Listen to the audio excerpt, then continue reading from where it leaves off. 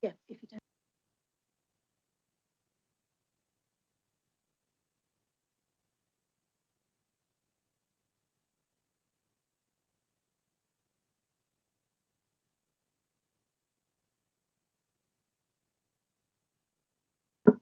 Good evening, ladies and gentlemen, colleagues.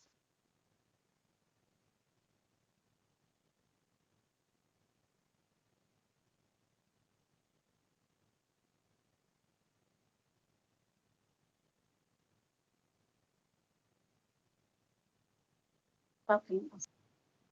I'll start again. Right, next one. Good evening, ladies and gentlemen, and welcome to the Planning Committee, Smaller Applications. My name is Councillor Chair. Before we start the meeting, announcements to make.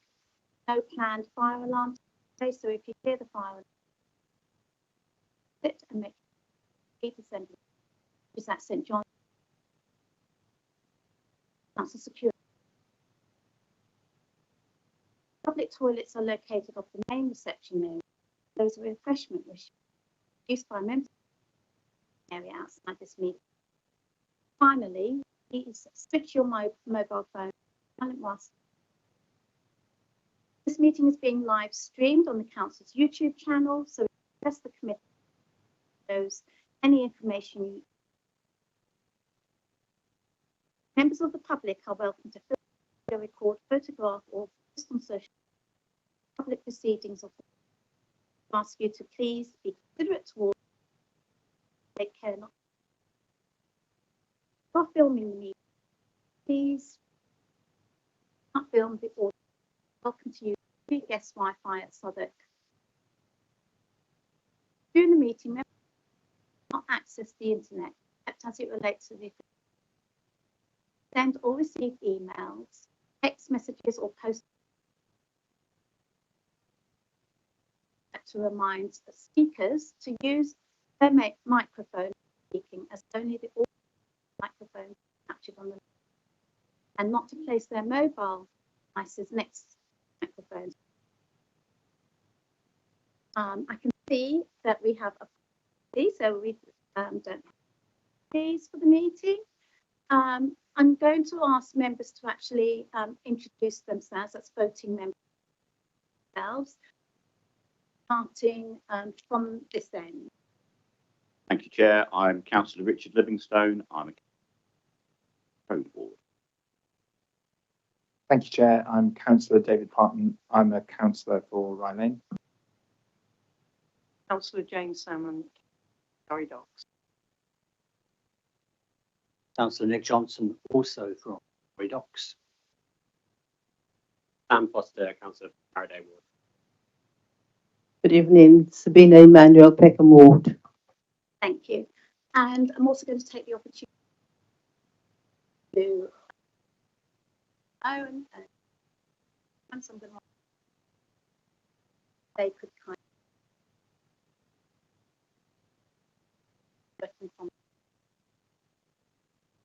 of Good evening. My name is Dennis Ngweme. I'm the presiding officer.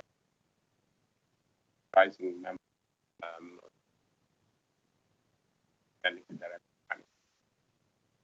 And I'll introduce myself yet again, Councillor Cleo Sones, and I actually chair of this. And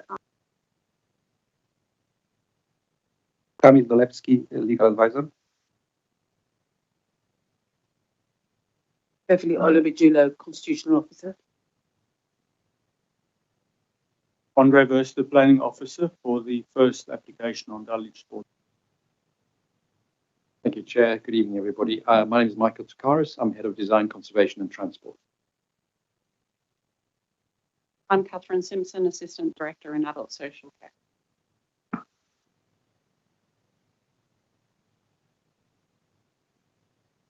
Dave Carlin. thank you, colleagues. The addendum report has been circulated. Do committee members all have a? Does any member wish to declare any interest in the special item?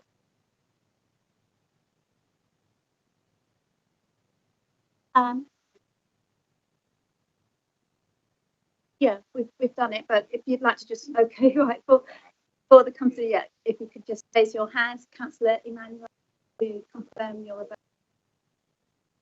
Thank you. Thank you.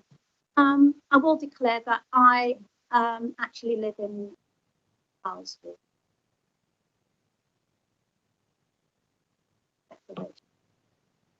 Can we agree the minutes for the meeting held on the 1st of July 2025 as an accurate proceedings?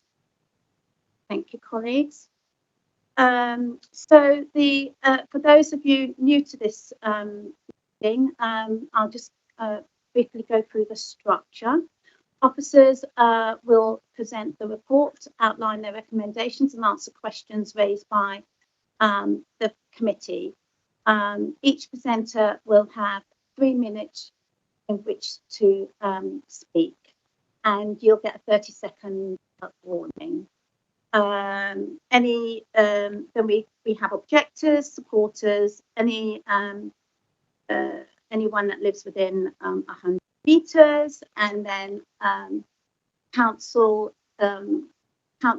represented in the respective ward will then have the opportunity to speak for the same length of time. Committee members will then in turn be able to ask questions, and then at the end of which members can then re-refer questions to officers for clarification, and then deliberate and decision.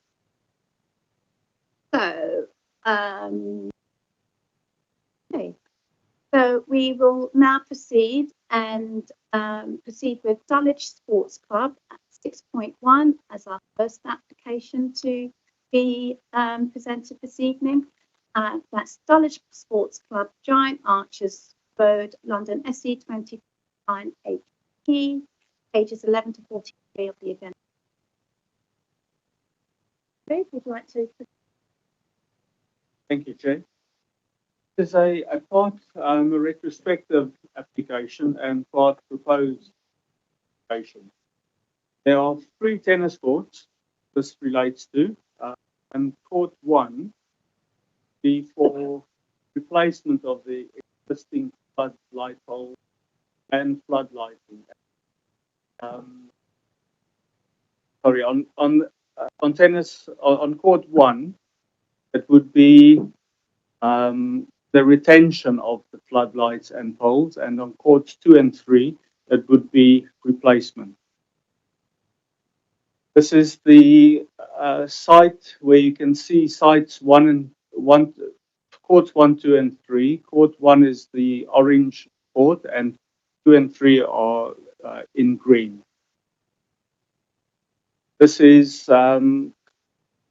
just a plan showing the existing floodlights on the bottom on court 1, which would be retained, and on courts 1 and 3, you can see 2 and 3 are on the top of the slide. And on this slide, you can see the location of the existing floodlights on courts 2 and 3. There are 8 floodlights, and it is proposed to replace them by 9 floodlights. And you can see the location is pretty much the same. We received 4 comments in response to the application, 3 objections and 1 support comment. The objections raised the following material planning considerations in relation to amenity, noise nuisance, that the proposal is out of keeping with the character of the area, and the hours of use of the floodlighting on all courts. I will provide more detail on the hours later in the presentation. And the letter of support raised the point that the historic nuisance of glare of the existing floodlights is going to be addressed. Now, I just want to explain the design and specifically the height and illuminance of the new floodlights. On court 3, you have the existing 10-meter high floodlights, and they will be replaced by 8-meter high floodlights. Now, if I can refer to a previous application that came to the committee recently, that involves courts 2 and 3. So that will be similar to the floodlights and poles on court 6 and 7.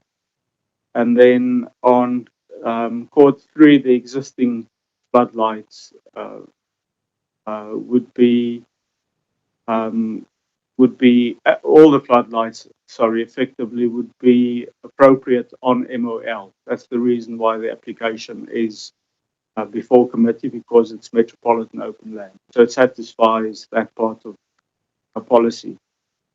In terms of impact on neighbouring residents, we received comments from 3 residents, including the Dulwich Society. And the issue there is that objectors raised the issue of the hours of use. Officers are suggesting the same hours of use as the previous application for the larger site, which would be 8 o'clock in the morning until 10 o'clock at night.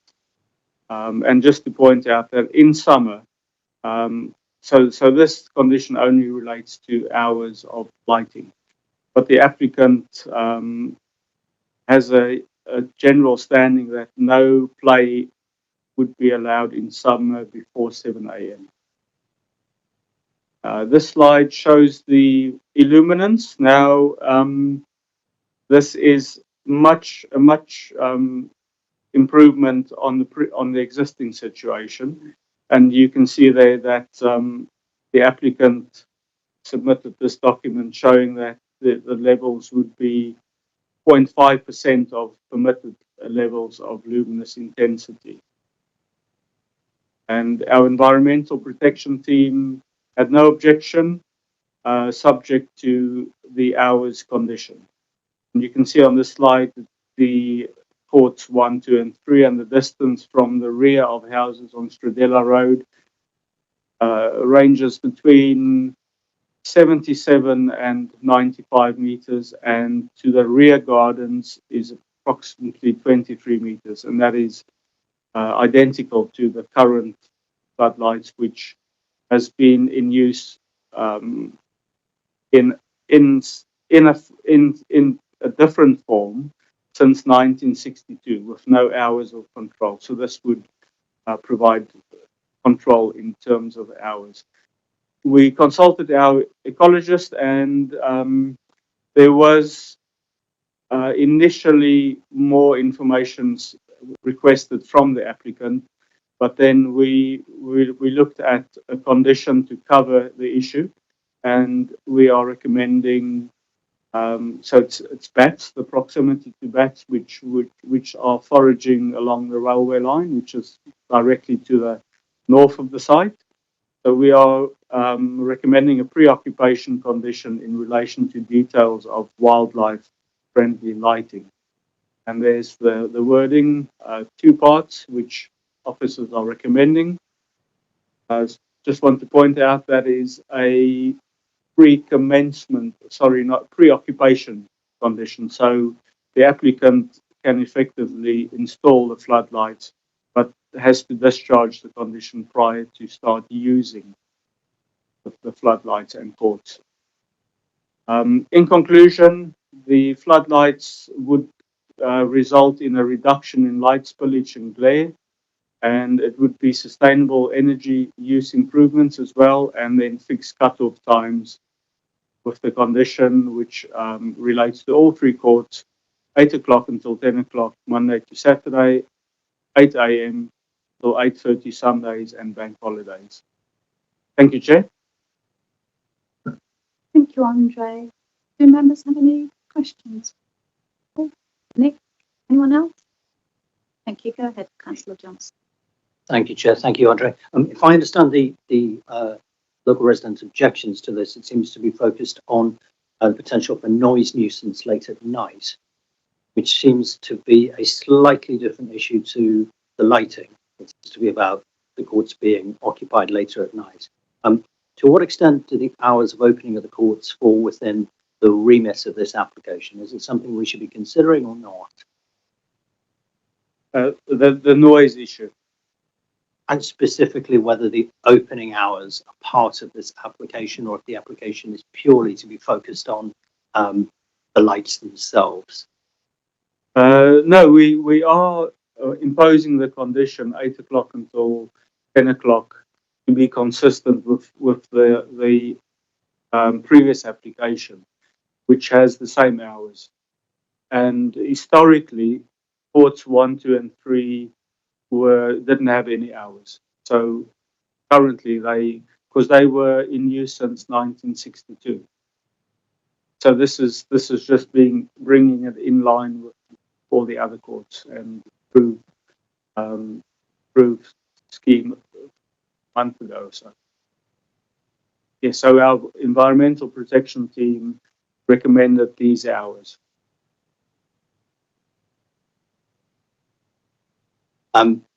Just to understand, for courts 1, 2, and 3, if they didn't have formal closing hours previously, do we have any indication what time typically they were occupied to? And is 10 o'clock any difference to what residents would currently experience on those courts? That's probably something the applicant can answer. I should know the answer. I believe they are currently, I'll refer to the applicant, they have a booking system where the lights switch off automatically. So I don't think it's much later than 10 o'clock currently, although they can use it with no limits.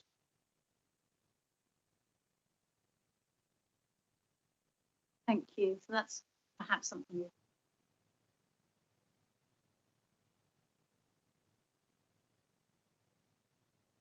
Any further? Are there any objectors? I've got a registered gentleman by the name of Mr. Stephen Voss. Sir, would you like to come forward? If you could kindly introduce yourself, and yes, you do. Please switch the mic on. If you introduce yourself first, give your role or interest in the application, then we'll start your brief. Certainly. Good evening. My name is Stephen Voss. I am representing a group of residents from Stradella Road. I think you saw most of the houses on the slide earlier on. We're actually the club's nearest neighbours. I know the officer says there are 3 objections and 1 in support. I would urge you to read the 1 in support. Right, can you actually start your presentation and then we then committee members have an opportunity to ask. So if we start your presentation now, if you're ready to speak now, you'll get a 30-second. Thank you. I note the officer says there are 3 objections and 1 in support, and I'd urge you to read the 1 in support, which I've printed a copy of if you haven't already, because it's not in support. Residents are still reeling from the decision last month to allow the significant expansion at Dulwich Sports Club with an addition of 36 new lighting poles, bringing a total of over 50 lighting poles on this metropolitan site. And in doing so, you've set a new precedent, both for the 10 p.m. cut-off and also the density of light. You've also allowed from 0 the creation of, I think, London, probably one of London's largest, if not nearly largest, paddle clubs from 0. I don't know if you know about paddle. It's an incredibly popular game. It's played always in doubles. There are 5 courts. It's booked out weeks in advance. They will be full. So we're talking about 20 players from 8 a.m. till 10 p.m. plus 20 players waiting to come on. It's a significant change. Currently, you asked about how the courts of those courts 1, 2, and 3 are used. On occasion, they're used after 9 o'clock. Maybe 1 or 2 courts are played, but not beyond that. Which brings to the actual application.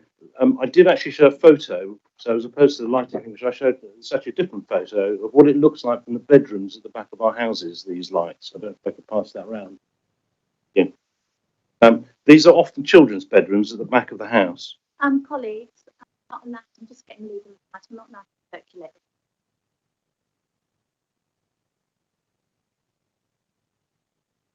Yes, it's a different photo, but it's the same. Okay, but Essence. it doesn't matter. They need to. Thank you. And I wasn't here. Yeah, that's in the public domain. So just Yeah. leave that. The comment is quite different. That said, Thank you. can I continue? Thank you. The railway arch that runs between our houses, and the club offers little shielding against noise and light, and from courts 1 to 3, which is different and less shielded from the rest of the site, which you've approved. We will contend that courts 1 to 3 should be restricted to a 9 p.m. cut-off. While the club claim there may have been operational precedent in prior use, they have had a number of complaints over the years from residents and have been badly dealt with or ignored. And it was only by this planning enforcement action, which is why this is being dealt with here, that the club has taken some retrospective action regarding the height of the lights, which they agreed were too high. Even the club recognises these courts can be a nuisance and have suggested they would attempt to regulate players so that courts 1 to 3 are the last ones to be booked across the site. This is inadequate for a number of reasons.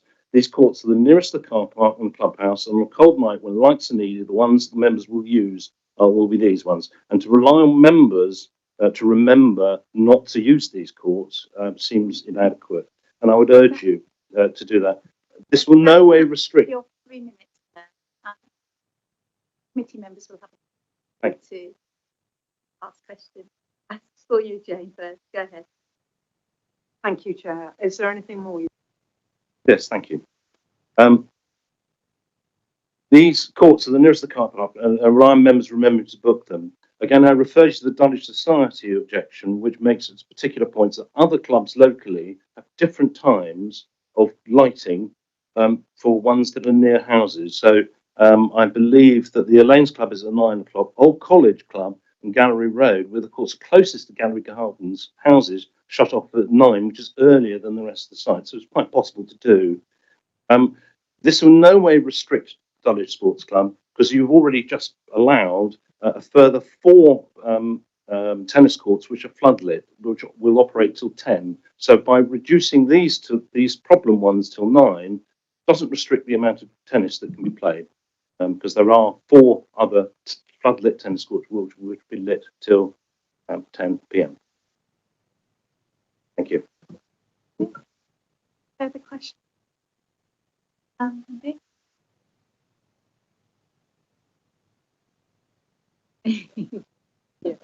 Thank you, Chair.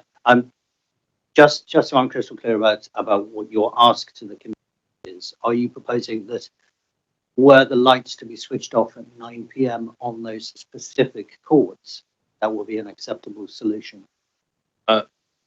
I think we have had to accept that you've given permission for everything else to go till 10, but these courts specifically, because they are the ones that are right by the houses and you can see the light through there, we would like these switched off at 9. We'd rather they didn't start at 7. People do like to sleep in the morning, but so be it. But yes. Are you saying that these are the only paddleboard courts in the area? There's the other people who have floodlights. Do they have paddleboard courts? That's slightly, the paddle courts haven't been built yet. You gave permission for 5 paddle courts a month ago, so they haven't been built. There are nobody else has it. Sorry? Nobody else has it. There are paddle courts in other parts of London. There's some in Battersea, there are some in Camden. There are 3 or 4. The largest club, I think, this will make it the largest club. Most of them only have 3 courts, and if they've got more than 3 courts, they're indoors, so you don't have the problem with noise. But it's often been reported, and when you've got 20 players on court at one time, it's a lot of people, and then the paddle is very much more noisy than tennis. It's been described as like hearing a rifle shot. So it's a very different density of sound and light because of 36 new floodlights. So that's separate from this. We're asking about specifically these 3 courts.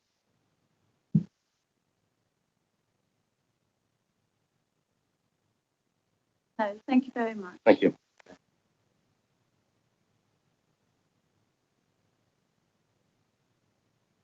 Could I invite the applicant to come forward, please? And once again, if you could kindly introduce yourselves and your specific roles, and then we'll start your time to present. Thank you. Good evening. I'm Julian Jones, a member of the tennis committee of Dulwich Sports Club, and have been an active player for the past 20 years. The sports club, which is a multi-sports community.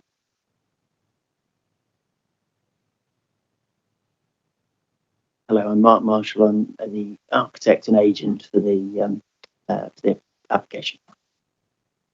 Thank you.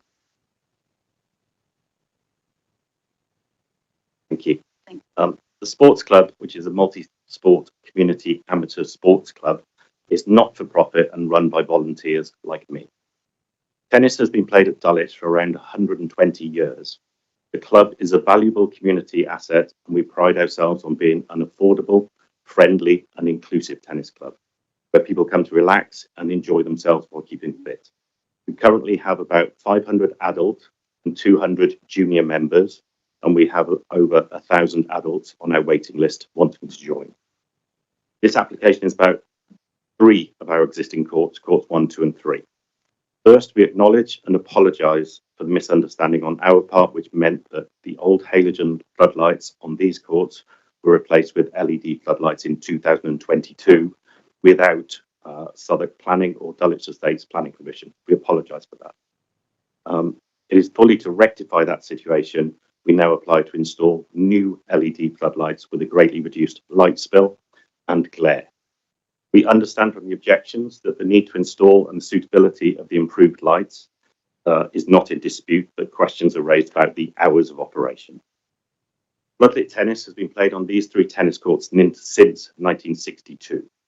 Until 2022, tennis was played to 10:30 or beyond, with no known restriction and no complaint up to that point, to my knowledge or our knowledge of the club. In that year, 2022, post-COVID, following the lights upgrade to modern LEDs and the removal of trees to the rear of the garden of Stradella Road, the club received a request to modify the hours and some complaints. From then on, we introduced the 10 p.m. curfew.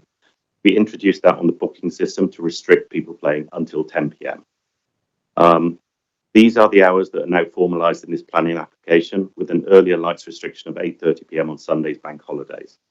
These timings will bring the courts in line with the permission granted in July here.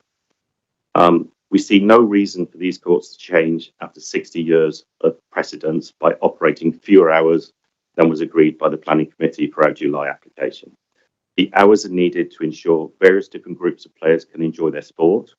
Our successful after-school programme with over 300 juniors participating each week means that weekday adult evening play does not start until 7 p.m. because we give our floodlit courts to the juniors until 7. That leaves 2 90-minute sessions per evening for adults. And that includes people with family commitments and those who have to work late. An earlier cut-off time, earlier than 10, would disadvantage some groups and restrict the activities of our successful club. That's my 3 minutes. Mark might say hello, and that's it. Hello. Thank you. Members can say hello. Any questions, Councillor? Anyone else?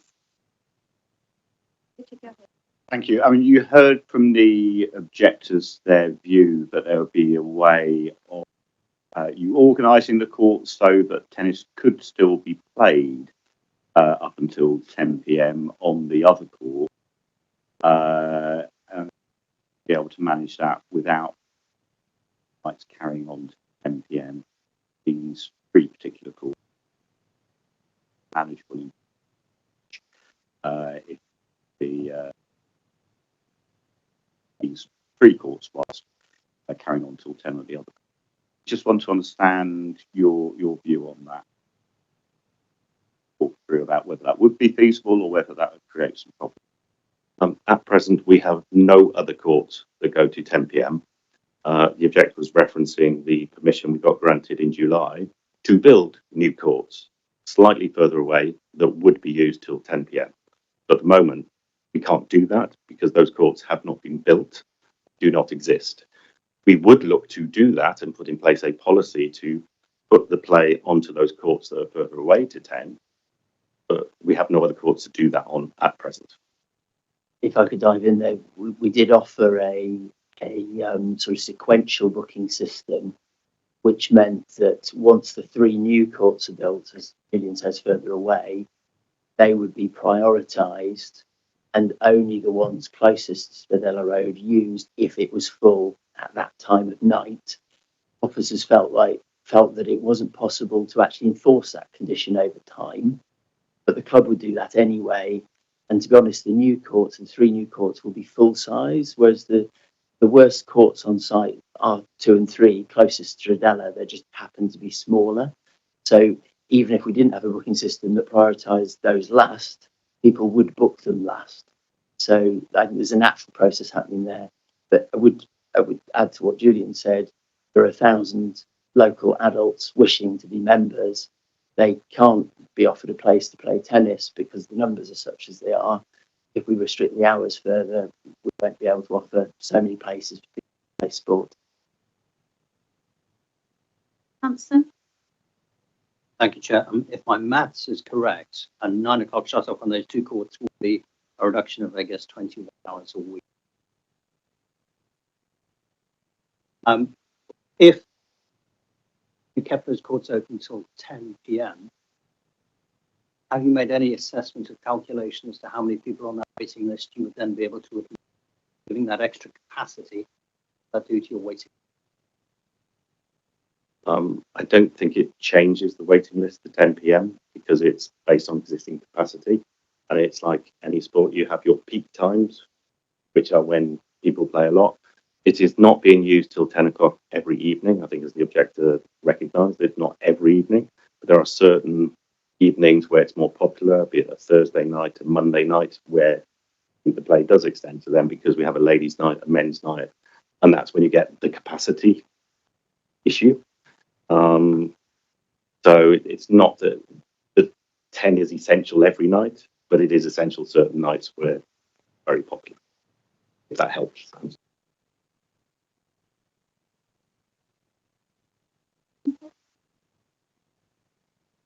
No, thank you, Jonathan. Thank you.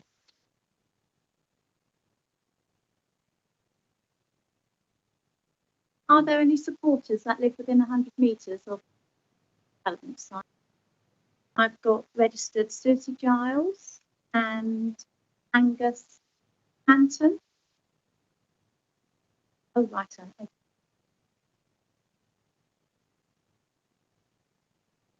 Kindly take a seat. And as before, if you could introduce yourself and then we'll time in your. My name's Susie Giles. I'm actually the Secretary of Dulwich Sports Club, but I'm here speaking on behalf of Angus Hanton, who is the resident who lives within 100 metres of the site, and he's provided me with some words for me to read, which I informed everybody that I would be doing on the night. That's been read. Okay then. Okay. Thank you, Ms. Jones. You have 3 minutes. Okay, thank you. As I say, on behalf of Angus Hanton, no, not Angus. I'm a neighbour of Dulwich Sports Club, living about 100 metres from the development in Burbage Road, but at the entrance to the club. The tennis court lighting has never disturbed our use of our house in Burbage Road, and we like the fact that the sports facilities are well used, helping younger and older people to keep fit and build community. From our point of view, it would be fine for the lighting and paddle courts to be used to 10 o'clock. We are, of course, concerned that the Stradella Road residents should not be inconvenienced and understand that the lights will be suitably shielded and directed so that they do not impose glare on those neighbours. Indeed, as manager of the Giant Arches Road lights, reference Giant Arches Road is the one that leads up to and passes these courts, I have also responded to the very occasional request to redirect our street lights so that there is no loss of amenity for neighbours. Use of the courts until 10 p.m. could lead to traffic using the access road until later, as now, but we are happy with that and do not feel it will reduce amenity for neighbours. Indeed, even if the lights were limited to 9 o'clock, there would still be use of the road until much later because people would be using the sports club bar and lounge and the squash courts are already used until beyond 10 p.m. To the extent that the club is financially dependent on the later use of the lighting till 10, I think that should be allowed so that the project can progress and contribute sports opportunity for and continue sports opportunity for the local area. Finally, I would say that my experience over 30 years has been a club that has conscientiously operates as a good neighbour policy, and I feel confident that they would want to keep neighbours happy should unforeseen issues arise. Many of the sports club volunteers who are driving this project have been active in the sports club for several decades, and I'm sure they will want to minimise disturbance wherever possible. Angus Hunton, 29, Oxford. Thank you very much indeed. Any questions for Ms Giles on behalf of Hampton? No? No? Thank you very much. You. I can't see any ward councillors. Are there any ward councillors present? No. So, colleagues, do you have any further questions to the author? So the issue is the 10 p.m. finish.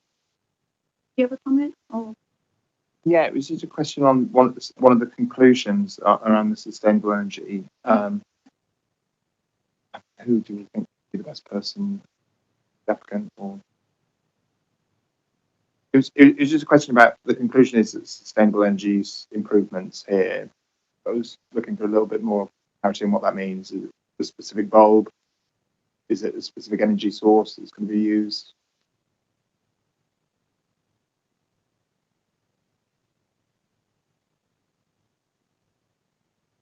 Hello. So the original lights that were replaced in 2022, erroneously, as Julian described, were halogen based. So very, very energy intensive. Modern LEDs are roughly a quarter to a third of the energy use. So it's it's just a vast reduction in energy on the site.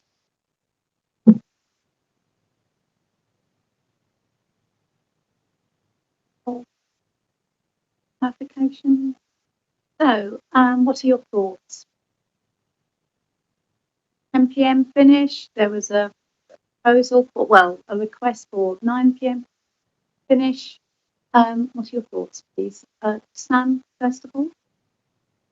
Thanks, Chair. I mean, I think that from what we heard, I think the given that the long-standing practice on the site has been to play until 10 p.m.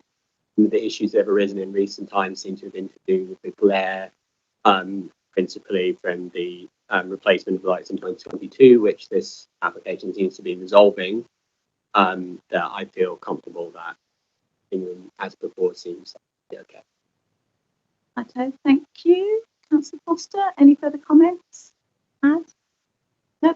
So I would like to move that we adopt the officer's recommendation as set out in the paragraph 1 of the report of the main hearing. Does any member of the committee wish to second? Jane, Councillor Salmon, thank you. All those in favour? That's unanimous. Thank you very much, colleagues. Colleagues, if we can take a 15-minute break in order to have a comfort break, but also an opportunity to read the addendum in full. And so can I suggest actually just for let's just take under 20 minutes, return at 8 o'clock.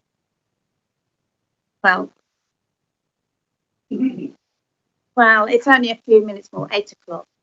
Thank you.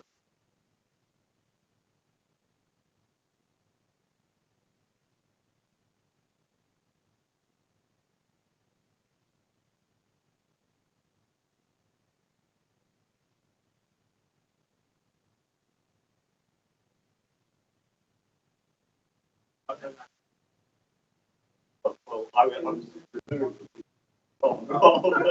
rather than last week, but I'm glad as well.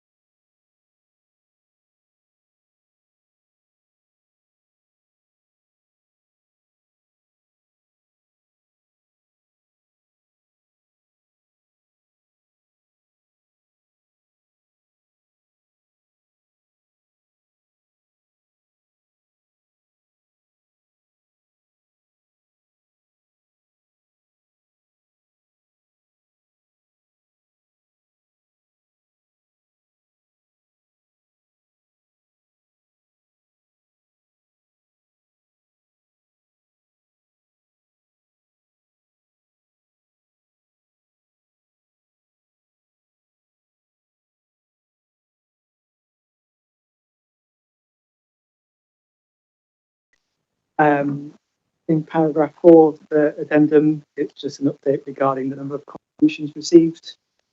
Paragraph 6 and 7 in the addendum summarise these contributions. Paragraph 8 is regarding the updated lighting condition.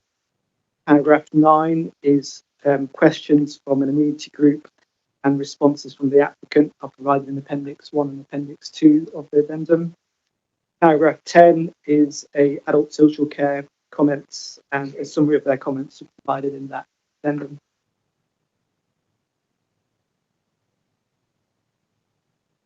So item 6.2 is for the redevelopment of Penlove Walk, for demolition of all existing buildings on site and the construction of a Part 3, Part 4 story plus basement building to re-provide new care home facilities. The application site is located within the St Giles ward. It comprises of a 2-storey L-shaped care home building which fronts onto Love Walk. The care home closed in 2023 and had been vacant since this time.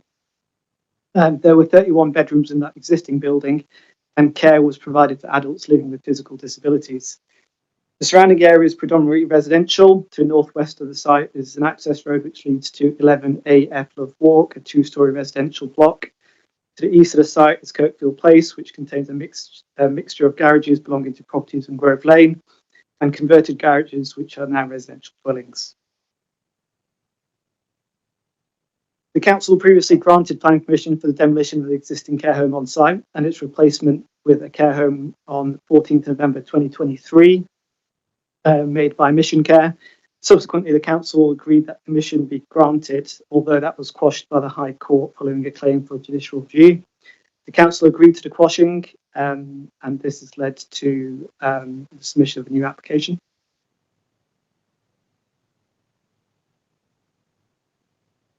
Following that quashing, a revised scheme has now been submitted, and the proposal has been amended during the lifetime of this application, which the applicant explained has been conducted to address comments raised by objectors and consultees.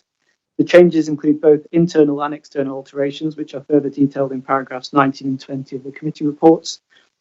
It is important to make clear that the proposed redevelopment of this care home facility is not just for dementia patients. It is identified as use class C2 under the Town and Country Planning Regulations, which is defined the use as the building use as residential accommodation and care to people in need of care. In accordance with the Statement of Community Involvement and the Development Consultation Charter that the Council has, an engagement summary has been submitted. This provides a summary of the engagement which has been undertaken by the applicant with local residents and stakeholder groups. 41 letters were sent to immediate neighbours. The map shows the extent of this area in the top right. And approximately 1,500 leaflets were distributed to the area mapped in the bottom right.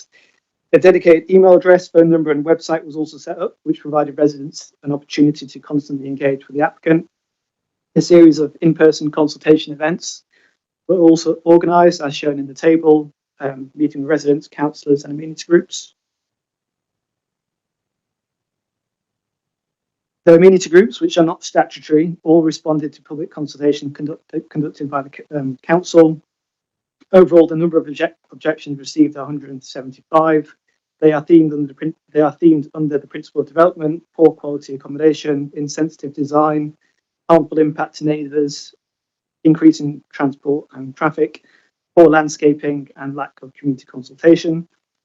These themes are further expanded upon within paragraphs 43 to 63 within the committee. Several public responses raised the concern that the application should be referred to the GLA by virtue of Category 3, Clause E1B within the Town and Country Planning Order, which states that provision of more than 2,500 square metres of Class C2 floor space should be referred. The council have confirmed with the GLA regarding this point, and they have confirmed that the application would only be referable should the proposal conflict with the development management policies of the borough. As the proposed development is not contrary to any policy within the Southwark plan, the scheme is not GLA referable.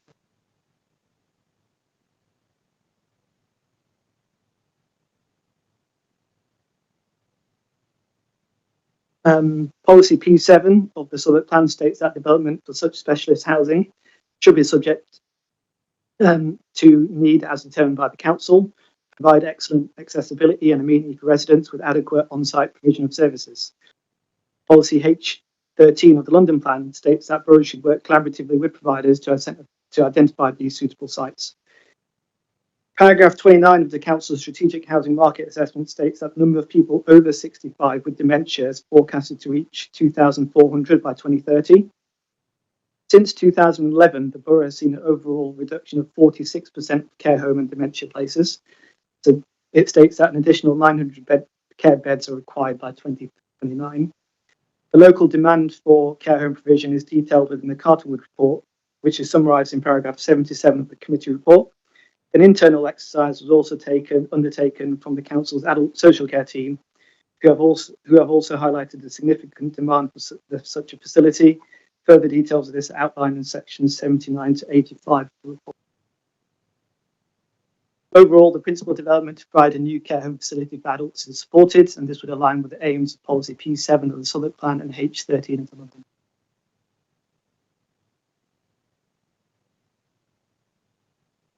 Officers have assessed the quality of accommodation against policies P14 and P15 of the Southwark Plan and the residential design standards, which is closest in regarding assessment for such accommodation.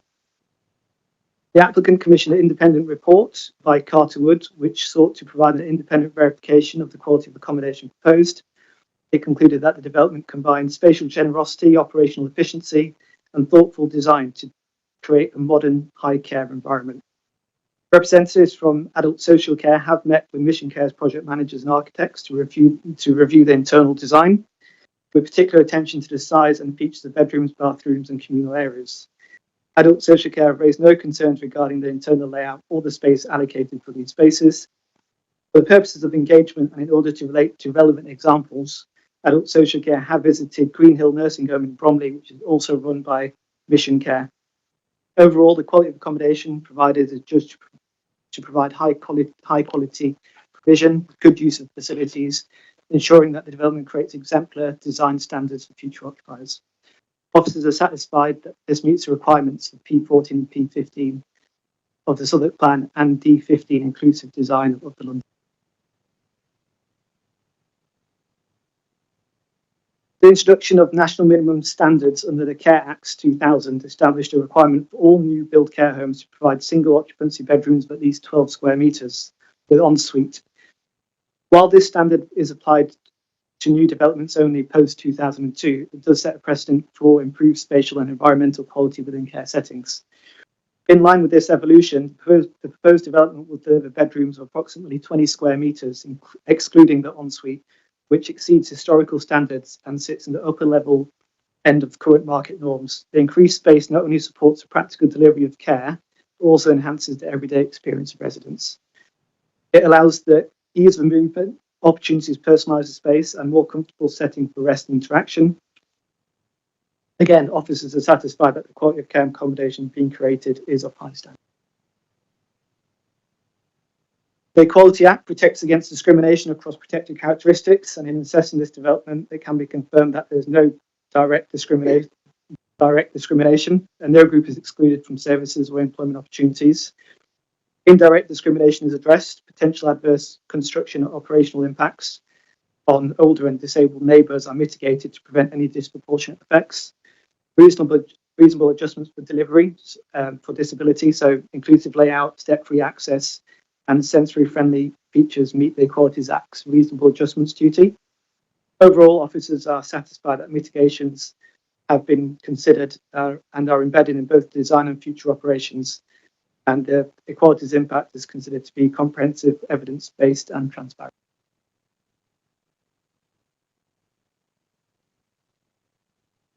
Design maturity of the scheme has developed from the previous application, and when this application was first submitted in February 2024. This has been in response to comments from Historic England, which have welcomed the engagement and design changes which have been made in response to the reduced overall scale and massing of the building. Historic England have concluded that the proposed building is a more successful response to its context, including local character, Whilst it has identified some harm to the significance of the conservation area, it has concluded that it is up to the local planning authority to determine, taking into account other material planning considerations. Officers are satisfied with this position, which has demonstrated design evolution of the scheme, and that is further explained. This slide shows the top story design evolution from the previous scheme from the south elevation. The top elevation shows the previous scheme. The middle elevation shows the blue marking where the massing has been removed. And the bottom elevation shows what has been proposed within this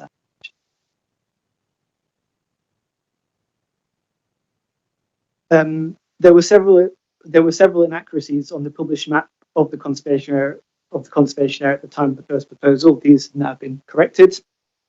The proposed development would be larger than the existing building on site, adding one further story of mass to the block facing Love Walk, and two further to the rear wing facing Kirkfield Place due to the topography of the ground.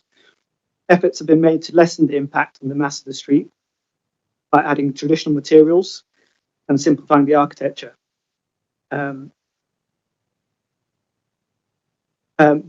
Whilst there will be some harm generated, this harm will be at the lower end of less than substantial and is based upon a modest degree of visibility.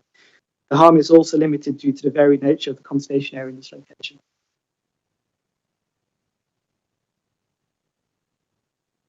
Locally listed buildings and non-designated heritage assets have no statutory protection, and their importance is only recognised in local planning policy. However, the MPPF does require them to be taken into account in determining planning applications. There is no statutory protection given to the setting of locally listed buildings or non-designated heritage assets, and our heritage SPD focuses on managing the change sensitively rather than imposing the same great weight test used for statutory assets. The proposed development will not harm these locally listed buildings physically or directly harm their heritage fabric.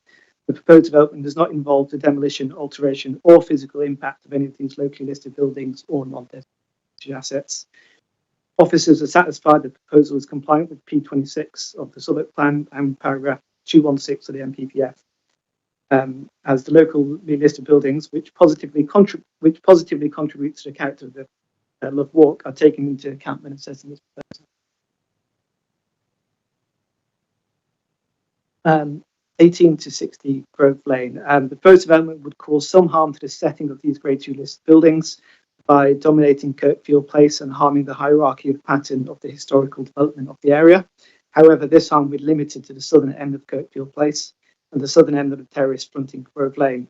This harm would be minor at the lower end of less than substantial harm.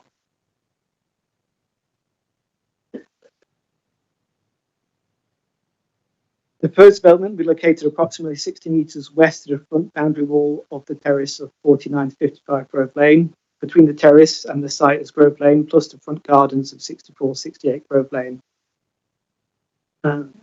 Whilst there might be glimpses of the development from private windows at the upper floors of the terrace, development will not readily be experienced in an intimate or wider setting of the listed building. Development will not impact harmfully upon the ability to appreciate the significance of these buildings. The development would have a neutral impact on the significance of this terrace.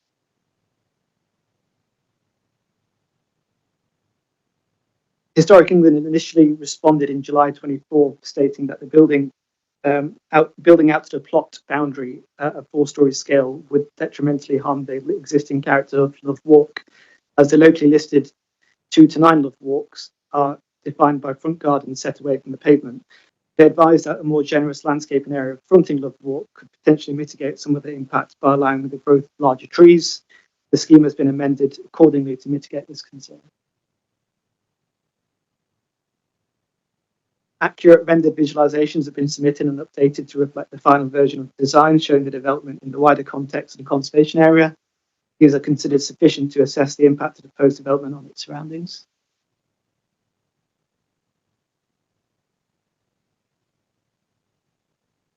The views demonstrate that whilst this will be a modern facility, the design has drawn from its context, including features and materials that are common in this area, arranged its massing to reflect the modest scale and prevailing heights of the conservation area, and incorporated a mature landscape which contributes to the character in this sensitive historic location.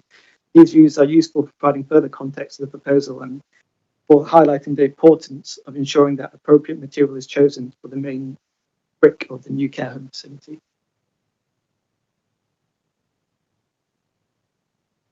The scheme is in full compliance with policies P13 and P14, and the identified harm is outweighed by the substantial public benefits as required by policies P19 and P20 of the Southwark Plan.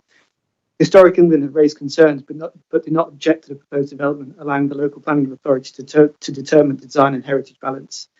The proposal satisfies the MPPF Chapter 16 tests as limited heritage harm is clearly outweighed by the substantial public benefits.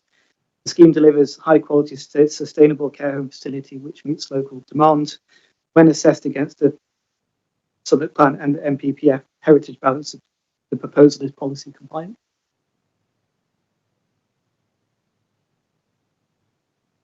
Policy P56 of the Southwark Plan states that development should not be permitted when it causes unacceptable loss of amenity to present or future occupiers, and this is regarding daylight sunlight. For 7 and 10 Love Walk, there'll be no harmful impact in accordance with the BRE guidance, daylight sunlight. For 6 Love Walk, there'll be no harmful impact in accordance with the BRE guidance. For 4 and 5 Love Walk, there'll be no harmful impact in accordance with the BRE guidance.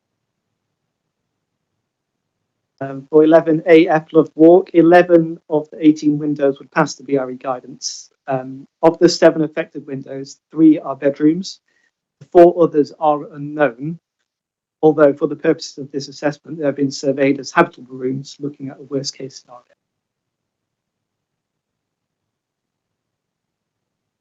42 to 62 Grove Lane, there is no harmful impact in accordance with the BRE guidance. Privacy overlooking and sensitive enclosure. To prevent unnecessary problems of overlooking, loss of privacy and disturbance, the Residential Design Standards SPD recommends that development should achieve either a minimum of 12 metres at the front of the building or a minimum of 21 metres at the rear of the building. Proposed development will be a similar location to the existing care home, and although it will be slightly closer to the properties at 4, 5 and 6 Love Walk, which are located across the highway. However, separation distance of over 12 metres will still be maintained.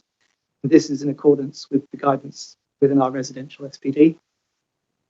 Number 40 Kirkfield Place, located to the east of the application site and separated by Kirkfield Place, which is an unadopted highway.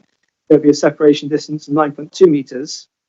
Although this falls below the guidance contained within the residential SPD, it is slightly greater than the existing 8.4 metres.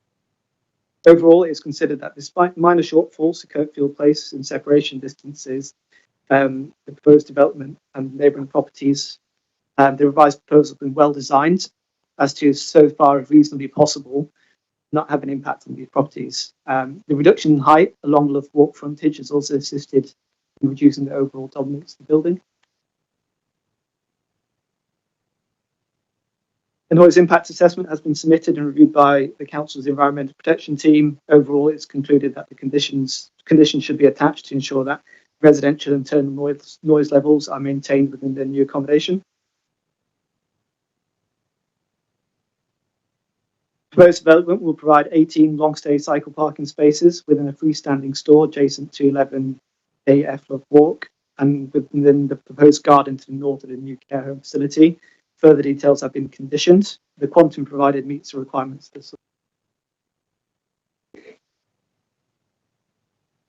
Deliveries will take place to the rear of the building via the internal access road as per the existing arrangement for the current care home. The sweat path analysis drawings have provided have demonstrated that larger vehicles entering this area can turn and dress out, and trip generation data have been provided.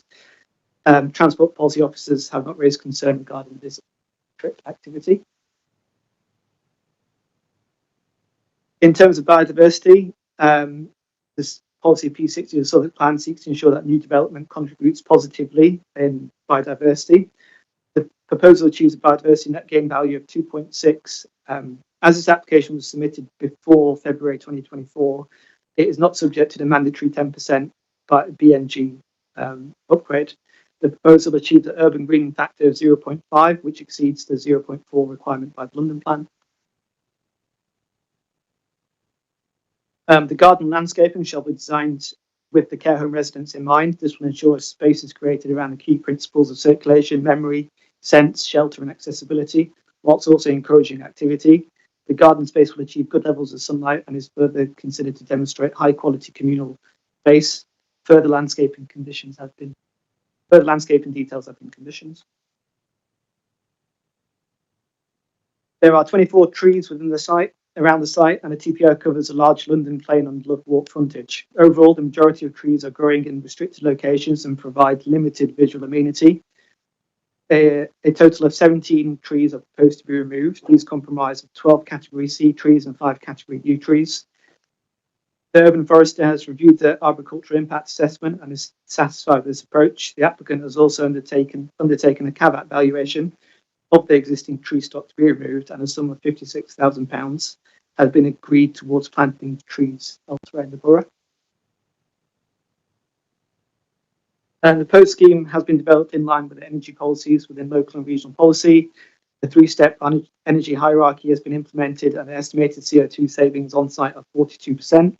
This exceeds the 35% target of the London plan.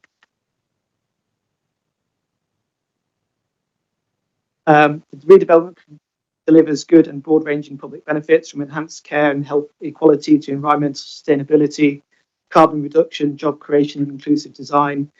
These benefits meet the aims and strategic objectives of the Southwark Plan and the key provisions in the MPPF concerning heritage balance, sustainable development and environmental enhancement. Under Chapter 16 of the MPPF, any less than substantial harm to the heritage is outweighed by the public benefits. The proposal is therefore considered to contribute positively to Southwark. Where appropriate, the council have added conditions in order to mitigate against the material objections raised by members of the public. In conclusion, officers recommend that planning permission should be granted subject to conditions. And thank you, Xavier. Well raced through that, didn't you? But it's pretty comprehensive. Thank you. Do colleagues, officer, followed by Councillor Livingston, by Councillor Parton, in that order. Thank you. Thank you, Chair. Thank you, Zabe.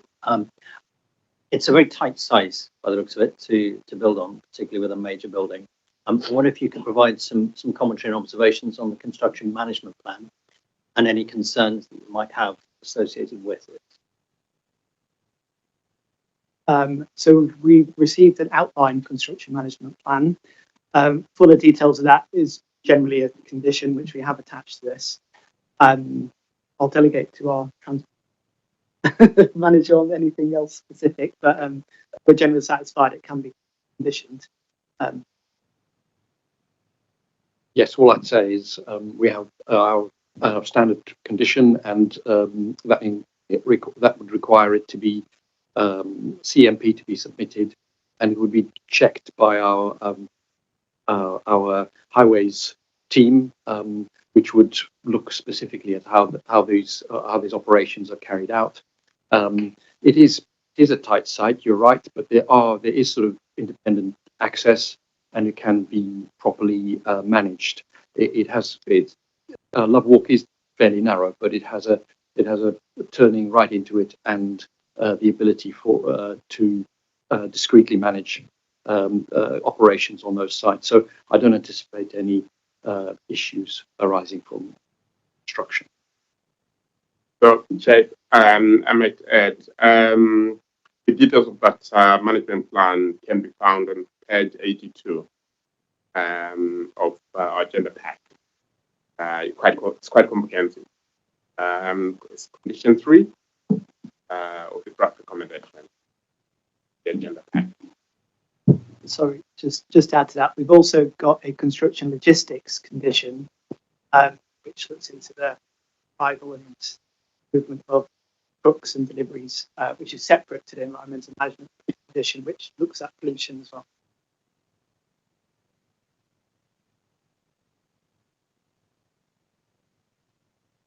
Thank you. Councillor Livingston.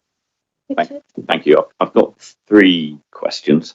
So I'll try and do these, I think, in order of ease. So the first one is obviously the judicial review overturned decision previously because of how we dealt with the concerns raised by Historic England.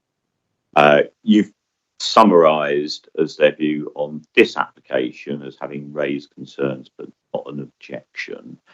So just wanting to understand what weight we need to give to that in making our decision, if you could give us that professional advice as officers, and to throw in a point as a point of being a devil's advocate, would you consider that what we've had from Historic England would be sufficient to sustain refusal of the application?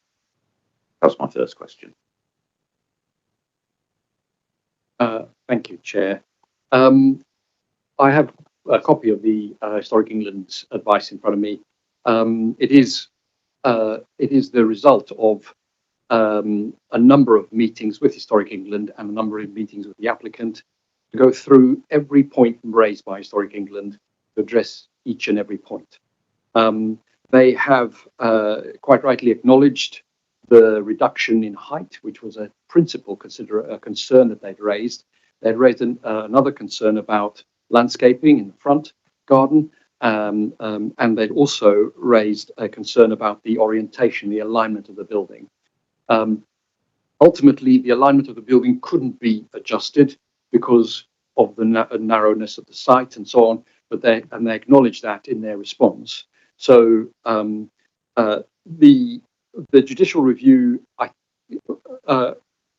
had a real concern about the way that the previous proposal had really not addressed the points raised by Historic England,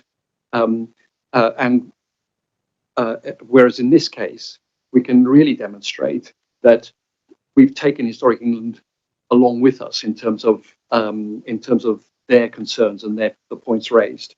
I think the point I would say here is that the ultimate conclusion of this is that Historic England say they still have concerns, but they are satisfied for the council to make this decision based on its own policies and so on, and its own considerations of other planning matters. And I think that is a strong, clear indication in writing from Historic England that they are satisfied. Whilst they might have questions in their minds about it, they're not objecting to it. They wouldn't sustain an objection, and certainly that would not stand as a reason for refusal in this instance. Thank you. That's clear. Second question, just very briefly, you covered daylight and sunlight, and I've had another look at the report, but just to understand the impact on 40 Kerfield, does that seem to be a particular issue of the previous committee? So as I understand it, I think you're saying that the sunlight, it passes the test. The daylight impact is there's some other issue. There are some broader issues, but it would still overall be in line with BRE. Is that a fair summary of it? So I can understand that, because obviously recognise that housing is people who've got limited mobility, and we recognise as a committee that therefore we might want to give some extra weight to those factors in this application. So of the 4 windows at Kirkfield Place, 3 of the windows, 2 of them on the ground floor, are served by dual aspect kitchen dining rooms, which have more than 1 window. So because of that, on balance, it's considered that because it's got that room that it satisfies the BRE test. Thank you. And my third question was really about some of the issues that were raised by SPAG about nursing home space standards. Now, obviously, I think there's probably there's a lot of issues to unpack there, but I guess there seem to be some issues which, looking at this, I wondered whether it might be worth looking at further for a condition on this. And I think particularly some of the issues about size of rooms. So I note the report's clear that the overall size of rooms is quite generous, but I also recognise the concerns that were raised that the bathroom spaces were only sort of 4 metres squared.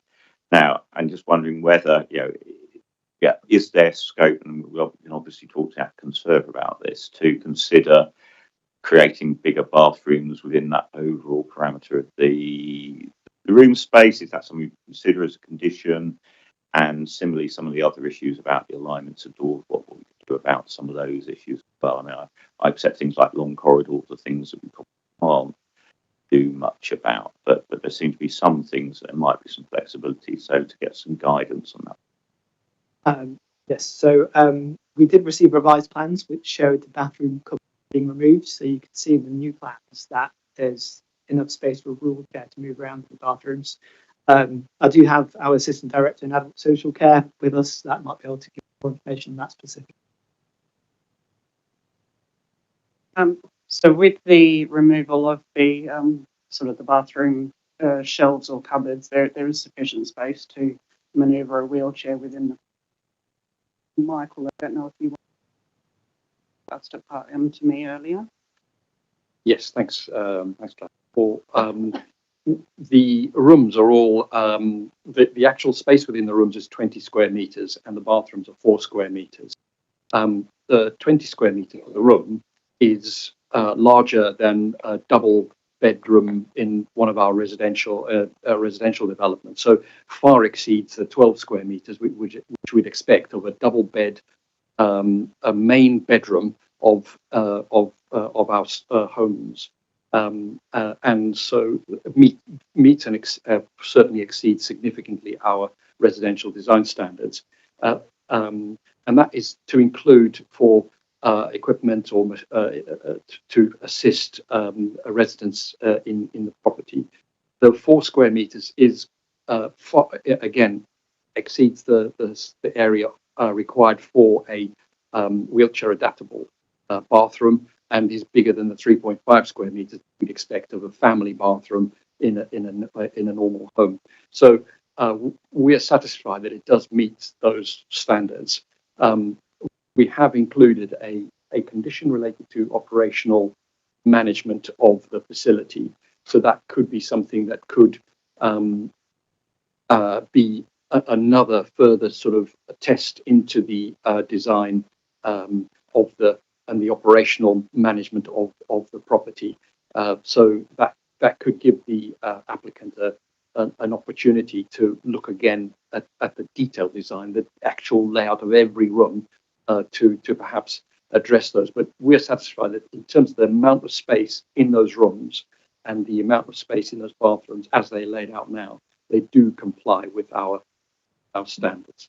Okay, and this might be a question for the applicants, but I note from the addendum report there were a number of diagrams that were provided to us, which we're advised show that you can have people either side of a person be able to lift them in those positions. However, I mean, it may be that it's my understanding of the diagrams, but I wasn't entirely convinced by them. So the one on page 9 suggested that somebody needed to be basically, as far as I could work out, standing in the toilet in order to lift someone up, which sounded unlikely. And similarly, there's somebody in terms of getting the person in the shower on page 11, where it seems to suggest somebody needed to be holding somebody by their feet rather than at the side of them to get them into the shower. So those, and it may be that I'm just not understanding the diagrams properly, but they did to me feel as if they weren't really illustrating the point particularly well. Chair, sorry, if I can clarify the diagrams.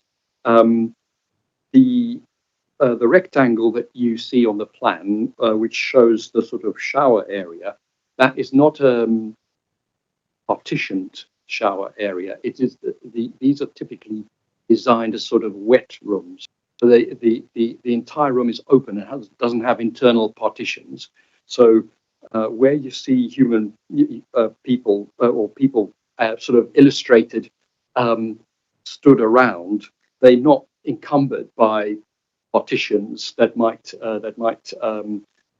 stop them from they're not sort of half standing in a shower or half out.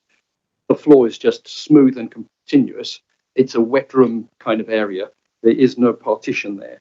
So this does show that, this shows the persons lying on the floor, perhaps, or seated on the floor, and 1, 2, 3 people in that room able to assist them, as well as someone with a wheelchair standing at the door to be able to assist with that person. So these are, I suppose, it might just be the sort of the way they're drawn, but if you imagine a sort of 2 by 2 meter sort of clear space, there aren't sort of internal partitions, so there's plenty of space for people to walk around to assist someone who might be in distress. I think we'll have asked some further questions to the applicant, I think, on some of that. Thank you. Councillor Livingstone, I think your final point was around positioning of the bedroom doors opposite each other. So page 12 of the addendum, under point 10, outlines the reasoning behind that, that the doors cannot be staggered because of the ventilation ducts. Yeah, so that is the design reason. Okay. I'm assuming something could be done, though, to help differentiate. I understand that the issue that was being raised is obviously people with dementia might have difficulty determining one side of the corridor to another. So it be something that could be done to assist with that, which, whether it's sort of materials or something like that, which could assist. Well, Yeah. is Catherine able to? So I believe the applicant will probably comment more on it, but there's memory boxes on, this is me reading their report, there's memory boxes on each door so that people would recognise what's familiar for them. They each have different doors, but they're like a house door, if you know what I mean. So it's not that it's like it's a meaningful, this is my door, this is my home, that sort of thing. Sometimes different care homes will put names on the doors or pictures of the resident as well, so they can associate it with the picture. If I could add as well, obviously the residents here are never left unaccompanied for a long time, so they are the operator can assist with detailed questions like that. But I believe that's the situation here. And just to add to that, there will be wayfinding within the residential home. And just as a point of clarity, this care home isn't just for dementia patients, it is a care home, which obviously will have other patients in there. Well, that's actually quite interesting because to date, my understanding is that it has been fully branded as a dementia specialist. And certainly when the previous application came to us, that is what was mentioned several times. I'll come back to a question. I've got Nick, followed by Sam, and then David. Nick, you've been waiting. Dave, was it you, David? Sorry, I beg your pardon. Thank you. No, thanks, Chair. Thanks, Sad, for the presentation. I probably just wanted to take a very quick step back because obviously one of the parts of the proposal is about the demolition of the existing buildings. And so I'd be quite keen to understand like the process whereby any retrofit of the existing care home was disconsidered and set aside. I'd quite be keen a bit more understanding in that area about why demolition is the first port of call here. And then I think I would also just kind of like to just get clarification on what Councillor Livingstone said. And so just to confirm, so if we get to that point in this process, there could be conditions around amendments to some parts of the layout of the building.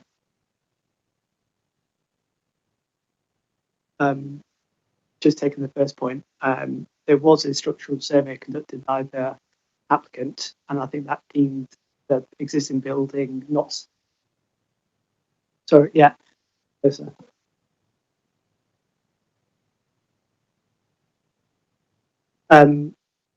There was a structural report conducted by the applicant that concluded that I think the building wasn't suitable for a retrofit in order to meet the standards of care provision that they needed to provide.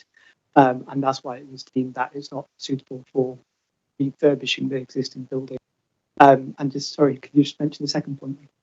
It was just to kind of get clarification on Councillor Livingstone's point that we could, are we able to put conditions onto this planning application that could potentially amend aspects of the design of the application? I don't think we can put conditions that would amend something. We can seek further clarity on something, which is more information.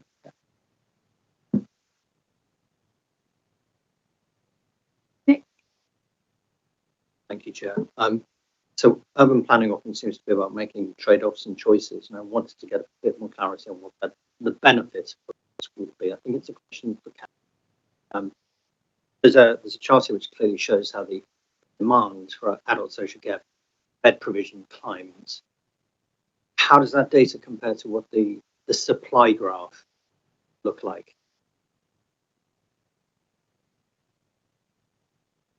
So at the moment, there is no supply. We have full capacity within the borough. So for any residents who need nursing or residential care, we're having to look for care outside of Southwark.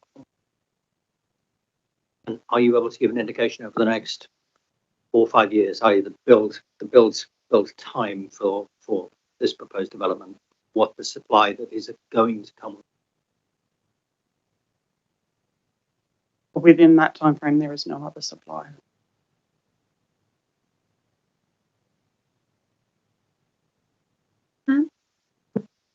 Thanks, Chair. I just had a general question about the conditions. There's quite a notably large number of them, and I was wondering if you could just speak to why it is that there are so many conditions. It sort of suggests that, as submitted, there would be a very large number of areas where we would have concerns about the policy compliance, given that there are over 30 conditions seeking to address what are presumably shortfalls. But could you just speak to that in general? No, I disagree to that extent. It's a large scheme, so it requires a lot of conditions and details to be provided. We want to make sure we deliver the most high quality scheme that we can. All the conditions meet the conditions tests that is standard for all conditions. And these are usually standard conditions we would put on other schemes of this size. So it's not necessarily unique to this scheme. And sorry, just adding to that also, obviously some conditions have been applied in response to objections which have been raised to mitigate any concerns that residents have. Thanks. And so I did want to ask about the operational management plan condition, which was referenced earlier. My question was about the relationship between the objections and the kind of the aspect of planning that this condition falls under.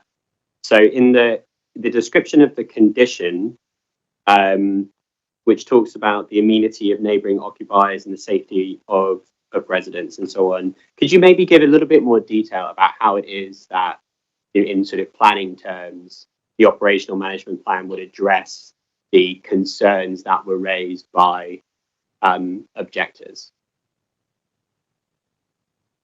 So obviously the condition 0.5 of that condition 23 refers to neighbour amenity safeguards, including measures to minimise noise, traffic and disturbance.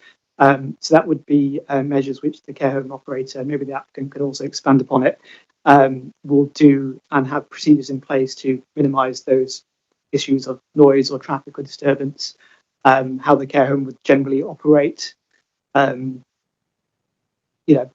other additional safeguards which we might require, for instance, lines or anything like that. But yeah, I think that. I may add as well. I think that condition, draft condition 23, provides us with a mechanism to combine the physical aspects of this design and the operational elements that would ensure good quality space for residents of this proposal.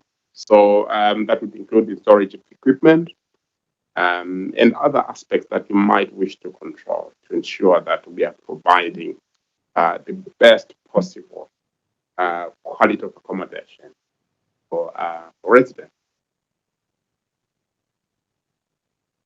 So I guess a lot of the operational objections that were raised, I'm sure we'll discuss these further, with objectives with the applicant and so on. But a lot of them kind of come out of the design of the building itself, and would suggest that the solutions then would kind of, in the way that we were talking about with the bathrooms, would require something in the building to change. And if this condition is seeking to address them, whether it be the hoist storage areas or the access to outdoor space and things of that nature, that really relate more to the plan of the building, I'm just interested to understand how, from your perspective, these things are to be addressed via this mechanism of the operational plan.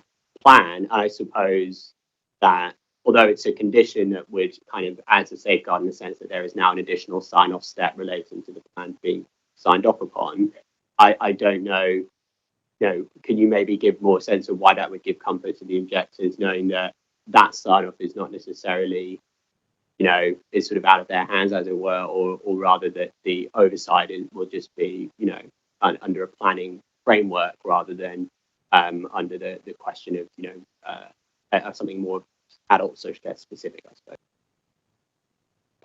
I'd say to that, I suppose, when used properly, the conditions can enhance the quality of a development rather than us be in a position where we, necessarily have to refuse something. The points raised and a lot of the objections talked about how the care home would operate, and I suppose having a condition like this provides additional details in response to those objections, that the care home can function properly and to a high standard that we're happy with. That'd be my response on that. Like, for example, an operating management plan would cover at times like hours of operation, opening, closing, movements to and from, which might affect the amenity of neighbours, lights on, lights off times, and all those kind of things. So that might be the kind of thing that is included in an operational management plan. It doesn't dive into, the way a bathroom is laid out or whatever. It wouldn't extend to a design change, which is what my colleague has said in response to that earlier question.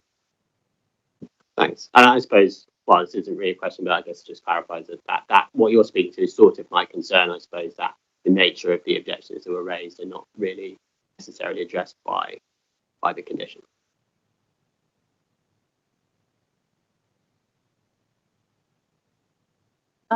Councillor Manuel.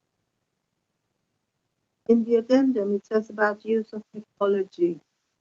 Are you going to be able to, the way the room is, the nurse is sitting at one end, how is she going to, have you got cameras in place so that they could switch to see where the residents are? Because, they're very unpredictable. They could be in their room 1 minute and outside the door the next.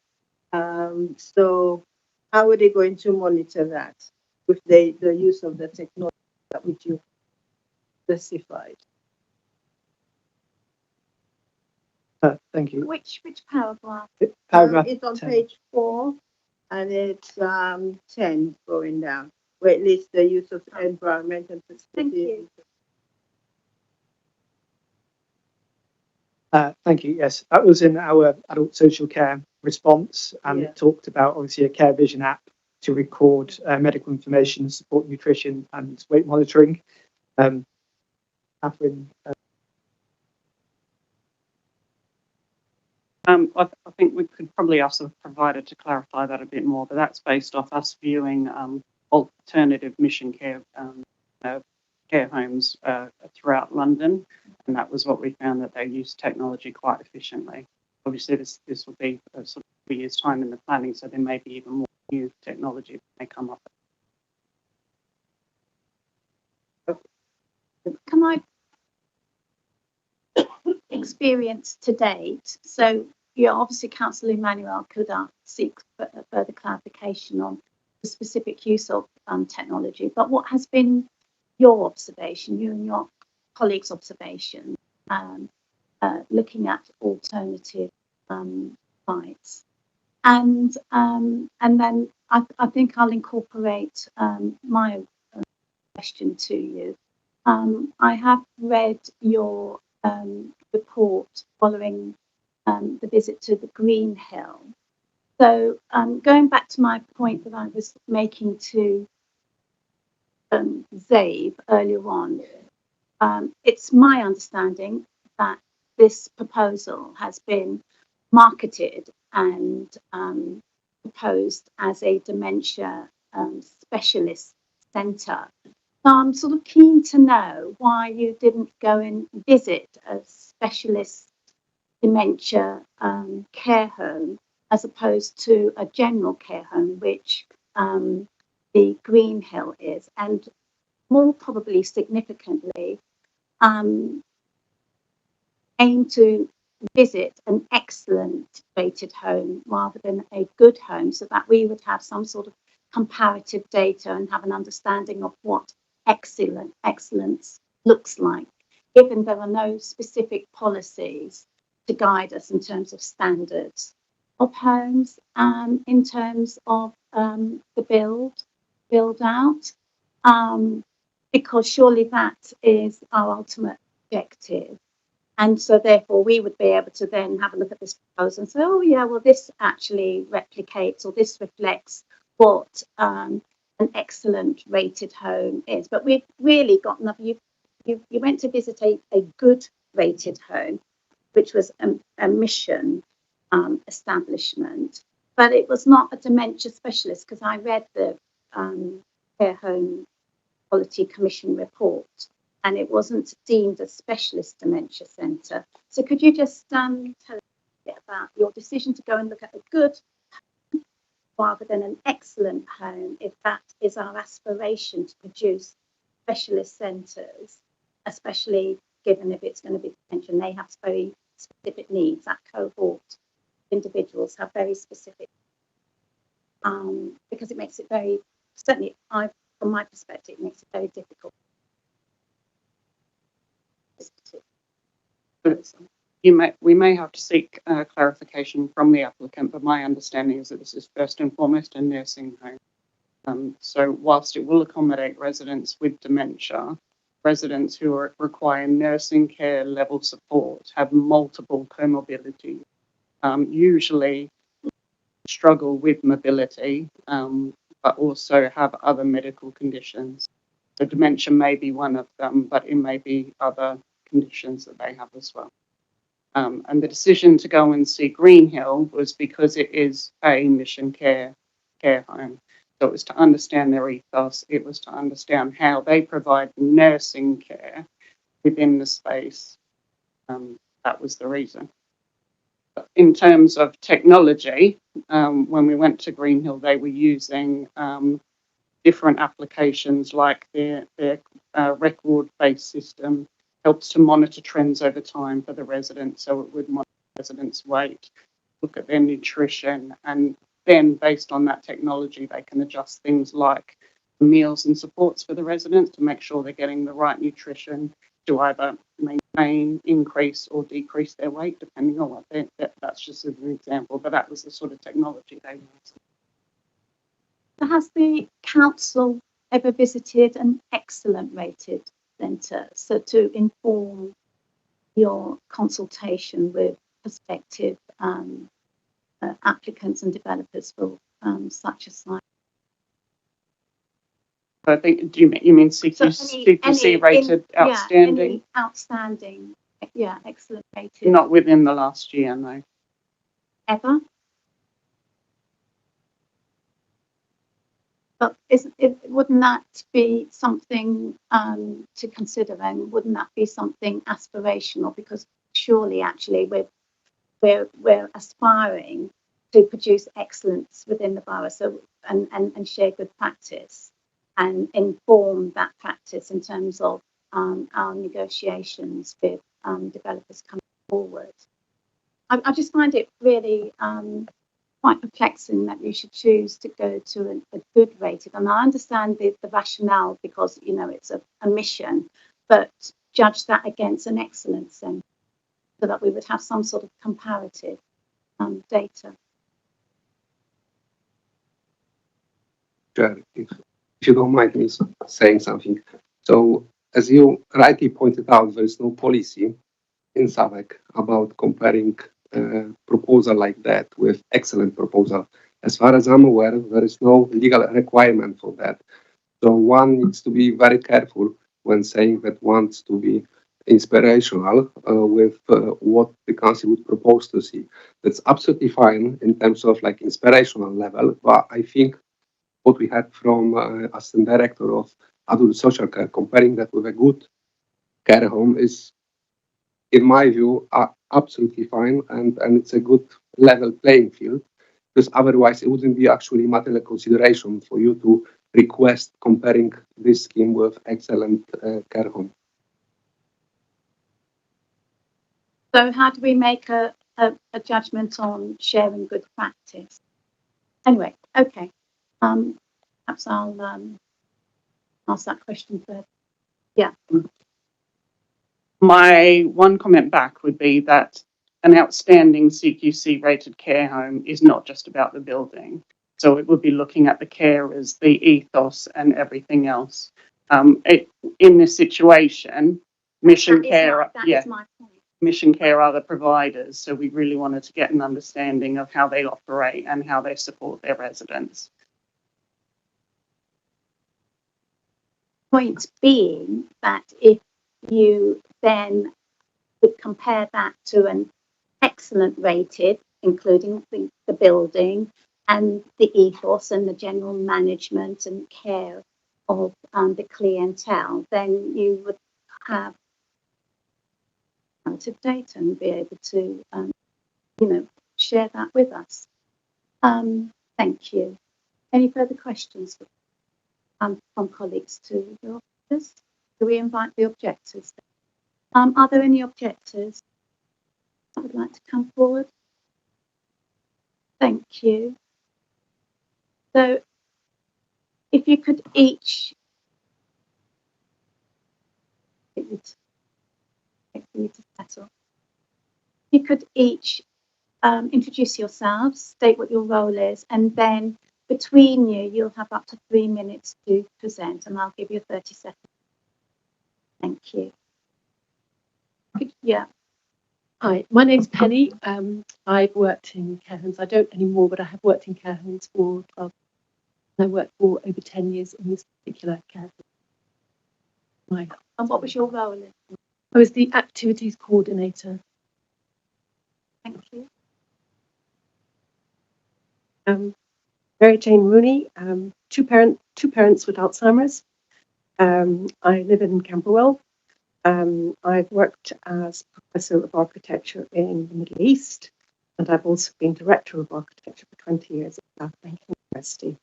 And I have a passion for the area and a real interest in excellent care. Thank you.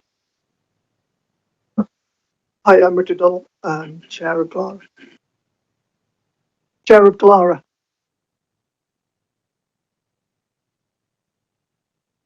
I'm just going to do 3 minutes and then on behalf of the panel. Thanks very much. The panel and I are here to represent the views of 175 objectors to this application from the community, multiple independent experts, as well as groups advocating for older people in Southwark. Steve Lancashire from Southwark Pensioners Action Group, SPAG, would have been giving this opening address, but late notice, he's just got into Heathrow and can't make it. I think that the collective view from everyone is this application should be refused as it fails to meet planning policy. In addition, Southwark residents simply deserve a much better care home than what is proposed. I think we all agree that Southwark needs more care beds, but approving this poor scheme tonight would be a disservice to older residents. The choice of the committee is not between this scheme or nothing. It's between this bad scheme now or the right scheme done properly. Poor quality design, harm to heritage, loss of light are the key grounds for refusal. On design, the most notable objection comes from SPAG, who advocate for the needs of older people in the borough. They independently commissioned a review of the design by Dr. Martin Quirk, a leading expert at the Dementia Care Development Centre at the University of Stirling. His overall score for the design was just 37 out of 100, and on safety, it was just 12 out of 100. Southwark's Dementia Action Group also objected. They're a voluntary network of over 100 care professionals working in the borough. The other thing I think is important to say that this scheme's actually worse than the previous one you looked at. The last committee meeting, you were concerned about lack of communal space, lack of outside space, and poor levels of light in the rooms. The revised design reduces communal space by a further 30% to the previous scheme to make way for more bedrooms. There's no outside space on the first floor, and over 40% of the rooms still fail to meet daylight standards. Last week, SPAG submitted questions to the committee. They've answered them. I think you were looking at them before the meeting started. SPAG have reviewed these responses, and their view is the answers demonstrate a poor understanding of the operation and design of care homes for dementia patients. Copies of the SPAG report are available. The second ground for refusal is heritage assets. This is still an important planning matter. The High Court quashed the previous application on heritage grounds. Historic England and Southwark's Conservation Area Advisory Group said the scheme needs to be redesigned. Again, there's real risk approving this scheme may risk another legal challenge. And the final ground for refusal is loss of light and amenity to neighbours, particularly the disabled residents at 11A to 11F Love Walk, who lose the most light. All servicing and delivery traffic for the home will come down a narrow access road shared with these residents. Their parking area is going to be used as a turning circle for 19 lorries and vans every day. And so they feel very badly impacted in this scheme, and their landlord L&Q has objected. So in summary, while we object to this specific proposal, we all agree that Southwark needs more care beds and this site should be redeveloped. The choice of the committee is not between this scheme or nothing. It's between this bad scheme now or the right scheme done properly. We urge you to refuse this application and seek a better design. Well timed.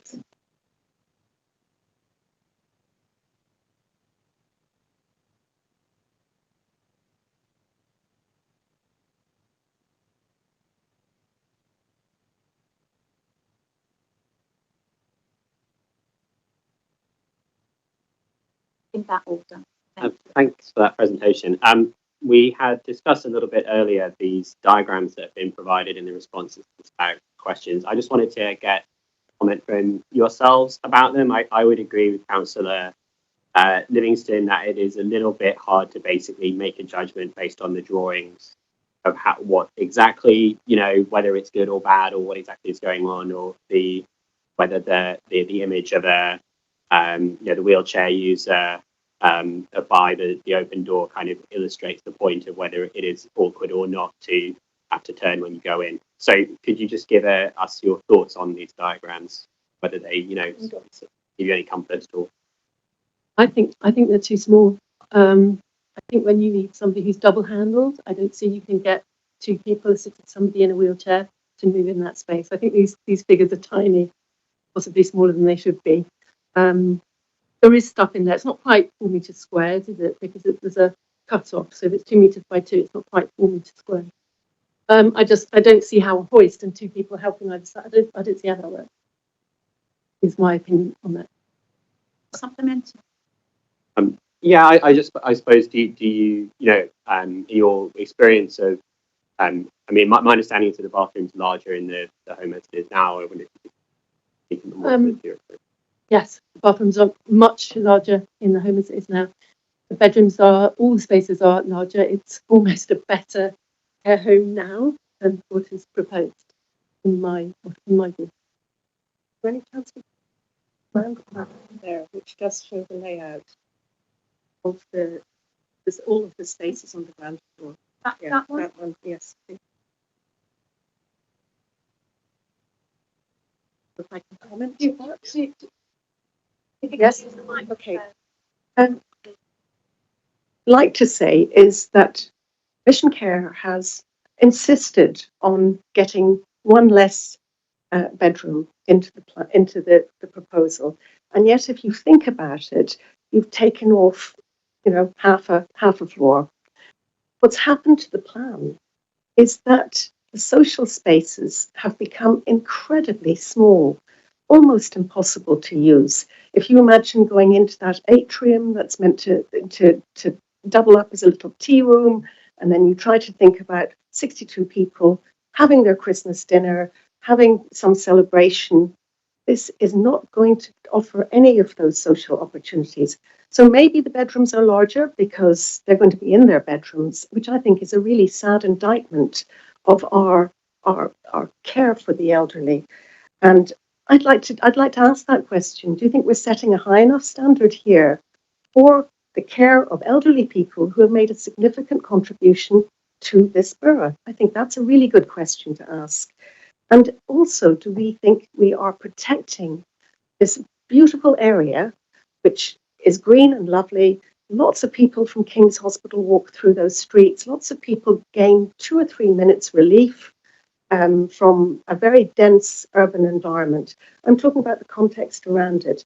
So for me, the context, the actual space that's left around the building is residual. It's car parking space to the rear facing north. All those bedrooms are going to face into delivery zones, car parking. There's a teeny little bit of a something green there with a tree. And then you've got a very small north facing garden at the rear. Think about your lifts. Think about getting 20 people off each floor.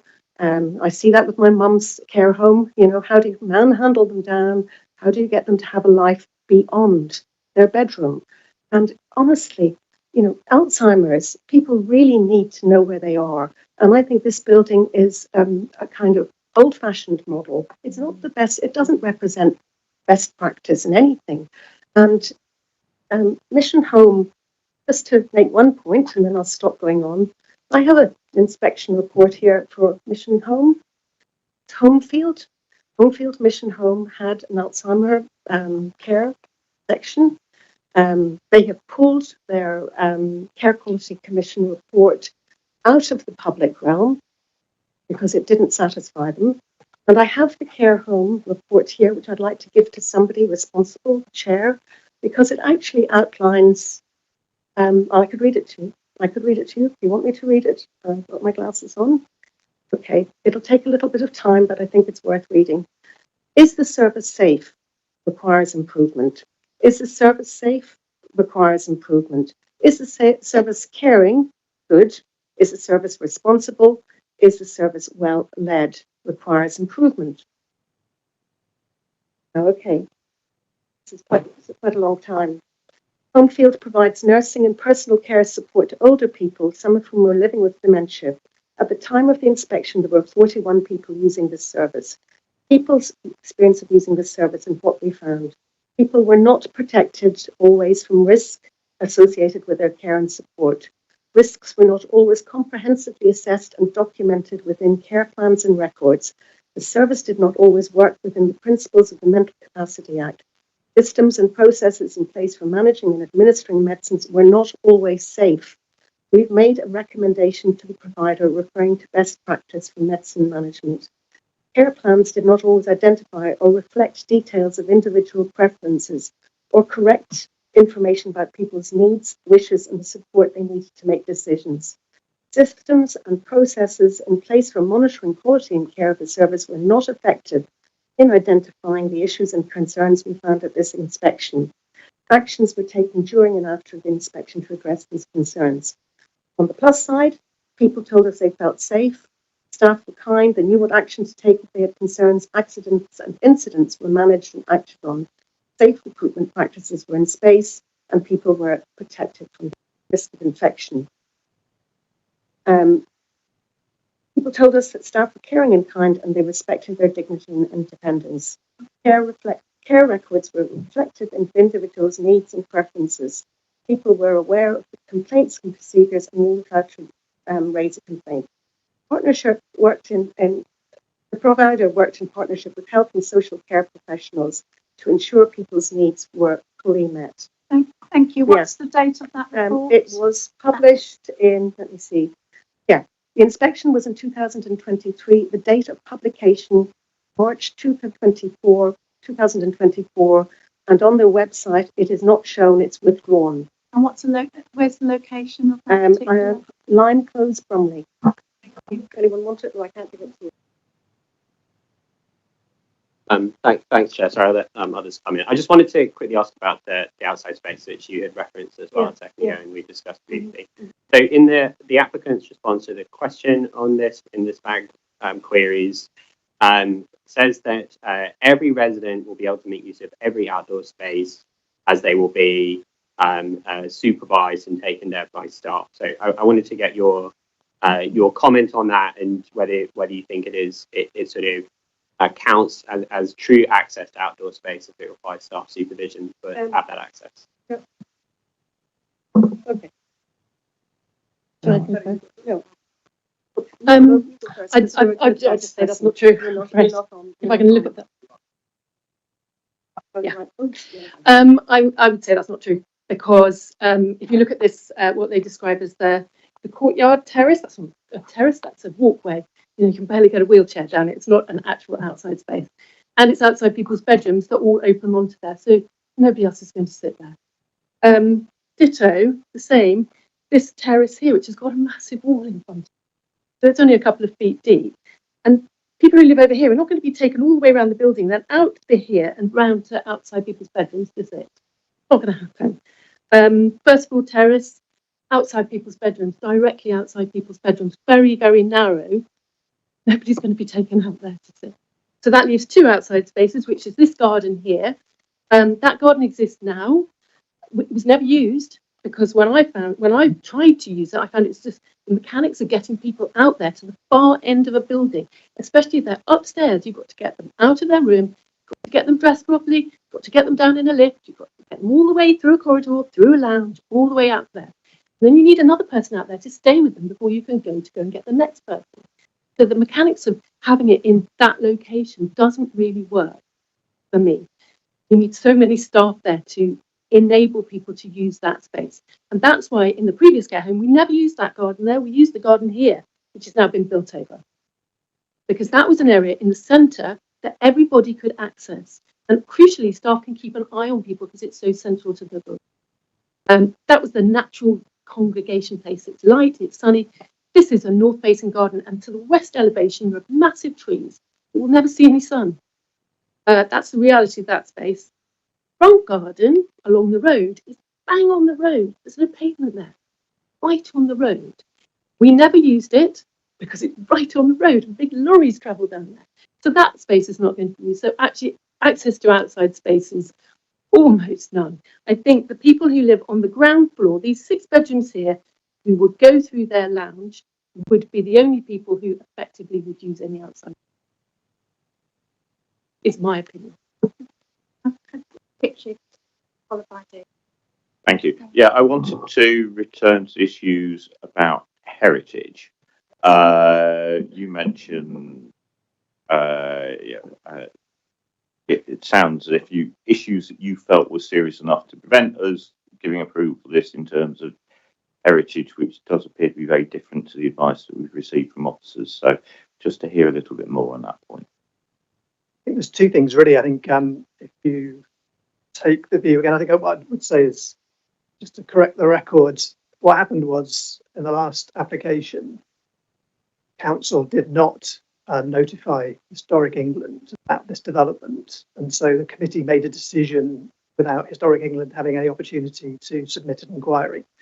That was what the judicial was always about. And I think this, and when that was received, High Court judge basically made a decision that it was an objection in all but name, even though they didn't use the word object. The judge decided it was an objection in all but name. And in the new letter from Historic England, they refer to that previous letter, saying, so we're building on that previous letter. And they do say it's up to the council to decide whether the proposals meet the requirements of the NPPF, basically. And again, I think I was right in saying that the planning officer said that it's not about great weight, but again, on the letter here from Historic England, it says it's for the council to ensure the harm will be less than substantial and low in the range of such harm, but nonetheless attracts great weight against the benefits of the proposals. And again, I think I heard you say that actually it doesn't attract great weight. So again, we've got this letter here from Historic England saying they have concerns regarding the application on heritage grounds. Great weight needs to be attached to that. And again, the Southwark Conservation Advisory Group, I think, summarised this scheme by saying it basically needs to be redesigned to have less impact on the conservation area and to improve quality of care home for future residents. That's actually in the officer's report. I can't remember which paragraph it is, but quite clearly states there. So I think think the bare minimum has been tweaked to this scheme, and again, it's a debate about whether it really addresses the heritage concerns of both Southwark's Conservation Area Advisory Group and Historic England.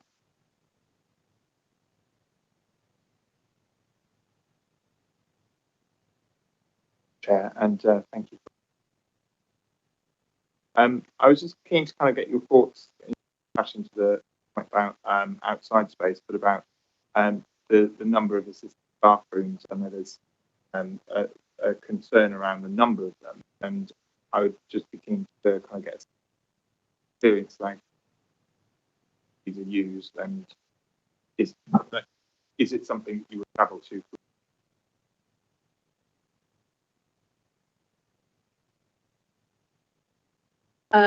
From what I saw, I don't down in this. I think it's a desire for many people, the older people, to have soaked at the bath. To have some time in water like that, I think is important. And I think there's no getting around the fact that it should probably be 10. One bathroom to 10. There still is only one. I think yes, they are used. They're used as much as they're offered often, especially when if your own shower room is so small and so you can't actually get dry in it and you can't get changed in it, so you have to be wheeled out, dripping into your bedroom in order to be sort of dried and then put to dress. Being able to be in a big bathroom is possibly a nicer. Okay. We seem to have accepted, or everyone has accepted, that it's ideal to have 62 on this site in the current configuration. And what has actually happened, if you look at the plan, what's happened is instead of having more, the previous plan actually had better social spaces on the ground floor, and they have been replaced with bedrooms, more intensity of bedrooms floor. So we should maybe there's another way of thinking about this. Why does it have to have 62 beds? I know there are other places in Southwark. I know I've actually looked and seen availability in other homes. I think this it must contain beds exactly 64. Sorry, 50. Yes, I'm getting confused. Is perhaps driving the weaknesses in the design. It's driving the lack of space. It's driving the poor social spaces. It's driving the whole complex set of delivery. I mean, that basement, that there's no kitchen anymore. There's no smell of food for those people. The basement room that they will do yoga in has no windows or do exercises in. I don't know how much yoga will go on. But all of these things are not life enhancing. This is penitential, guys, sorry to say it, but it's not a life enhancing scheme. And I think that point about the kitchen location being moved as well is another thing that is very poor design, because if you put your kitchen in the basement, mechanics of running a kitchen in a care home involve endless deliveries coming out, endless meals coming out, all the rubbish that needs, different sorts of rubbish that needs. So basically the corridors in this care home are going to be endlessly full of people wheeling wheelie bins in and out.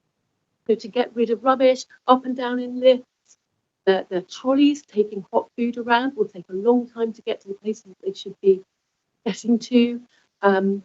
It becomes very kind of mechanical within the circulation spaces. There's lots of people moving in places they don't need to move. Your kitchen is in the right place, next to exterior doors where you can receive the deliveries, take the bins out. You don't have that problem. The bins are at the opposite end of the care home to the kitchen. Thank you. Are there any further questions? I'll come back to you then. The applicant commissioned an external organisation, what has been deemed the Catewood. I had an opportunity to read it, and they are in support of this particular design. Do you have any comments? And they're supposed to be a specialist organisation in care homes. build. I think the biggest one is What's your comment? the biggest. Again, I don't know how they quite worked it out, but in their report they claim that the scheme is. So they're saying basically that new care schemes average about 7.3 square meters of communal space per person. The old previous design was 7.8 square meters. They don't list that in the report, and they say because it's 6.8, it's a little bit below average. But they've included a 44 square meter basement room with no lights, with no windows, basically. Again, as if residents are going to go downstairs and use a big communal space. So if you look at the real communal space per person, I think it's 5.8 square meters against a standard of 7.3. So again, but obviously the Caterwood report didn't set out a schedule of accommodation and how they did their calculations. I personally asked officers multiple times for a schedule of accommodation. I've never been given the schedule of accommodation because I don't think there's an interest in providing data on just how much square footage has been lost around communal space. And again, it's not referenced really in the officer's report. The officer's report talks about the Caterwood report. Again, we haven't seen their calculations. So, and again, I think it comes back to the point you asked about, have you looked at an exemplary home or a good home and the interjection by the legal officer? But again, I think you only have to look at your own policies. Southwark's policy say residential design should achieve an exemplary standard of residential design. That is your policy. You need exemplary. And again, the officer did not use the word exemplary. No one's used the word exemplary yet. Maybe the applicant will. We've only talked about good or high quality. And again, if that's what the borough policy, and we just decide schemes on policy, then it's there in black and white in your Southwark plan. Thank you, Sam. Thanks. It was on the dining space, and it's basically again another question being to kind of perhaps your experience or any of you speak to the running of the care home and the operational questions. So there's basically what seems like a disagreement between SPAG and their queries and the response from the applicant about what is desirable for a dining area in a care home of this kind, where they say that in their response that the latest guidance essentially discourages a large centralized dining room and that small, what they say, flexible social spaces are preferable to that.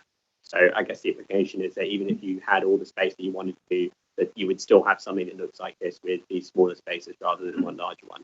And I wondered if you can respond both on your personal experience of working in that area and also perhaps on knowledge of the expert guidance or the current view in that way. I would just say I think there are different views about kind of dining spaces, but I think in most homes, certainly at this scale, they would offer the opportunity for people to come together for those big occasions. You have Christmas, you have spring, you mark the passing of the seasons. That's a big thing for people, and that's necessary.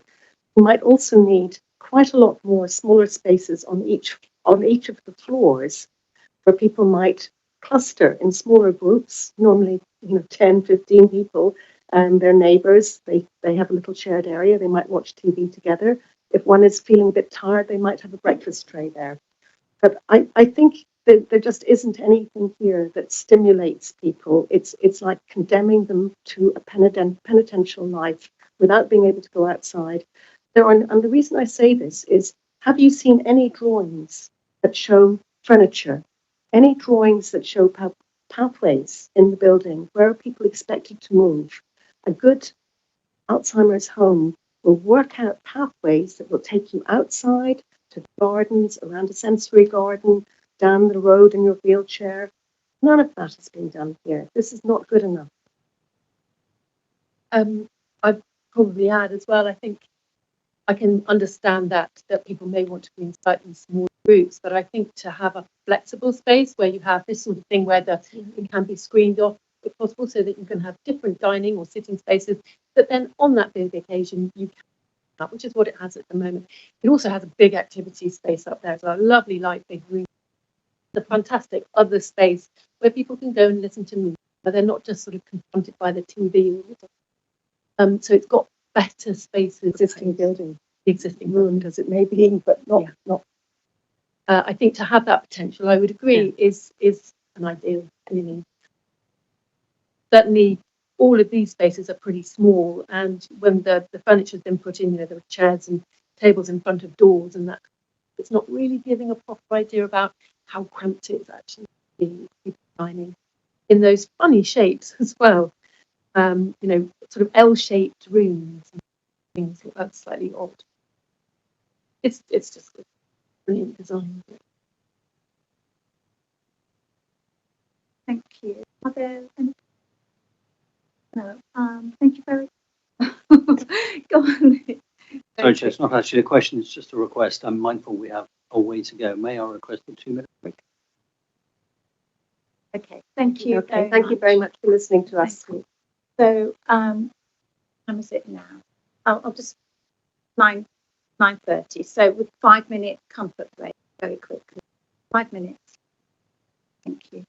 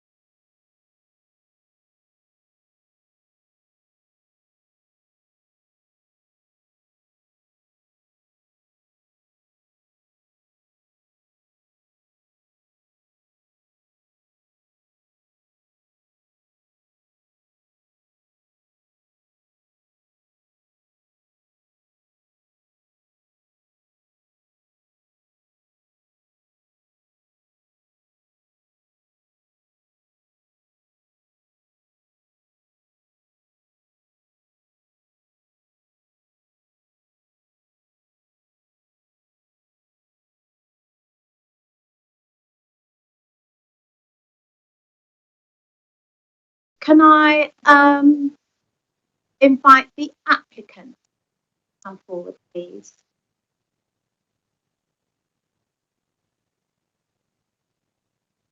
And as is the pattern of the structure of the meeting, if you could kindly introduce yourselves, state your roles, and then we'll start the clock, and you'll have up to 3 minutes to present.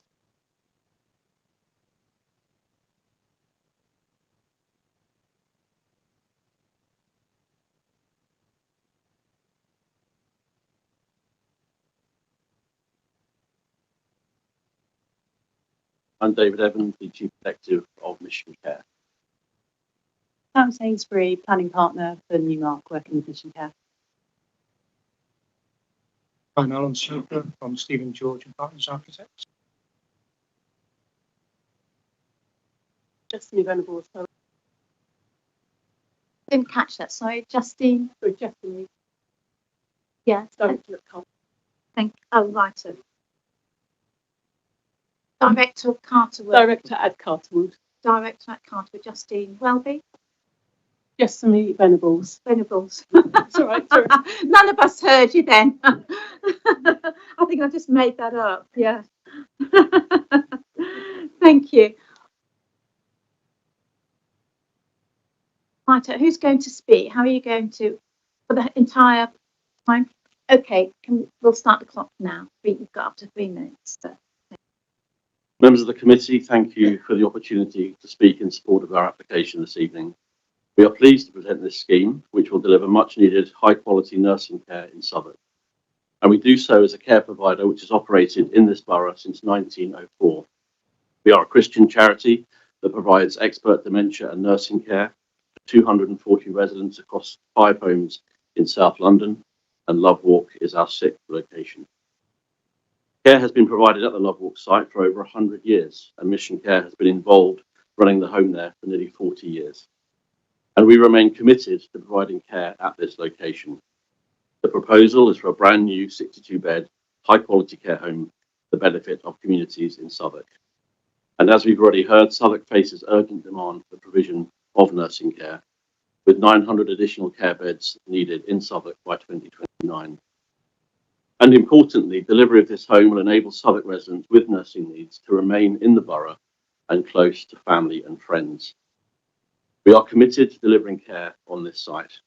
Therefore, we have worked extensively on the design over the past 2 years with the Council, Historic England, the local community, and independent experts. The key design changes reflect local input, showing responsiveness to community voices. Indeed, the proposal addresses the most commonly raised concern from the first application, namely reducing from 4 stories to 3 along Love Walk. The Council's adult social care team have written in support of this proposal, having recently visited our other homes.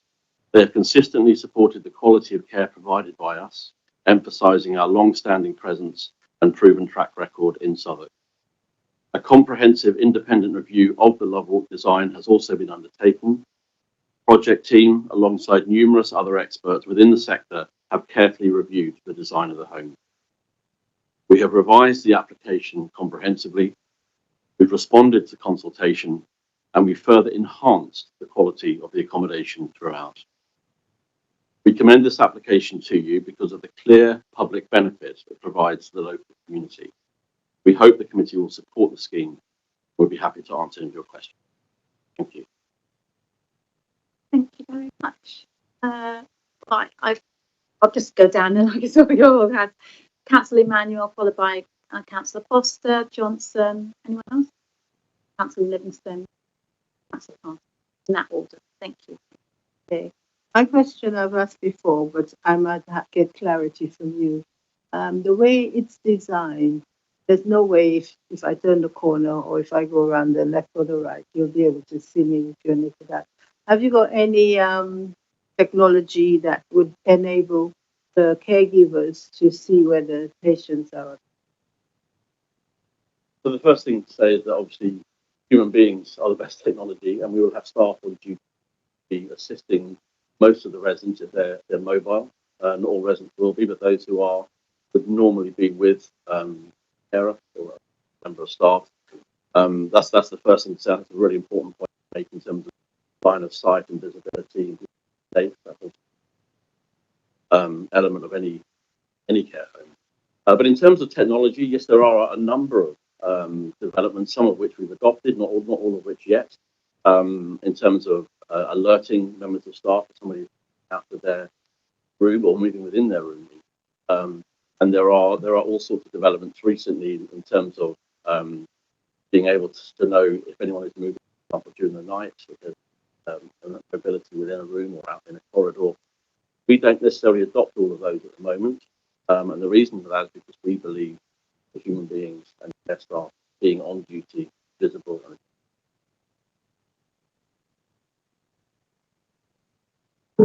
Thank you. Councillor Foster, Sam. Thanks. I wanted to speak to several of the issues that we've heard raised and that you had the opportunity to respond to as well. And we've been following the sort of point and counterpoint of that. I guess I wanted to understand from you the rationale for making some of the design changes from how it is currently, where some of the objections are, or the responses to the objections are not necessarily to dismiss a concern, but rather that there are what almost seem like workarounds to address them rather than them being addressed by the design themselves. So, for example, the bathrooms we've heard are substantially smaller in this new design than they are on the current site. So this we could understand what reason that is, and that the access that residents will have, like first floor residents will have to the outdoor areas, will require them to access the ground floor with staff supervision, which is presumably not an ideal situation. It would be good to understand from you what the reason is to have changed features and benefits that exist on the site now in the new design.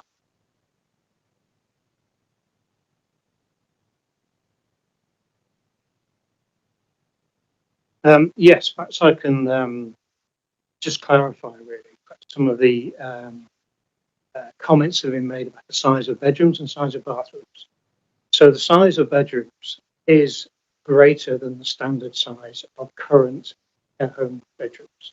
As we probably heard, they are larger than the double bedroom size that you'd see in a normal sort of residency. And in terms of the bathrooms, they're also approximately 4 meters square. They have a wet room. They're designed as a wet room, so the floors are essentially open. And the sort of diagrams that we've tried to illustrate how carers can access those rooms to assist either a resident whilst they're showering, or whether they're using a WC, or indeed if they've happened to have fallen, and they can bring in a mobile hoist. So we're confident that the room sizes in terms of the bedrooms and the suites are very much in line, if not in excess of, current standards. In terms of the other areas that we've heard about, primarily the dining, lounges, and social spaces. So one of the aspects that we've addressed through the redesign is also taking on board comments that have come out, or at least guidance that's come out post-COVID. And as a lot of us would have experienced, during the COVID period, care homes had particular problems dealing with rates of infection, dealing with the potential of locking down a whole care home, as opposed to being able to perhaps offer some form of access. And if they did, often that was outside of the care home building. So one of the benefits of having a number of different social and dining room spaces is that in the event of a future pandemic, the care home can isolate some areas and still keep some other areas open. And indeed, one of the reasons for the atrium space around the entrance, and the reason why it's not just an entrance, there is a little cafe and a visitor area, is that that also can form as a sort of a buffer in the event of a future pandemic between the main parts of the care home and visitors coming in to see residents, etc. There's also been comment about the basement. And again, part of the rationale behind looking at the different sorts of spaces and the way in which they're distributed across the scheme is that the room, the multi-purpose room in the basement, is actually an addition to the facilities that residents can enjoy. It is designed as a dark room, it doesn't necessarily have windows. And the reason for that is that it can be used for cinema, it can be used for dance, it can be used for other types of activities, as opposed to the number of other spaces which have got very good daylight and very good views out. For example, we have introduced at the top of the atrium a new lounge. That actually looks across the walk and looks out over the existing entertainment. So there's a whole number of different reasons and strategies around why not only have we reconfigured the design in respect to comments from historic England, etc., but also looking at how the future development or future design will actually transpire from what we've done. Yeah, go ahead. Thanks, Chair. So on the bathrooms, I suppose I didn't really understand from what you said why they have reduced in size. I mean, you did say that the bedrooms are much are a good size and that they're larger than a standard double-sized bedroom. But I don't understand from a design perspective why the bathrooms are much smaller than they are currently. And we had heard that this was being addressed by removing the cupboards. But that's the sort of thing where it would seem that if that were enough to help, that it might make more sense for it to be addressed in the design by having larger bathrooms, as it were. And then I just wanted to understand in terms of the design choices, so the things that are done, based on priorities rather than on constraints, as it were. Is it sort of in your view preferable then to have a communal area in the basement, a sort of windowless communal area that can be used as for darts or the cinema? Is that preferable for the residents than it would be to have, say, a central garden, which we had heard currently exists and doesn't exist now? So, in terms of the size of the bathrooms, they are designed to be larger than the standard ensuite current bathroom for a standard care home design. They may be smaller than the existing, but that's assuming that the existing is a compliant standard. So what you now see in the new design is a bathroom which is compliant, which is in larger than the standard care home bathroom now designed and delivered. There's a reference to removal of cupboards. It wasn't a cupboard, it is a duct. It's a duct that houses and screens off the waste pipes. And that was shown slightly on our original drawing, shown slightly wider than it used to be. But actually, that has been taken and used. So in the effect of that is actually increasing the amount of usable space within the suite. And as I say, their design is wet rooms. They are fully accessible for wheelchairs, turning circles, which we demonstrated on the plans, and through diagrams, which, if they're not clear, we can certainly provide clearer versions, which show how carers can be as assistance to the residents. In terms of a multi-purpose room in the basement, that is an addition. It's not in lieu of, it's an addition.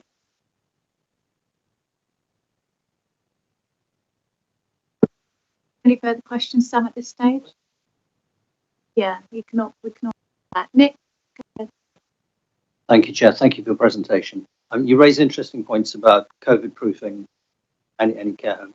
I'm trying to balance that against the concerns that we heard from objectors that communal spaces were effectively too small to be comfortably used by many people, and that a lot of the outdoor space was logistically too hard to get to. So whilst it may be there, it may not be used very often. The net result of that being that a lot of residents spend the majority of their days probably in their own bedrooms. Would you recognise the validity of those concerns? If I just tell a second point first, if I may, just in terms of the use of the gardens. The opportunity that residents will have to go and make use of an external space or indeed an internal. The process, if we can call it that, of getting to that space is part of an activity. It's a mobilisation. They're walking to that space or being taken there.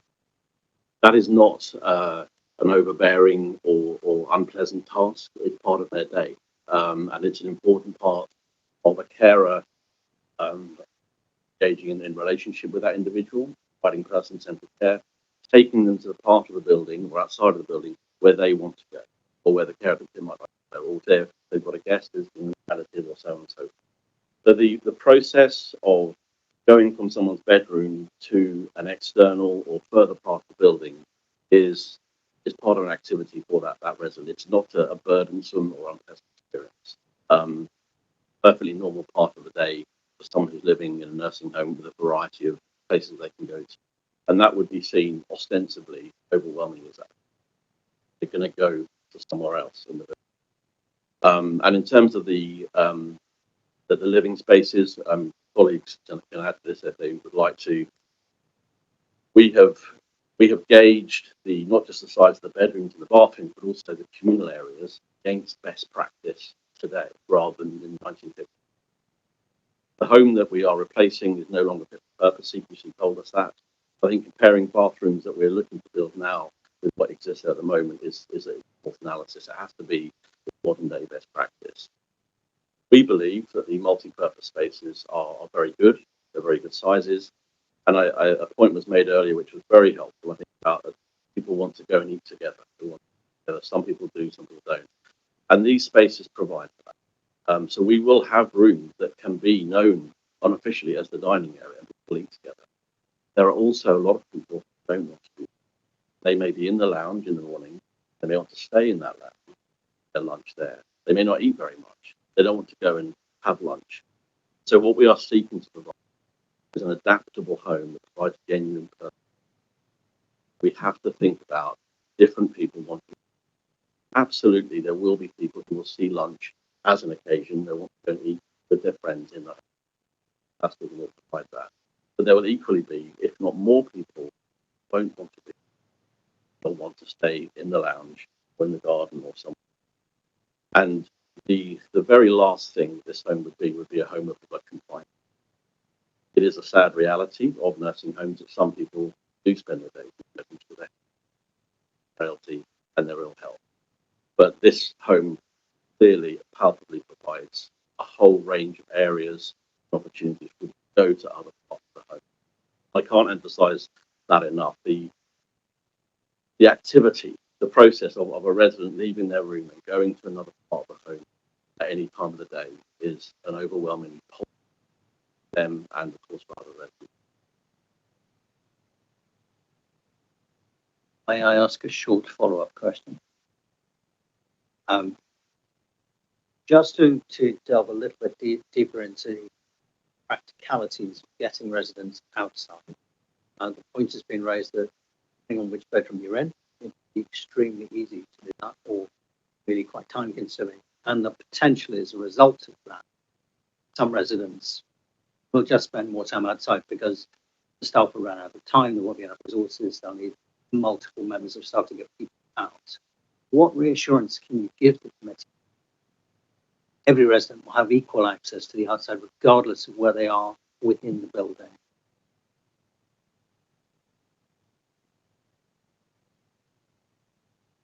The most important thing, as I mentioned earlier to a colleague, is around staffing levels.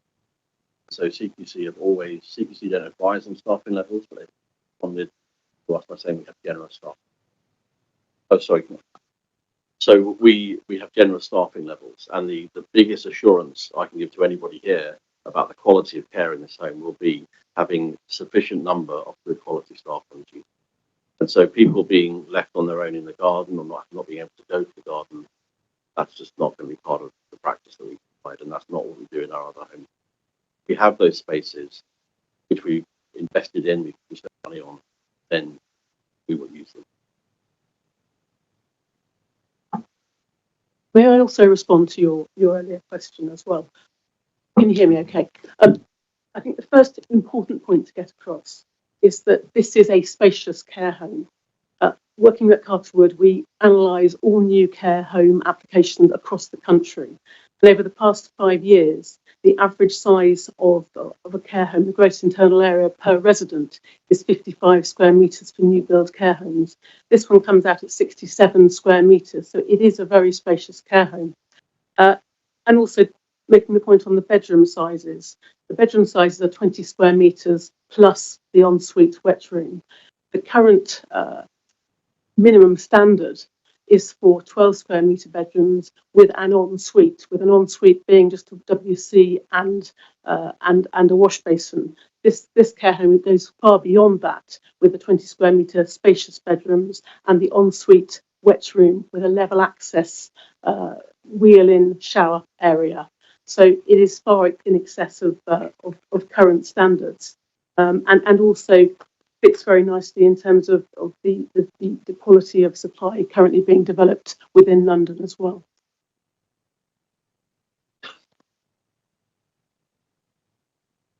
Okay, who's next? David? Richard? Go ahead, Richard. Okay, thank you very much. Thank you for those answers, but I've got a few more questions. First of all, we're talking about the basement. One of the other issues about the basement that we heard of from the objectors about the placement of the kitchen in the basement. So I wanted to hear a little bit more than that, because it does seem to me that that does create some circulation issues and other issues which would have been there in the previous version of the application. Happy to go first before there's any technical points, but the home that was visited by the Adult Social Care Greenhill also has a kitchen in the basement, and that was opened in the 1990s. And it creates no problems whatsoever in terms of the logistics of providing meals that are hot and ready and accessible for residents. We don't have any issues whatsoever. We simply use the lift. There are 2 lifts, and it doesn't cause any problems at all. So I can only speak in terms of our experience of having a kitchen in the basement, but there may be some technical points that may help with that.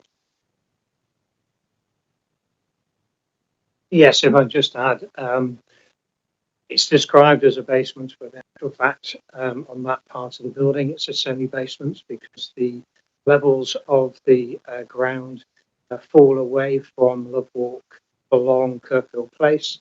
And so we've actually have high level windows to those kitchen areas because of the ground level outside is actually falling away. So although it's described as a basement, it's actually a semi-basement at that point, and staff, etc., in the kitchen areas will be able to see outside and have an actual day. Okay, thank you.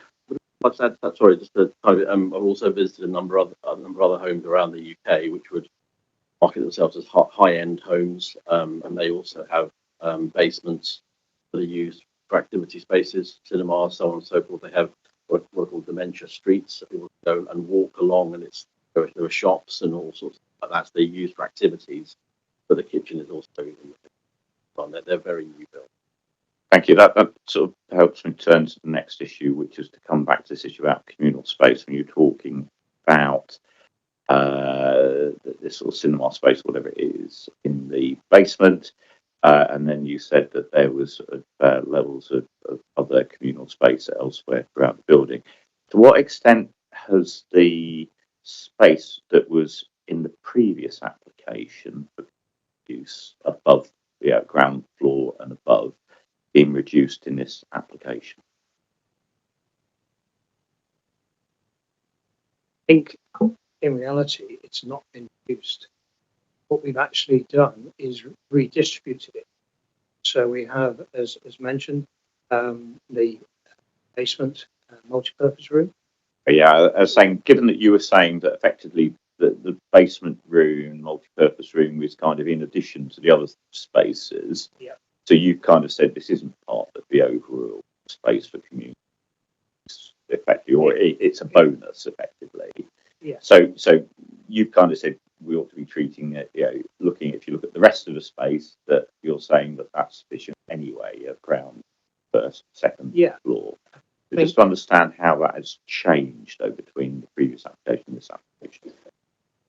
So the previous application had larger dining spaces, and the new application or the amended application has a series of smaller but more flexible dining and lounge areas. So ignoring the multi-purpose room in the basement, on every level there is a multi-purpose lounge and dining room, a ground, first, second floor. On every level, ground, first and second floor, there is a garden lounge. So that's a lounge that is at the end of Fairfield Place wing, and that overlooks the main garden space, and at ground level has direct access onto it.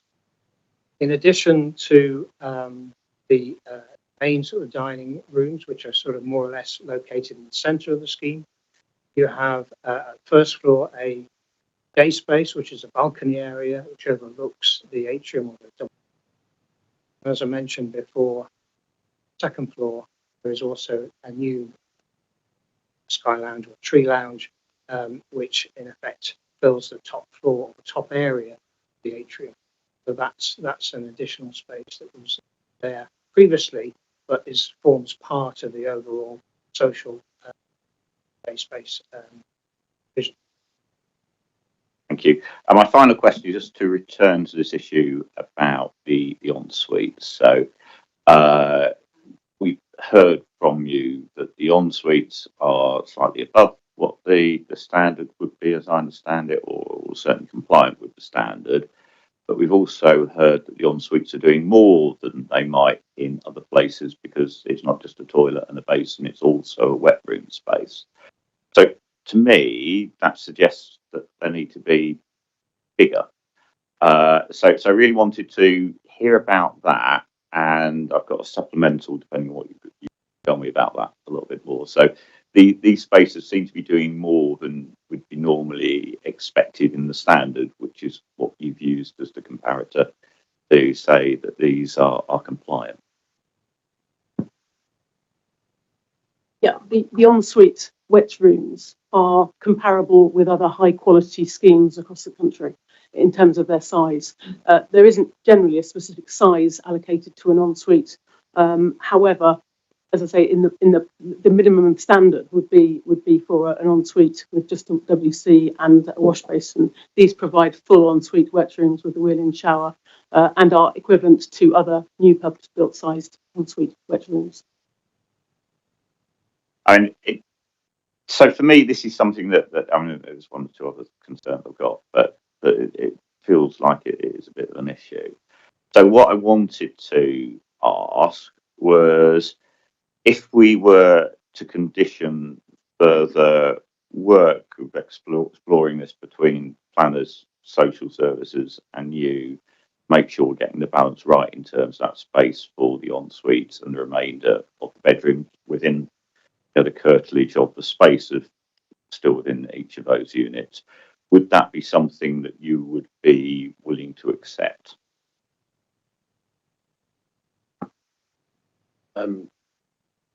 Struggling a little bit because the wet rooms that we've designed within the scheme are over and above, or at the very least at the high end. But I mean, we've seen the diagrams which clearly show there's difficulty for a person with two people either side to be people either on the toilet or on the shower, albeit we've had officers make a valiant attempt to try and say it was otherwise, but the diagrams say that. So I mean, to me, I'm not saying that I'm not an expert here, but it does feel to me as if there is a valid question here which needs further exploration before things are absolutely finalised, to my view. But we'd be very happy to provide as much clarification as we possibly can. The diagrams may be unhelpful. Apologies for that. But in terms of the dimensions, the size of the room, the wet room, they are at or above best practice standard for new care homes. However, any further clarification we can provide that may be more helpful, we'd be very happy to do that.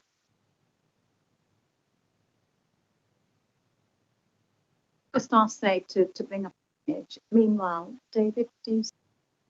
And yeah, thank you for coming to give us this presentation this evening. kind of just wanted to pick on in some of the questions, but I just kind of wanted to pick up on some of the points that we were discussing on the ensuite.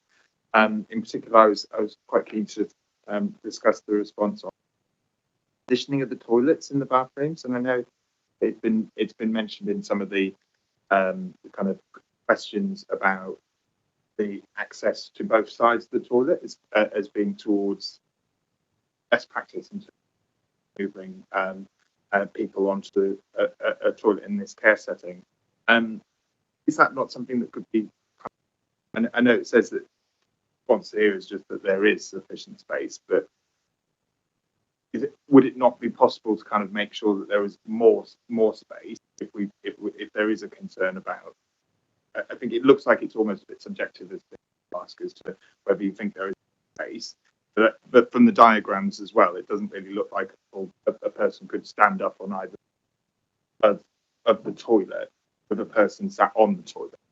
So, is there scope in terms of the placement of the?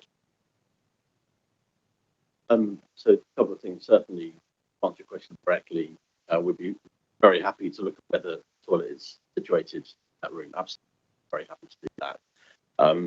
Again, in terms of the homes that I visited fairly recently, very similar layout, very similar dimensions, and I've actually been in that room myself. Others have been in there with a wheelchair as well, and it's very clear. Dimensions, the location of the lavatory, and so on and so forth, works very, very well in terms of space, and of course in terms of dignity of receiving care at that point. But in terms of the location where it actually is in that room, very happy to that if we can.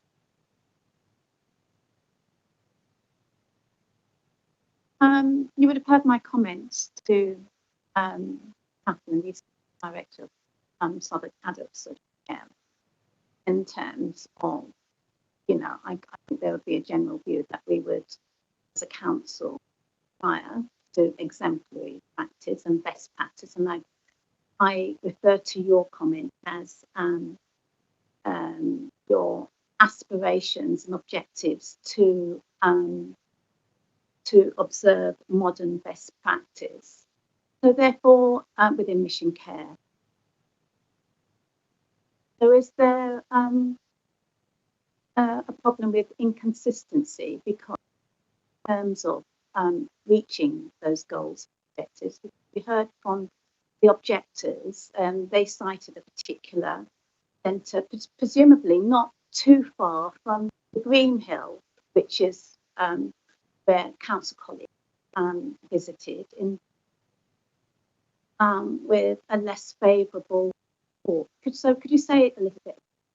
And also, you would have heard that I alluded to, Catherine, that I think it should be an objective of ours to visit exemplary centres, because going back to our own public plan and policies, and I realise that in your comments to colleagues this evening, you've said that you toured the UK looking at exemplary centres. So I'd like to ask you, what, from your perspective, have you seen in terms of an exemplary centre? Do you actually have any excellent rated care homes within your portfolio? But going back to the seemingly inconsistency and therefore, how can we be assured this particular proposal should we be minded to agree it wouldn't fall into poor practice? Yeah, thank you. So Homefield is the home you're referring to, and the report that was read for us earlier on. A few things about that. So CQC visited the home and delivered their report. The verbal feedback they gave us on the day of the inspection was favourable, and we were surprised at the outcome of the report. We have done two things in response to that. One is we put a statement of our own on our website, setting out where we disagree with the outcome of that report. The report's not been hidden; it's on the CQC website, so it can be accessed sustain. And the second thing, which is far, far more important, is that the local authority who place a large number of residents in our home, Bromley, through a block contract, we asked them to come in straight away and do their own inspection, which they did immediately. They were more than satisfied with their inspection, and they continued from that day to place residents at home. So we would respectfully disagree with the outcome of that report. This is the first time we've ever put a statement on our website disagreeing with the CP. And most importantly, I think objectively, we asked the local authority, who are ultimately responsible for placing their residents in our home, to come in and do their own, and they were more than satisfied. They stepped with us, and they were very happy with the report that they carried. Do you have any excellent rated centres within your portfolio? We don't have any outstanding rated homes. I think there's, in terms of achieving outstanding, it sounds good, and we would always be very happy to be rated outstanding. But I think CQC inspections are few and far between at the moment. There's been very few since the pandemic, particularly over the last few years. We would be very happy to be rated as outstanding. Personally speaking, a good rating from CQC is important, but there are other metrics very, very important as well.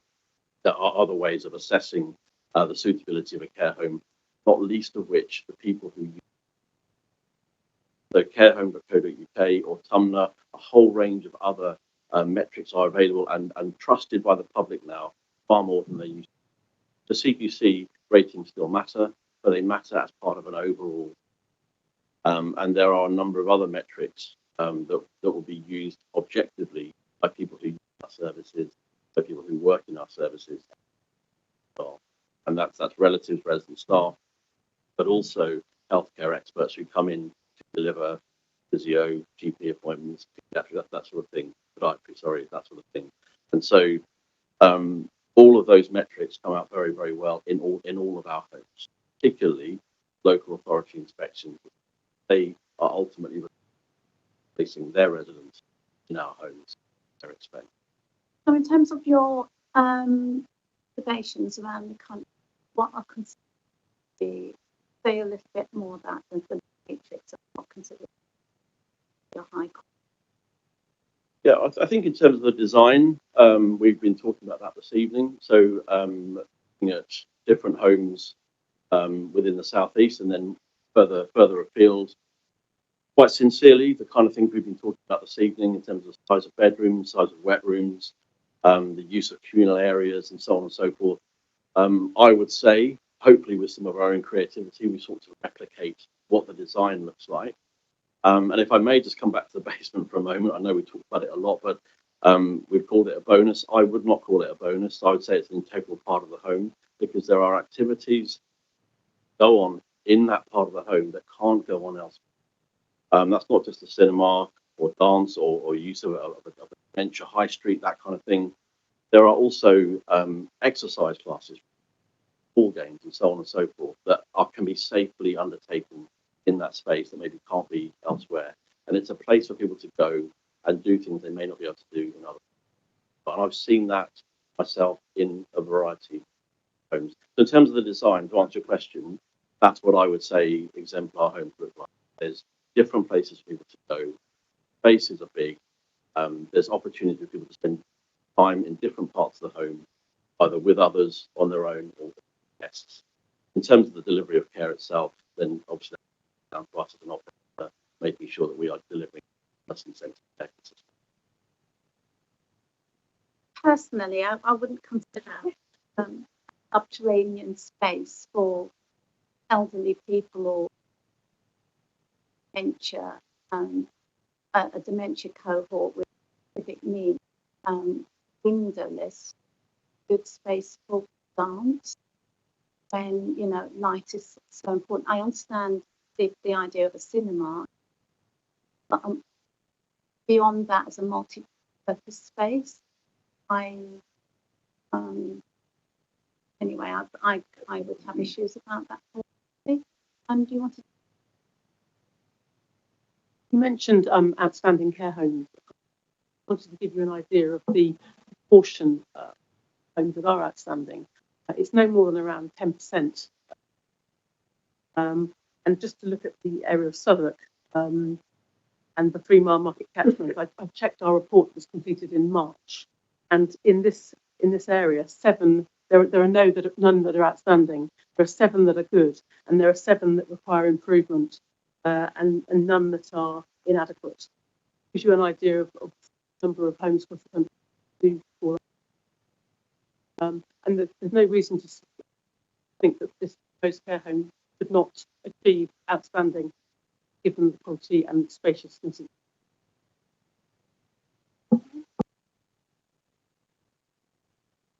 Thanks, Chair.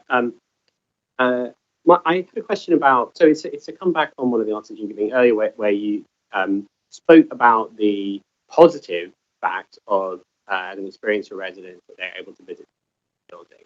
And I wanted to return to that in the context of residents' experience of everyday life. My understanding of kind of where the objectives are coming from on that is more the your freedom to explore the building and go to different places without supervision. So presumably, some of the time you are able to just leave your room and go wherever you like to go. And my question is, I suppose, do you accept that the a setup where many of these amenities located on floors does restrict that element to it, or that perhaps that experience of everyday life for a resident there is some kind of detriment there because you aren't necessarily able to leave your room and go wherever you'd like and experience a garden or experience the things that perhaps. And now, is there some sort of a trade-off that you have chosen to make to have an amenity but not have it accessible without supervision, whereas that is the case? Yeah, thank you. The reality is that people living with dementia, people who are elderly, frail, are at the point at which they are admitted to a the vast majority will require assistance. And we are not talking about a residential home for people. We are talking about nursing care for people who have very high needs, not high needs in terms of their physical well-being, medication, interventions, that sort of thing. But in terms of just being able to be mobile around the building, which is a great thing, but they will need it. That's the reality of it. So just to understand it, do you mean in a physical sense that they're physically frail, so people are not able to leave? Like, what proportion do you anticipate residents are physically able to leave their rooms and whenever they want? There'll be physical constraints, and obviously people with dementia, capacity that need to be well. To answer your question directly, in all of our homes, in all of our nursing homes, the vast majority of 90% will some sort of. That doesn't mean they need to be. They could walk for own volition, but they would need somebody with. I suppose in terms of the mental, aspect to it, if they need that support, but they will be inclined to do so regardless. So assuming unless there is an individual member of staff, monitoring every single resident on a one-to-one basis, that there is a aspect to life in the home where you will be leaving of your own volition and going, one place to another. So that was my understanding of some of the concerns raised by the objectives on corridors, that this is an aspect of day-to-day life. So of course you will need, supervision help because of potential or whatever it may be, but it's to do with the, at least this is my understanding of it, that this is the quality of life that you experience having, that you may go to different places without supervision since, unless there is sufficient staff or that someone is always there, but on the occasions when someone's not there, that you will have a better experience where, you are able, there is a layout where you go into the garden or you go into these other various places. So is that something that you accept as a detriment in the current scheme, that you don't have those possibilities, require somebody to go and allow you to, you don't have direct access to these places?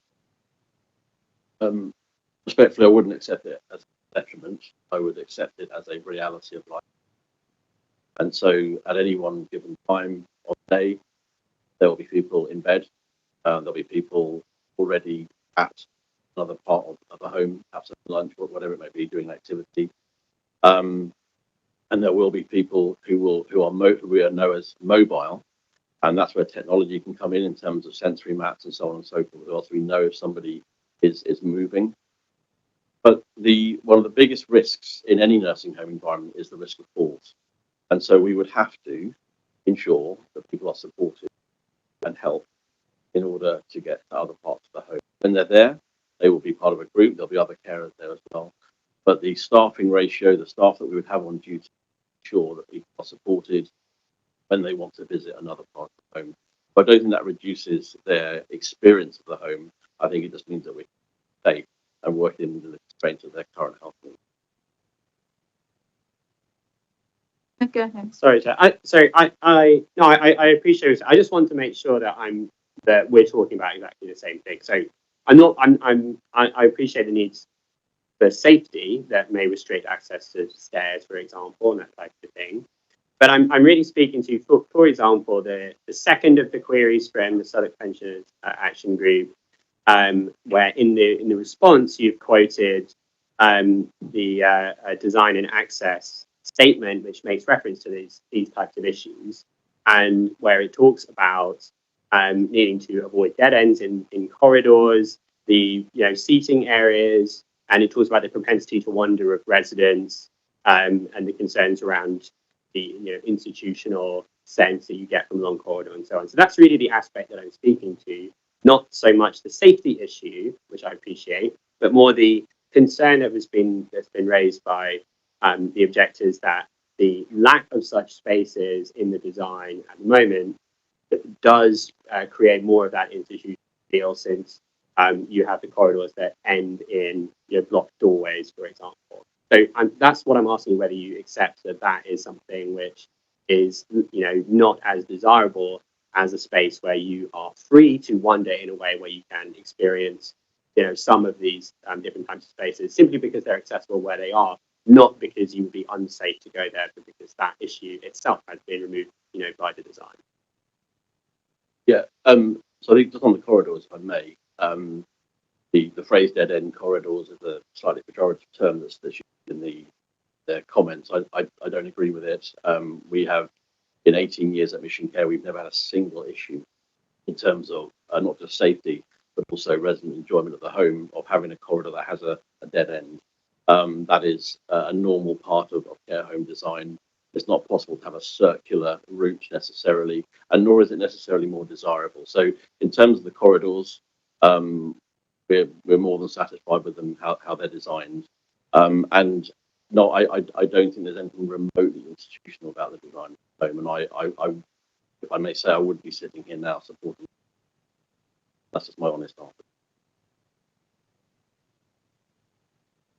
So I could just add 2 comments around that. So the longest corridor, as it's described, is 8 bedrooms length. And in reality, there is only one what I call dead end, and that is a short corridor which accesses 2 rooms at the ground and first floor, which are deliberately set to one side, because they provide, again, for a potential COVID scenario or an infection scenario where certain residents could be isolated in those rooms. There's a short corridor accessing 2 rooms, which is a dead end. The other corridors either have in the centre the lounge or day spaces at every level, or the sun lounges or garden lounge at the ground floor. That's one end. And then the other end does have a stair and lift hub. But that stair and lift hub is also used when patients are, or will be used when patients and residents are escorted to other activities. There will be glaze into those doors, into those staircases, and beyond that, the staircases have glazing to the external walls, so there will be views out, daylight and sunlight coming.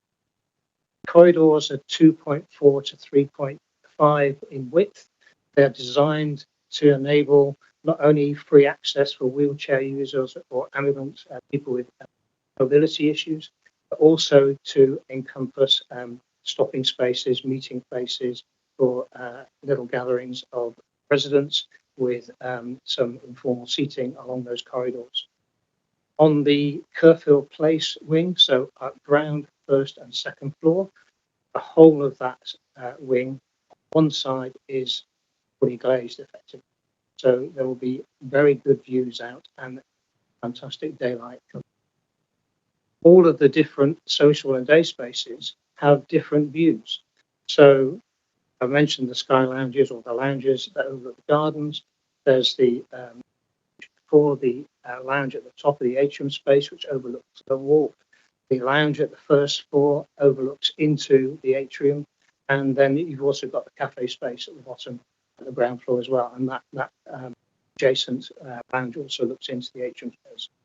So alongside, to add really to David's commentary around the resident experience, part of the reason why the social areas are distributed around is to provide experiences and different views.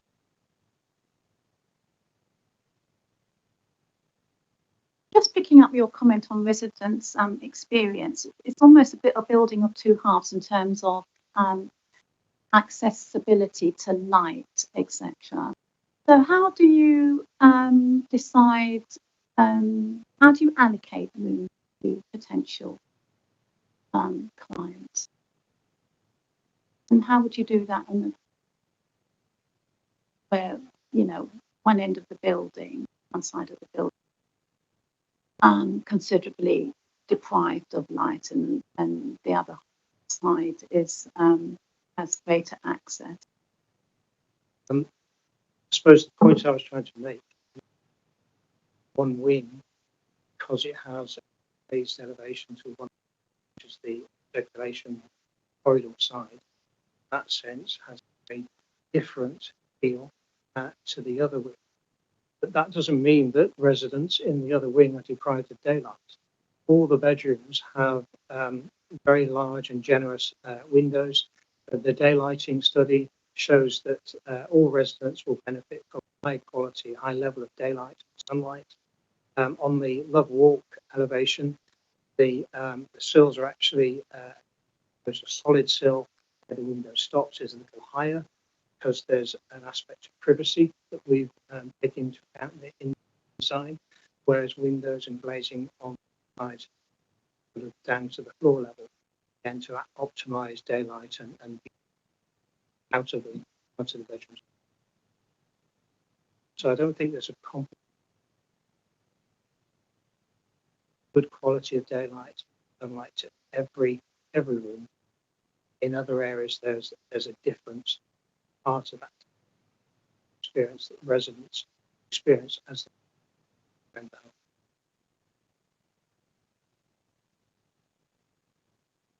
Thanks, Chair. And thank you for the point about the light on the field, the part of the corridor on that wing of the building. Obviously, yeah, that will get a lot of afternoon sun, but is that sunlight almost wasted on a corridor rather than in the resident's bedroom if it's majority of their time bedroom?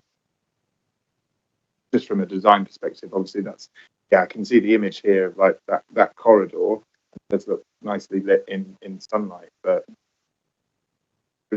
there is no seating area along that area. It can be just the corridors, and in some of these areas where there are north-facing bedrooms, there's a lack of daylight. Whereas here, there's a whole corridor that's been. It will look nice to walk down, but most residents will down it, spend it in the rooms that are north facing. I'll let Alan answer the technical part of that, but we would definitely want our residents not to be in their bedrooms the majority of the time. Although I appreciate lighting in their bedrooms isn't. Residents walking up and down the corridor is a fabulous thing, as long as they're assisted. They are quite literally going for a walk, and that could be 5 minutes, 2 minutes, whatever it might be. So a well-lit corridor in that way is very much a good thing for a lot of residents for whom going for a walk is probably quite possibly all they can really manage at that stage of their health needs. But we certainly wouldn't want our residents to be staying in their bedrooms unless they absolutely had to. Because they but I'll let Alan answer that. Yes, well, I think David sort of said really that the idea of that well-lit corridor circulation space is that it benefits a large number of residents and residents that won't spend time all the time in their rooms. The image you probably have seen doesn't have occasional seating that would be put in along that corridor, but that's certainly the intention, that there would be seating and sofas because the corridors are designed to accommodate them, and that glazing to the side will allow residents to look to that corner. So it's definitely seen as a positive in terms of the ability for the majority of residents to experience that sunlight in there.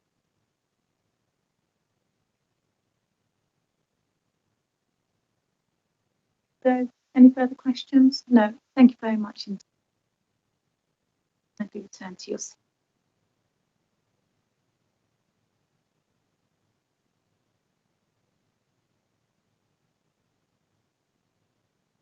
Are there any supporters present? No, I haven't got anybody registered. And I can see the 3 councillors, so I'd like to come forward. Grateful.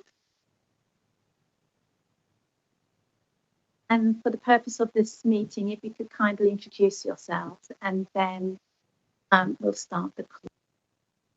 Councillor Jason Oxley, St Giles Ward. I think you need to start with start again, Jim. Councillor Jason Oxley, St Giles Ward. Councillor Ellie Cumbo, St Giles Ward. And Councillor Ian Wakefield, St. And who's going to present? Thanks for the opportunity to speak. And as ward councillors, I think it's worth clarifying that we do not object to the need for development at the site, but we do object to poor design, heritage harm, and the negative impacts this will have on residents. And in our view as councillors, this application is fundamentally flawed and is contrary to a number of Southwark planning policies. So we'll first start on the design quality. I think, as most of your questions have alluded to, the poor internal layout is highlighted throughout this report, noted by badly orientated rooms, limited natural light, and inadequate amenity space, which I think is clearly contrary to our policy P4, which requires good daylight and outlook. I don't think this has been given due regard through discussion so far, but I think it's worth noting the height of the building with respect to the low-rise nature of the surrounding buildings by this proposed site. And in our view, we think it's just one story too many and overwhelms neighbours, which is in breach of Southwark Planning Policy P14. I think on design, I think it's worth the committee knowing that as ward councillors, we made the request more than 5 times for this particular application to be heard by the design review panel. Now, we do know that there is no obligation for an applicant to go before the design review panel, but we would have thought that any application that was keen on ensuring exemplary design standards would have welcomed the opportunity to have that independently scrutinised by architects and those who are well versed in design to at least listen to the application by an independent body. From what we understand from officers, that was refused by the applicants on all occasions that they were asked. On the second point that we wish to make is the heritage and conservation. I think it's been highlighted by the Historic England report that this scheme doesn't necessarily reference or enhance the surrounding nature of the area. And in our view, and actually in line with policy, any harm or reference to an application enhancing the surrounding area must be robustly justified. And I don't think that's been done so far. The last point that we wish to make is it's the excessive height, in which there will be severe overshadowing and loss of daylight, in some cases up to 50%. And that's specifically for residents at 11A to 11F Love Walk, contrary to policy P14. So in conclusion, we think this scheme represents not just overdevelopment, which is out of scale, out of context and out of touch, but fails to respect the conservation area, the amenity of existing residents and the nature of future occupants. And in doing so, conflicts with multiple policies in the Southwark Plan and the London Plan. And unfortunately, our view as councillors is that we urge this committee to reject the application for a revised scheme to come to us, which is better in design, scaled down, heritage sensitive and resident focused. In our views, the only acceptable way forward.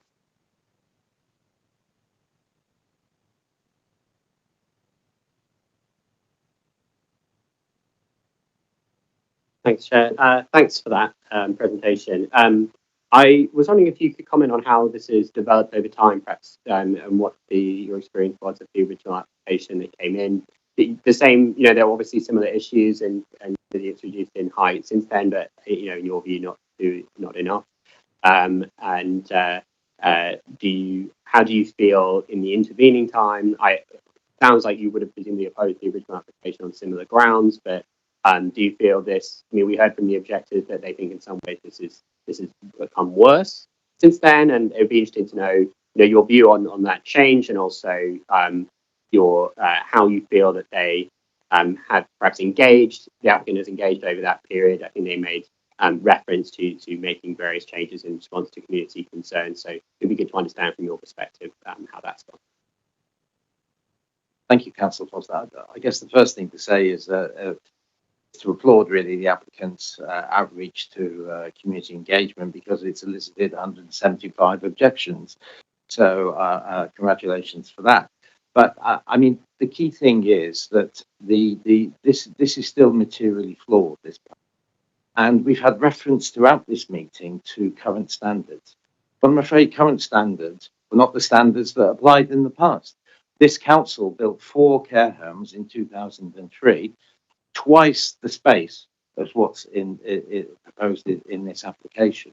So if it was good enough for the council then, it should be good enough for the council now. And to try and hide behind current standards aren't good enough. Current standards aren't adequate. And we've heard there's a supply here. That's why there's a report going to council in October to build a new care home in Asylum Road. So we are acting on that supply demand. So yes, we still have those objections. And the fact is, there's only one less unit, but there's less space. So work that one out. There's only one conclusion, isn't there? There's less space for people to live in. There's less people in space in the bathrooms and in the rooms. So, from my perspective, that's the main thing I want.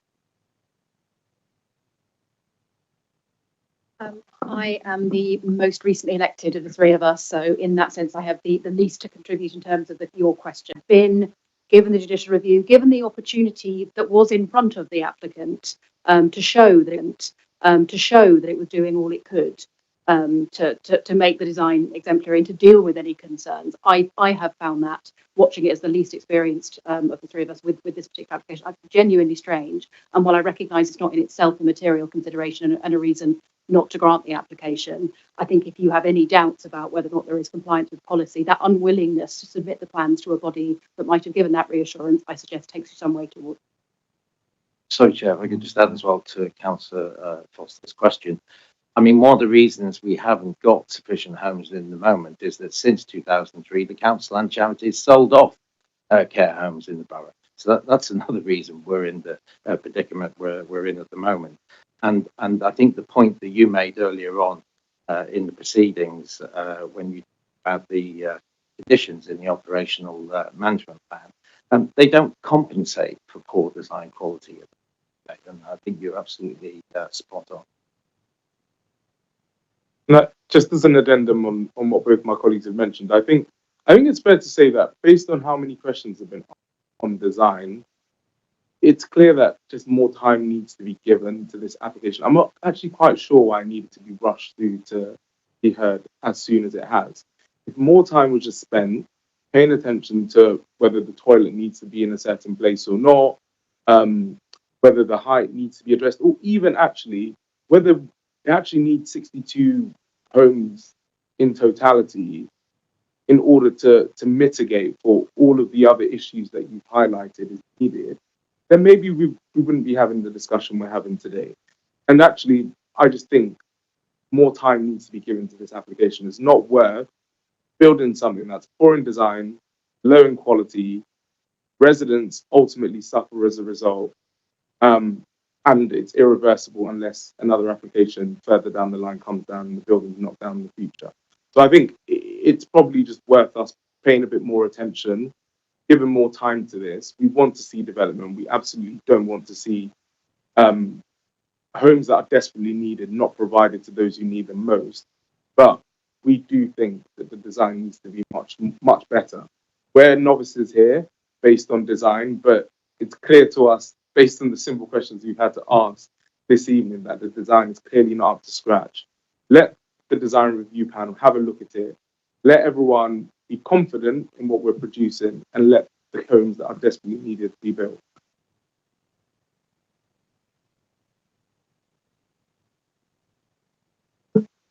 Thank you, Chair. Thank you, councillors. Given the nature of your substantial objections to the application, I wonder if a little bit about your level of engagement with the applicant and how they responded when presumably you raised these concerns.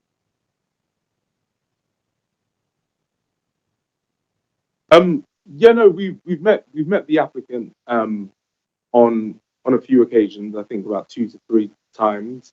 Yeah, no, I think that it's fair to say that the conversations have been constructive. We've highlighted all the points that we've highlighted here, including going before the design review panel, which it was said that they would look at.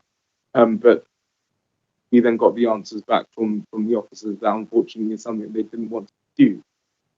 We raised concerns about the height. They said they'll look at that. Setting back the site, they said they'll look at that.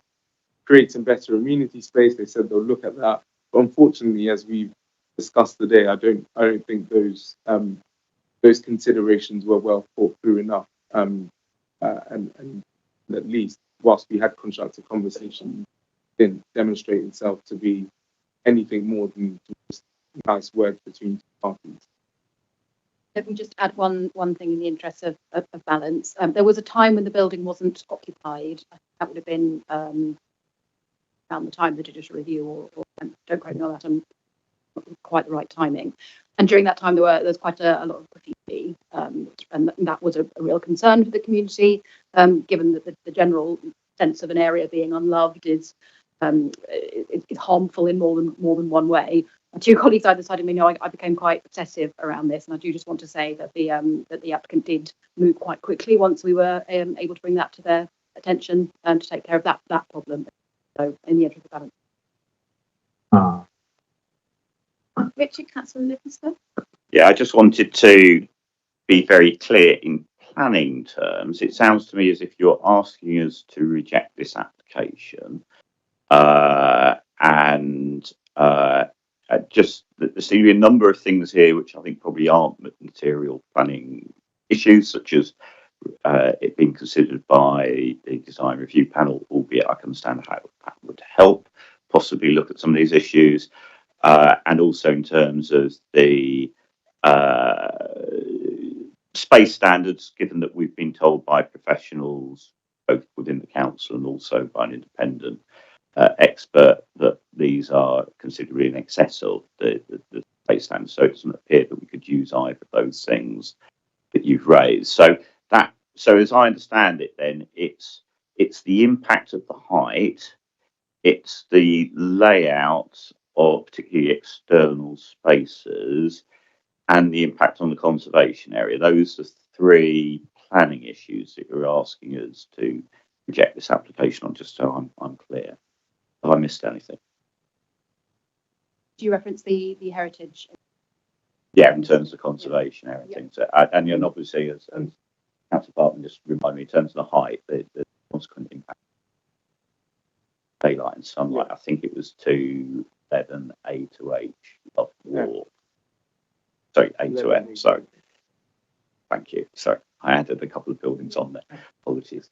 Okay, thank you. And sorry, just to answer, when we've made reference to design and the design quality, that isn't just aesthetic. So we didn't go into great detail about the communal space because that's referenced in some detail already. I think it's worth highlighting in the report, particularly on heritage and conservation, that it says, and I quote word for word, the desirability of preserving the settings of listed buildings should not simply be given careful consideration by decision makers, i.e. themselves, for the purposes of deciding whether there would be some harm. It should be given considerable importance and weight when the decision maker carries out the balancing exercise. So I do want you to bear that in mind, particularly with respect to what you've heard today when it comes to what Historic England have said about this particular application.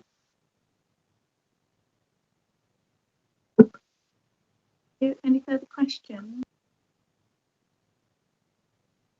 Yes? No? Chair, can I just make one further point? Yeah, because I agreed wholeheartedly with what you said yourself about aspiring for better quality standards. And although it's not material planning consideration, as Councillor Livingstone said, I think we have a responsibility as local elected representatives to reflect what our residents expect and request. And unfortunately, this particular application doesn't meet that.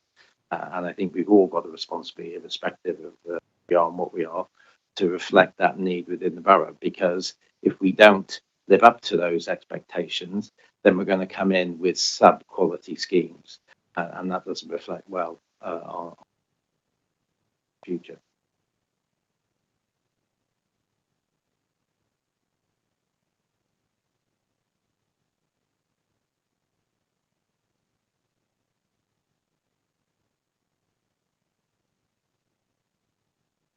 So, colleagues, any further questions to officers? Yep, go on, Sam. I did have a question to officers, but I wondered if we should give the applicant a chance to respond to the design panel. Since the ward councillors placed some emphasis on it, I thought maybe we should hear from the applicant about it.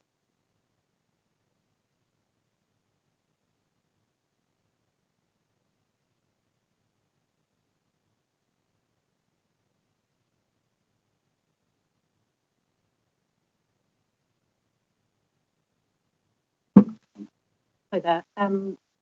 Yeah, so we were invited back to the design review panel once the parallel application was submitted in February 2024.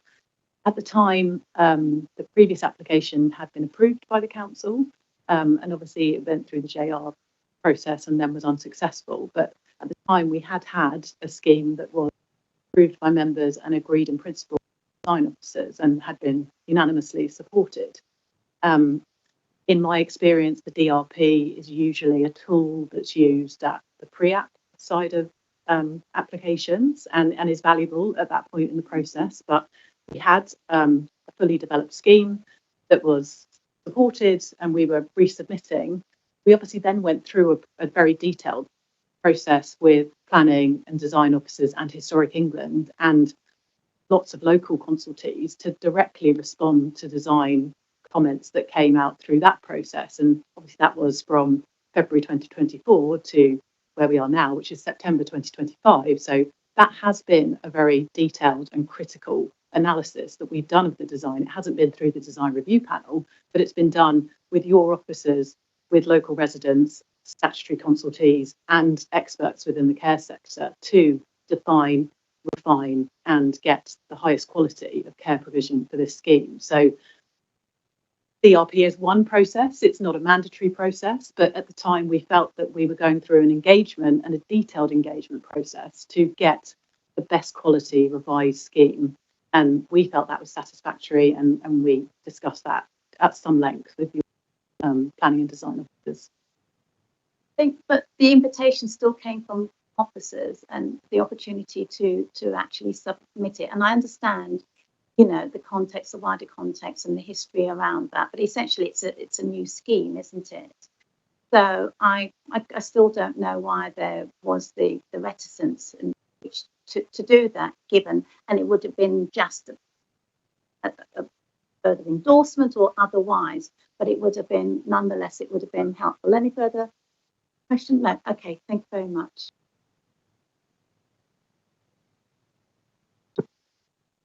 Just wanted to add, the point of design review panel is outlined in paragraph 64.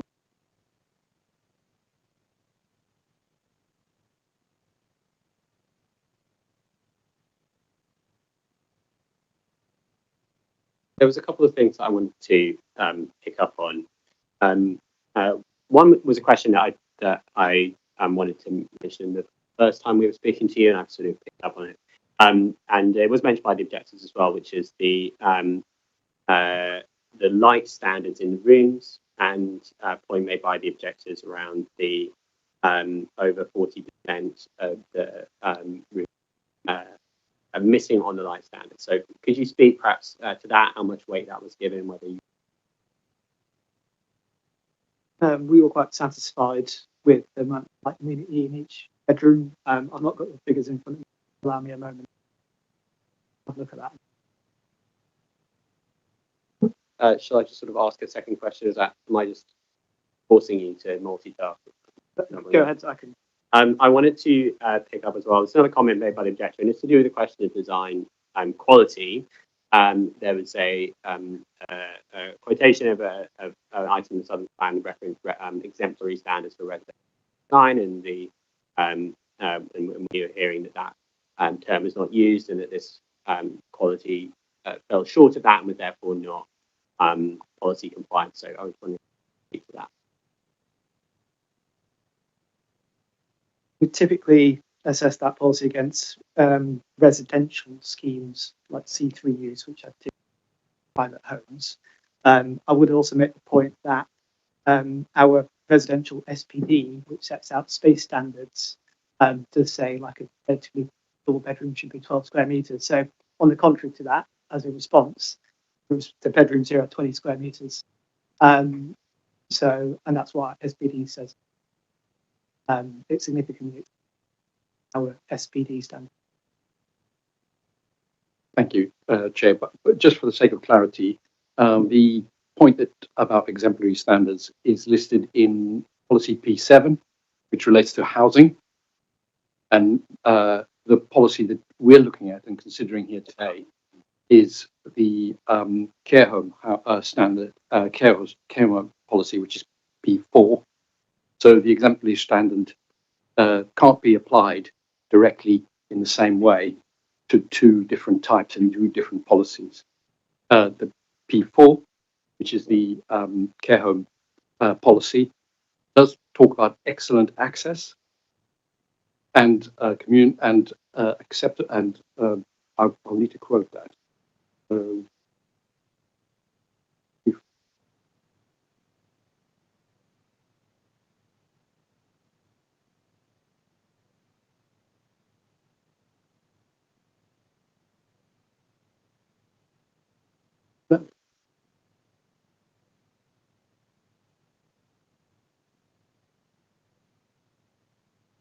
It's P7, sorry, forgive me, I've got it all the way around there.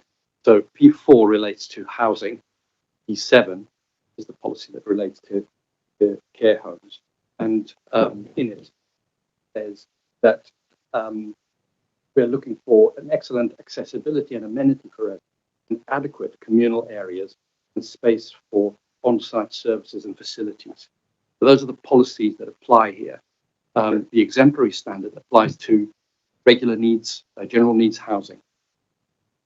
We do not have a space standard requirement for care homes that would then be applied in this instance. What we rely on is colleagues who are commissioning this facility day in and day out, and who know the standards that they require and expect of this type of housing. And obviously what you've heard today in evidence is the way that it's applied across the board in other similar facilities.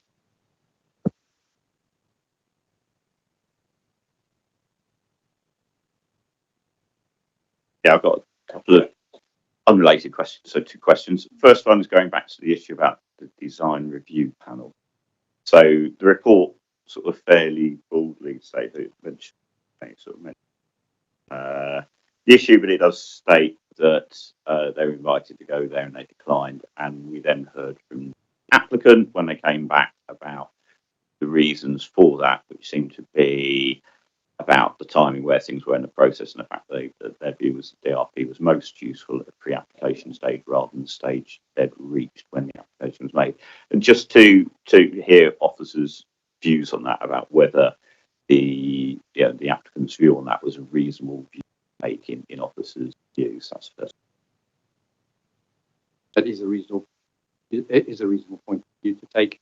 The design review panel normally review schemes at pre-application stage when the design is in a degree of development, and the opportunity to make adjustments, and to develop further the scheme is best placed.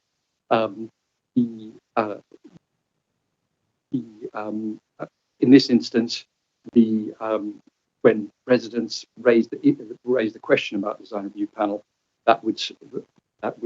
we would certainly, and as we have done with other applicants, invite them to the design review panel. But again, it's not mandatory.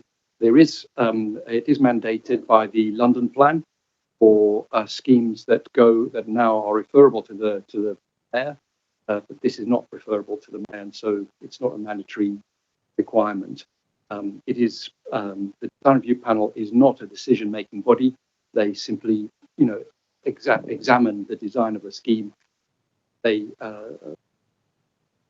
can advise you on the quality of the design and so on, but they won't conclude and they won't consider other planning matters as you would have to. Thank you. So my second question, as I said, isn't related, but it is related to various things that we talked about quite a lot in this meeting, which is the issue about that balance between the room size and the ensuite bathroom space. So I had a look again at the condition 23 about the operational management plan, because we were told that might be a route for it, which didn't feel to me as if it probably did help in the way that we'd like you to. So about a couple of hours ago, but I haven't heard anything since to suggest otherwise, I sort of had a go at trying to write down a new condition, and which was that the new condition, which would be to request that details on room layout, communal facilities, and storage be agreed with planning officers with consultation with the adult social care department as a condition, and just wanted to run that past officers to see whether they thought that would be appropriate.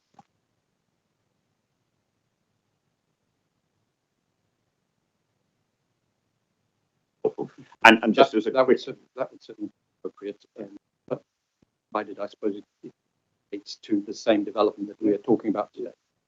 Thank you. And just as a quick addition, I mean, it does strike me from some of the conversation that we've had, and given future Queen's Road site, that it might be useful for us to look again at perhaps what policy is about homes in terms of planning. And obviously, we can't apply that retrospectively. It does feel as if it was a bit of work that needed statement.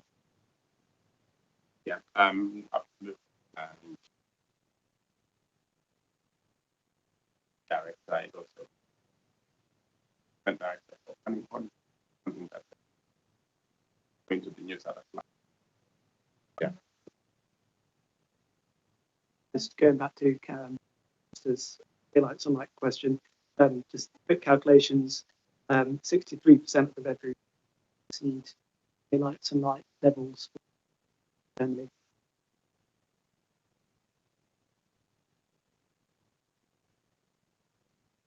Can we just get clarity on these figures? So I think we're looking at the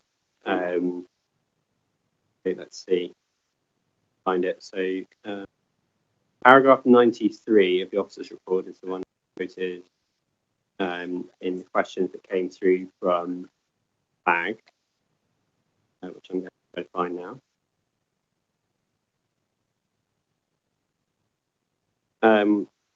It says, in relation to sunlight exposure, 58 of the bedrooms would experience sunlight levels in line with PRE targets. So the amount that you just said was rent. Is that a different measure? That's probably the accurate one. Oh, I see. Yeah. I got you. I see. So perhaps you can provide some more information on the acceptability of that, given that 42% of the bedrooms falling short of the target seems like a high proportion.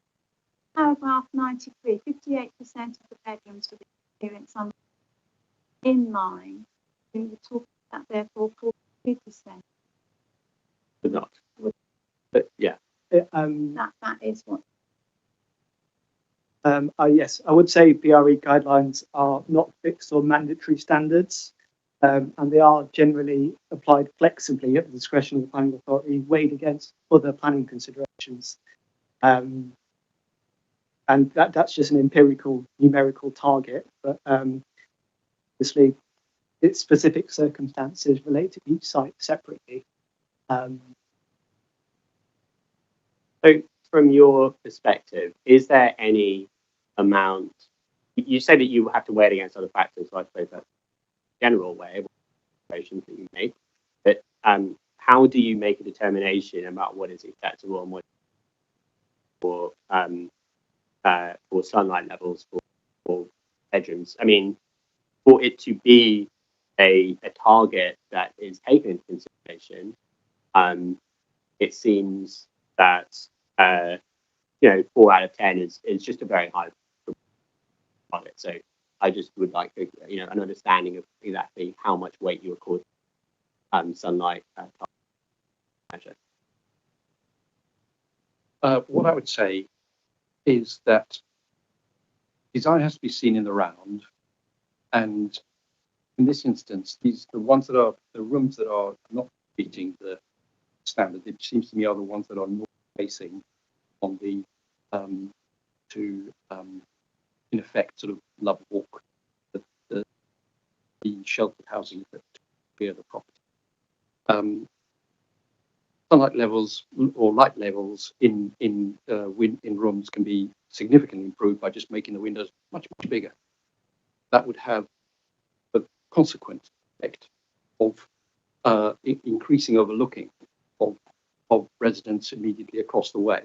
So that is something that always has to be considered in the round and in the particular circumstance of that. There's been a lot of discussion about the design and to make the design more appropriate in the conservation area with smaller windows or more regular shaped windows and so on. So these numbers are then worked through when the external appearance and the design is made to fit within its context.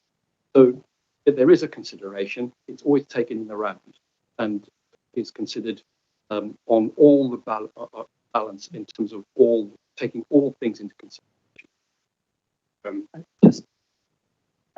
I think these figures represent 8% improvement in the scheme. There is an improvement in this current proposal compared to what the levels were.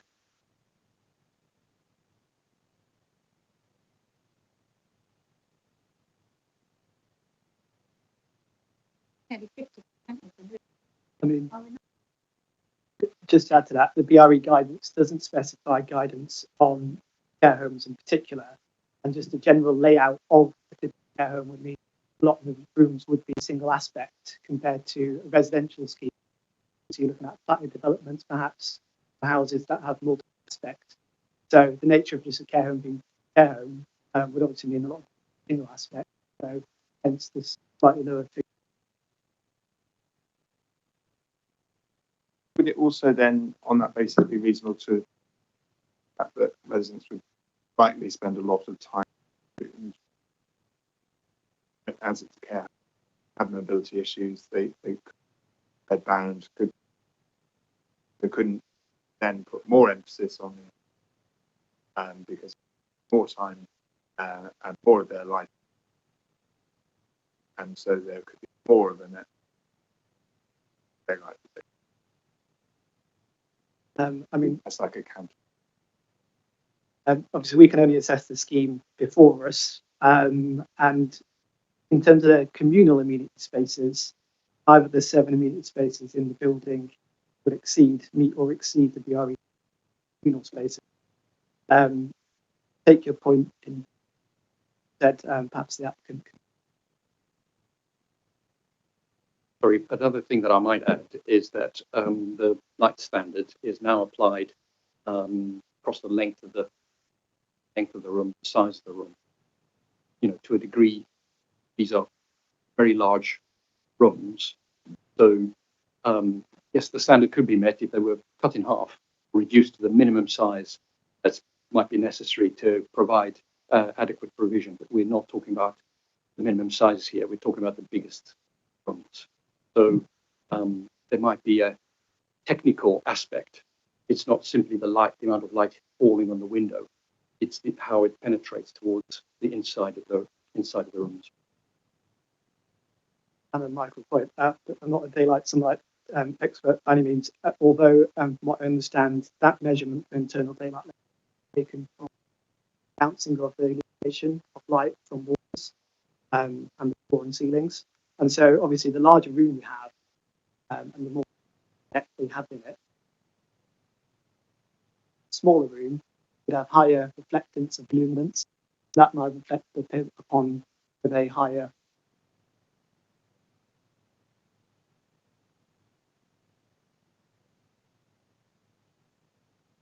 Thank you, Chad. I want to better understand and explore the implications of conditioning, effectively further discussions around design, and to what extent there is scope, if this design is approved tonight, to have further discussion. What would fall within the scope of that, what would not? And if you were to have that conversation tomorrow, are there things that you would wish to start discussing and reopening conversations around specific design elements? Thank you, Chair.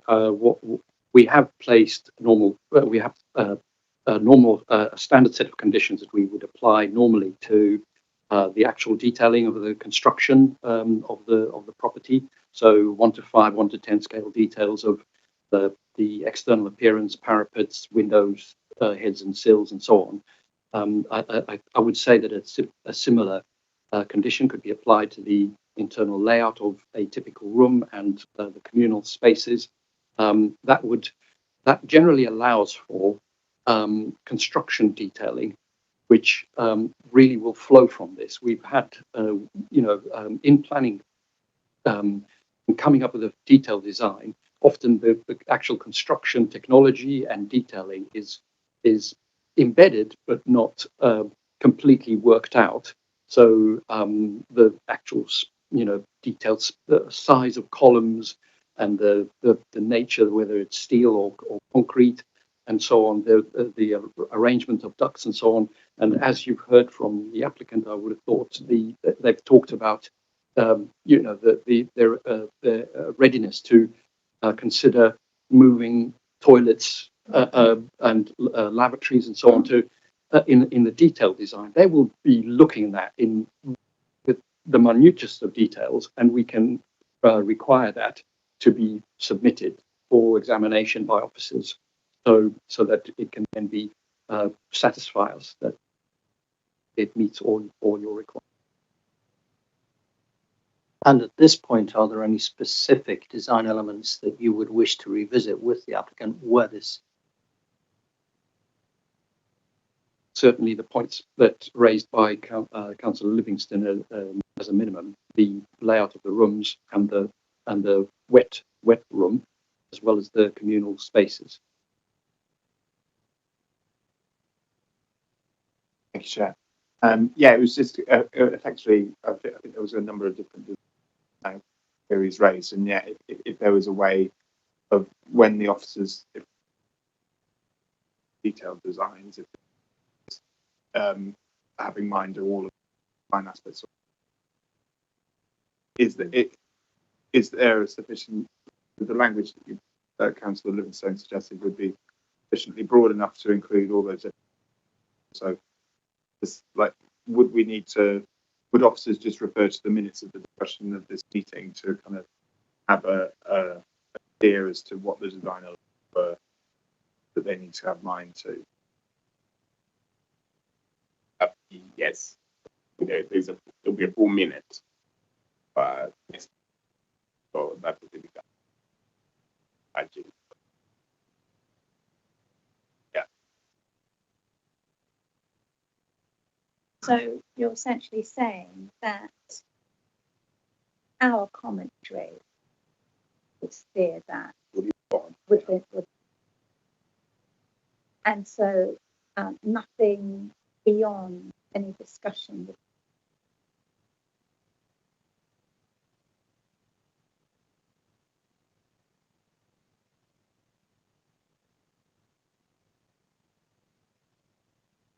so we would need to be very specific in the scope of that discussion.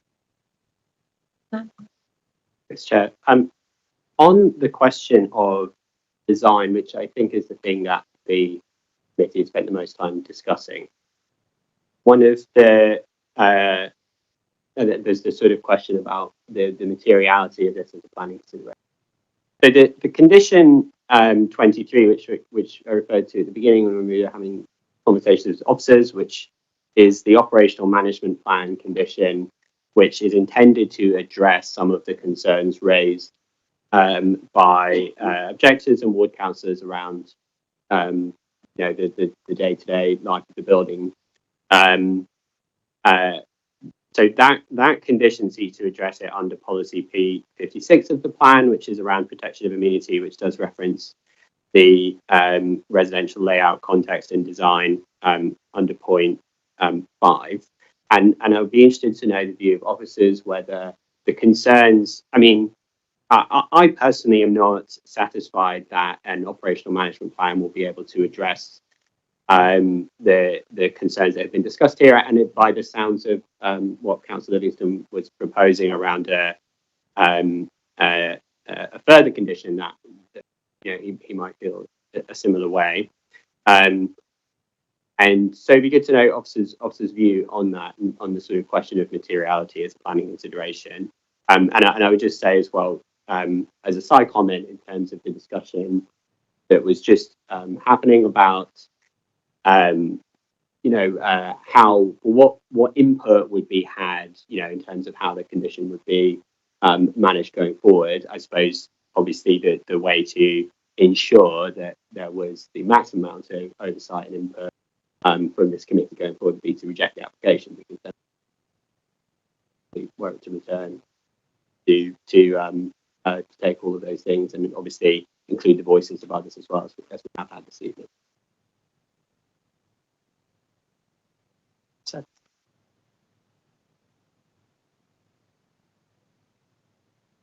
sure, it might be an answer of 4 questions to a degree. On the condition which Councillor Livingston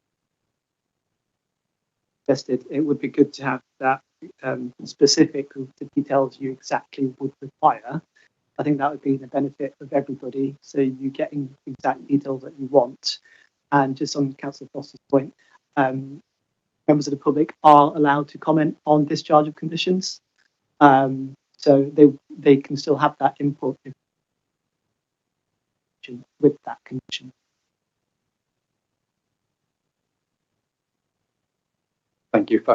Chair, if I can just add, forgive me, Councillor Foster, the point you made about condition 23 is right in the sense P56 is the protection of amenity of neighbours. So the condition is prepared around the actual, impact of the development on neighbours and its operation on neighbours. So it's comings and goings, arrangements around general workings of the facility. So it cannot sort of trigger an internal reconfiguration or arrangement. I think the condition that Councillor Livingston is suggesting is more appropriate, and that would be a bespoke new condition. I was just drafting briefly, I suppose, prior to what we would sort of suggest is prior to commencement of the development, 1 to 10, 1 to 20 scale layouts of the rooms, including the wet rooms and communal areas, to ensure that the spaces offer excellent quality of accommodation in accordance with policy P7. So that lays it out in policy, has a trigger when the information should be submitted, and of course the usual clearly states the relevant policy that's applied to. Yeah, could we include storage space as well? Because I know it was an issue that was raised by SPAG in terms of waste storage in particular. That's a list. And as I said, I think it'd be useful if there could be some discussion between planners and the adult social care department. That's charged. Certainly, and that's noted, and then we could, as Zabe says, all these would be applications submitted and would go on the public register and would be open for residents. Whoever's got a planning alert would receive an alert about an application submitted in the area, and that would be they'd be able to comment.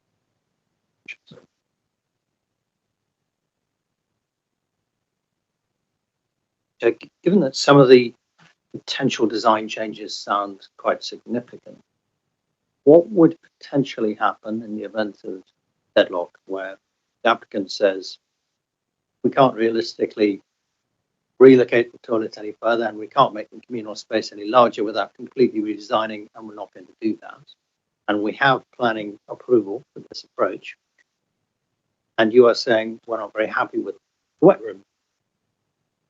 Do you end up in a situation where effectively we have to shrug our shoulders and say, okay, well, got the application, you can go ahead with it? Or is there an opportunity to say, no, it's just not good enough at that point, or is it too late?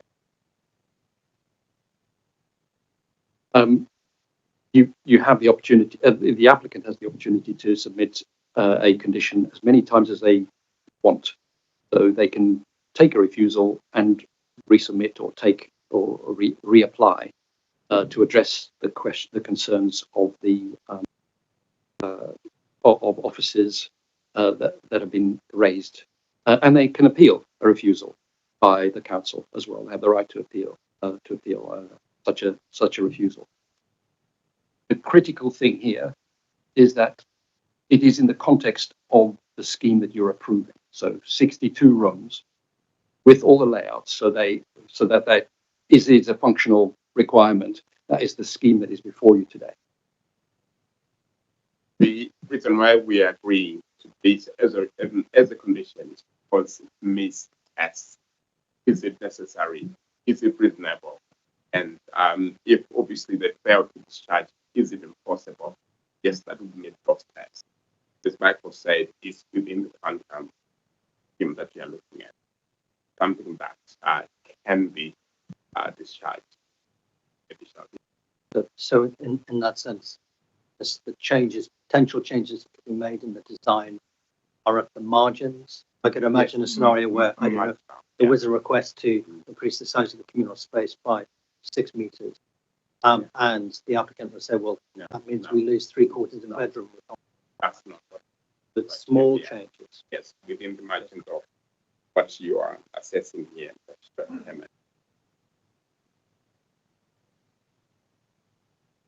Thanks, Chair. I just want to make reference, I don't want to harp endlessly on this one condition, but if we go to the report that we were showing right at the beginning, the PowerPoint presentation, it directly links this operational management plan condition to the concerns raised around resident management procedures, meaning the residents of 50. So it directly links the objection around the operational functioning of the care home, and it gives that as the reason for the condition number 23 on operational management plan. As we've heard, is to do with neighbourhood amenities, not the internal functioning of the care home. Is that misleading that to say that condition 23 pertains to those objections which are about resident management procedures, meaning the residents of the care home, and the operational functioning of the care home, when the part of the plan that it refers to is about neighbouring. I think if you condition 23 does specify a number of internal stuff. If you look at the reason, it does say P56 protection and meeting the Southwark plan. I don't think that's necessarily misleading because it's also required details specifics. I mean, we can amend the condition to make it a bit more specific if that's what you wish. No, what I want to understand is whether this part of the Southwark plan is relevant to what is going on inside the care home or not. Yes, and also the amenity of adjoining. Okay, that is different to what we heard a few moments ago from your colleague. So, but it's good to have a definitive answer on that because I think it's quite important as it, as it reflects the conversation we're having around planning materiality in terms of the design quality. So, if you could just restate that so we're absolutely clear on this, this aspect of the Southwark plan to do with amenity also includes what the experiences are of the residents within the building, not only of neighbours, but also amenities for those within the because you remember that points on the premises that we go. Do you agree with that? I didn't think.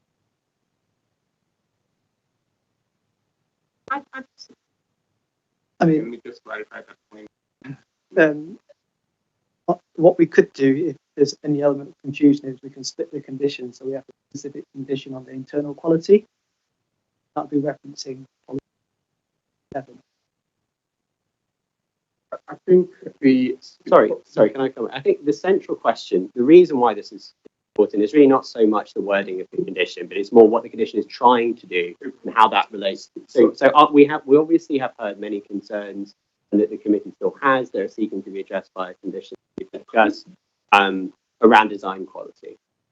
So it's just about understanding how that relates to this other plan, whether it falls P7, P56, or I think you are referring to the reason for imposing condition 92, which obviously refers to P56, protection of amenity. So, sorry, no, I was referring to the reasons as directly linked to the objections on page 50 of our the report's presentation from the beginning. So obviously, if you look at the report itself, I suppose it's ambiguous when it says the safety of residents, whether that means residents of the care home or whether it means residents in a general way. The residents of people living nearby, for example, because you can imagine why the internal operations would affect neighbours, obviously. But I think for the conversation we're having, it is mainly, it's not solely about the experience of the people within the building. Yeah, but for the interest of planning, right, a minute of adjoining as and the occupant of this. Yeah, thanks. That's what I was seeking to say.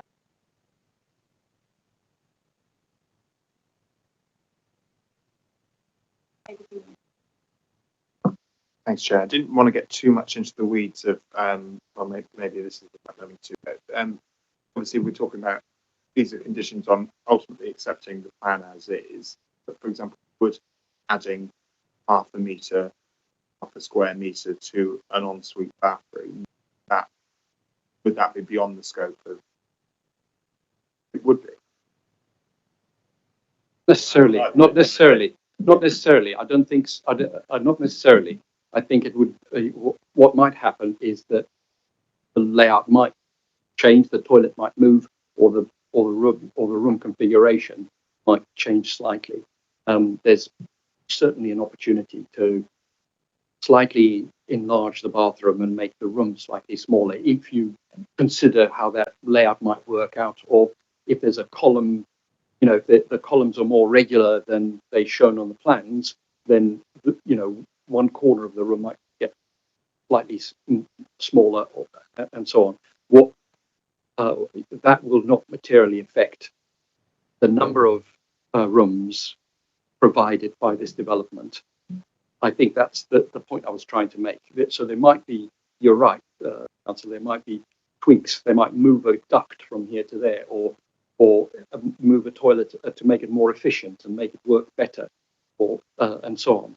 So that is more than likely to happen then. Those detailed points.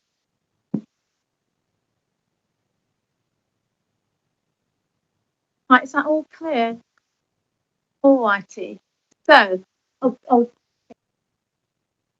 Just, I think for clarity, it would be helpful, I suppose, if we read out the proposed conditions so the councillors will know exactly what they're agreeing, and maybe we can vote for that. So it's clear what it is, and there's no doubts left. Please. right, but we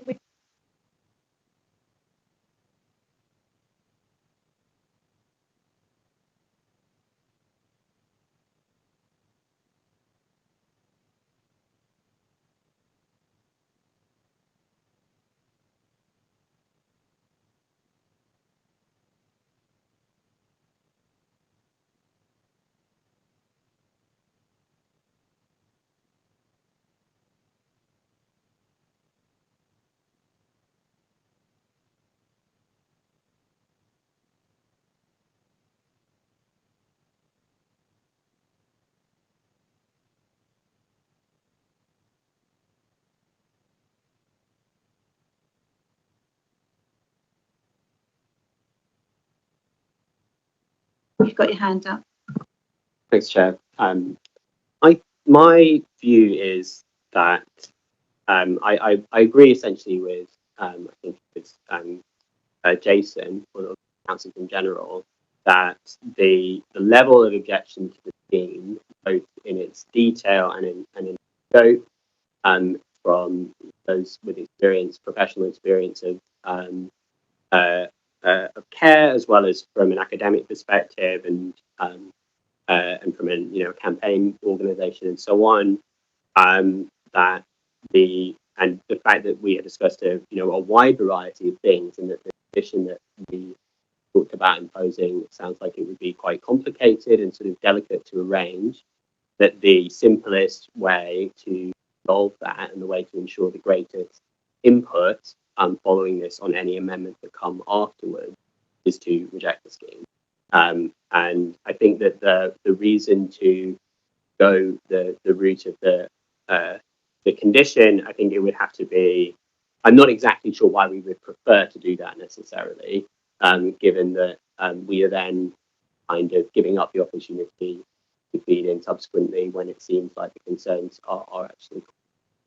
So my view is that the most, the simplest way, and to ensure that full, feedback can be submitted, reject it, and I would reject it on the grounds of the design quality as discussed and established, which falls under P7 and P.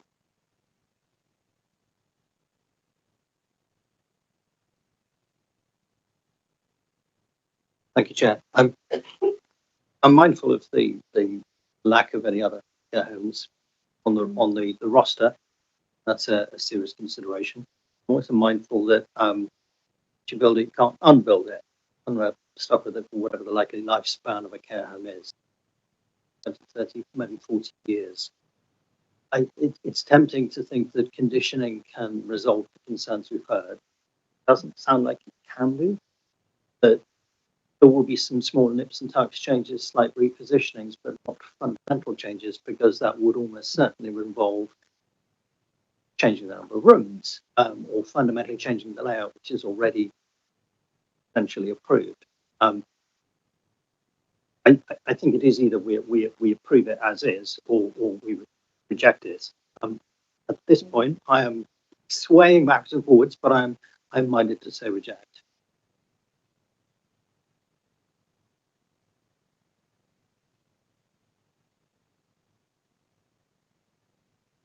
That's because I had two parents who had dementia, and I find it incredibly difficult to put a constructive comment on it.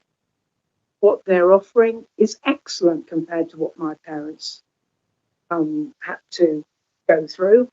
I also am familiar with care homes in this borough, and again, what they're offering is a great deal better than a lot of our care homes. And as was pointed out, we don't have an outstanding one. We don't. And I think they're getting very close to having an outstanding one. It may not be what everybody wants, but trust me, we have so many people with dementia. And as was mentioned, we haven't got spaces for them right now. So the only people who are looking after them are the carers in their own homes.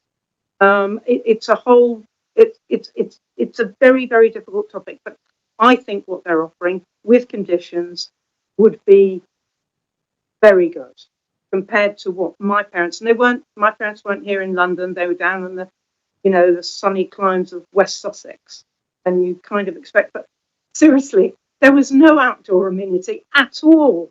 My mother just sat in a room that had a vague view of the sea, and we thought that was good.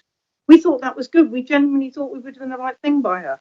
And it's not until I'm listening to what's being offered to people now in this new scheme that I'm thinking, oh my goodness, my mum really had a rotten time.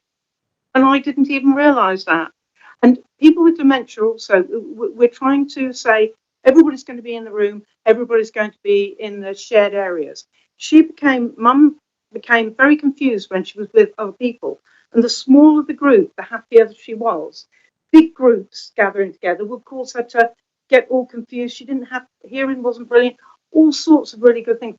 I kind of like the idea of smaller areas. That's all, just having sat with her, knitting with her and doing all this sort of thing. She found it very confusing, having lots of voices around. She wasn't used to it. She'd come from a home that she lived in on her own, suddenly to an environment she didn't understand at all. And I think their experience, the idea of walking with people, exercise, I don't remember, Mum was on the 4th floor of her care home.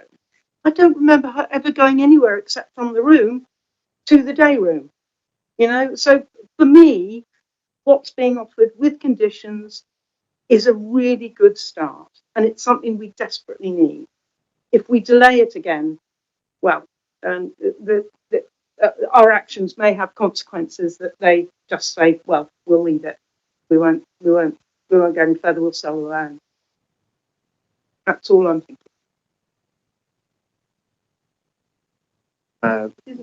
Thank you, Chair. I've said it in the first meeting. So I'm not.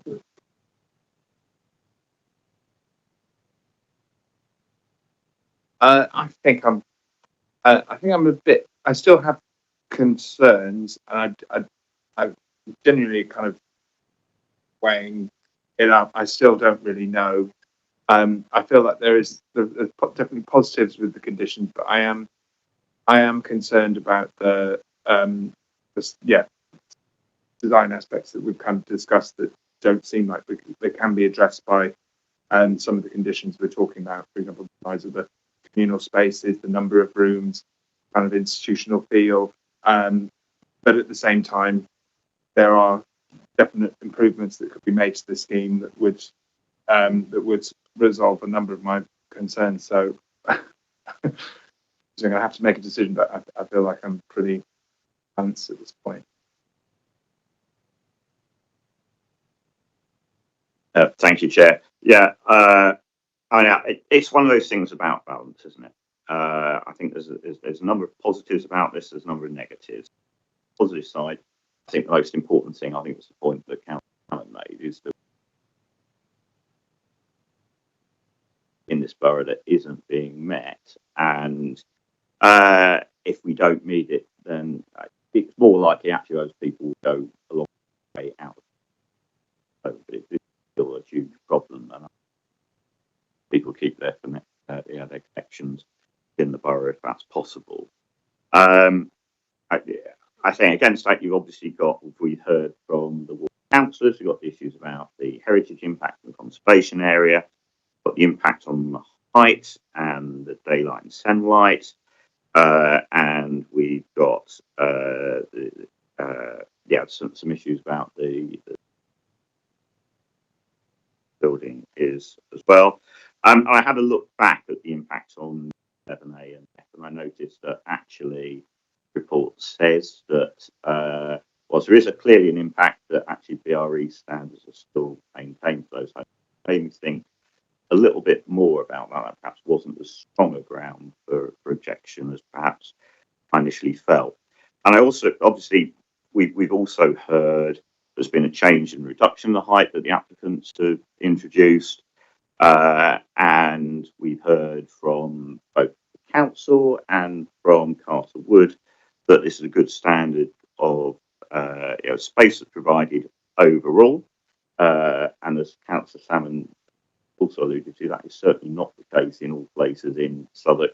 I've been to a few nursing homes where I kind of think, oh, place, and this does not feel like that. And I think they're having good quality provision. Important. Now, it was a slightly throwaway comment by Carter Wood, I noticed, but I did hear her say there's no reason why this couldn't be outstanding. Now, of course, like an Ofsted inspection, actually the design of the building is not going to be the thing ultimately that results in whether you get an outstanding or not. It's actually a lot more down to the work that's there. But the fact that this has that potential, where it's clear that too many other buildings in Borough don't, strikes me as something we also need to consider as well. So I do think there's issues that still concern me about the layout.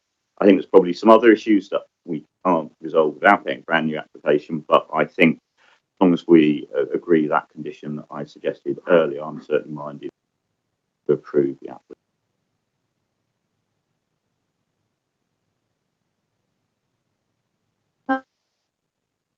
I like the scheme. I like the way they talk about how they will help the people, because they do need person-to-person care. And that area I grew up in, when they had the cinema, we used to go there. My cousin lived in one of the houses. They had houses there before they built that scheme where you are. And now that was where I used to play. I used to live at Camberwell Grove, and I used to play there with my cousins. They moved them out, and then they put them in flats somewhere, from houses to smaller flats. And so they went through the stress and the strain of moving from a lovely place to somewhere else. Now these people are coming in and they're prepared to give somebody a chance to have a better life. And I'm going to vote for, I agree with what Jane said, and I'm glad, like I voted for it before, I still maintain it's needed.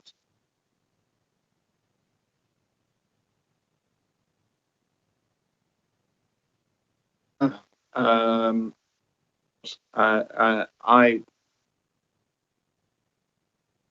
think I'm where you have to, I think I would be minded to I think with some conditions, I think that there could be improvement that I think allay my biggest concerns.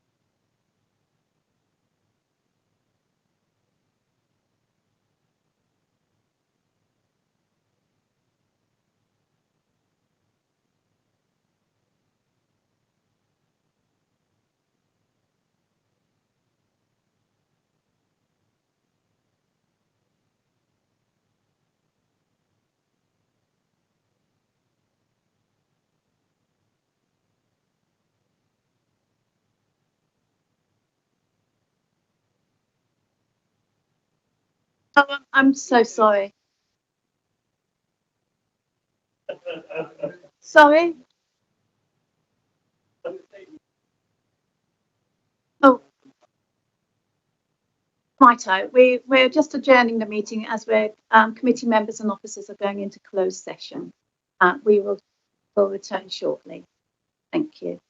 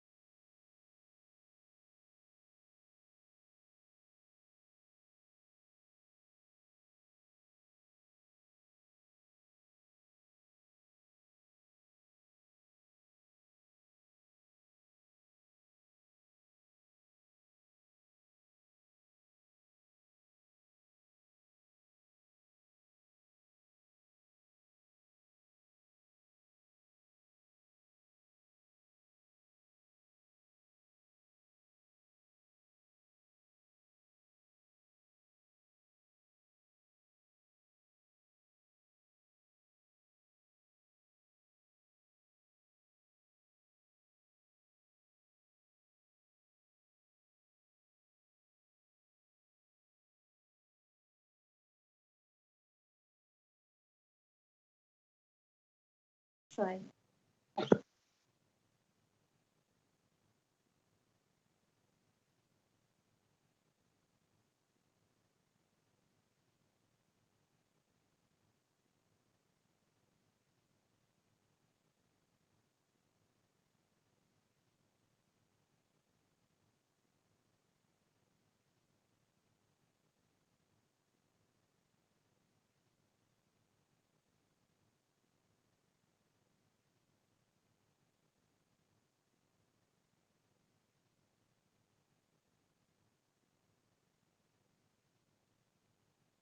Okay. Ladies and gentlemen, thank you very much indeed for your patience. We were obviously a little bit longer than I'd anticipated we would be. So the reason why I had taken, as we came to an end of our deliberations, took an indicative vote, if you like, and just to get a feel of what committee members were feeling around a decision on this particular application. And as you would have observed, there was an indication that we might have been mindful to reject the application. In such a case, we would then have to discuss the grounds at which, and then come back to actually proposing a motion to that effect. So we had to go into closed position, into a closed session rather, to discuss the legal implications of that proposal, and indeed based on what policies. After much deliberation, it was there was an indication from our legal advisor and officers that the reasons that we had put forward would actually be fairly weak, and it would be very difficult to defend that and defend the grounds of refusal, and that the applicant would then be eligible to appeal that, and it possibly could be sustained. So we then, following that advice, members would then return to the original topic around a discussion on conditions, and felt that we were probably in a better position to try and strengthen conditions that were already in situ, and indeed you heard there was a discussion around adding an additional. So we now have a proposal to grant. I think there's a strong indication. So I'm just going to go through the same exercise with colleagues, and just so that everything is completely transparent, and before we then put forward a motion. So, Councillor Emmanuel. I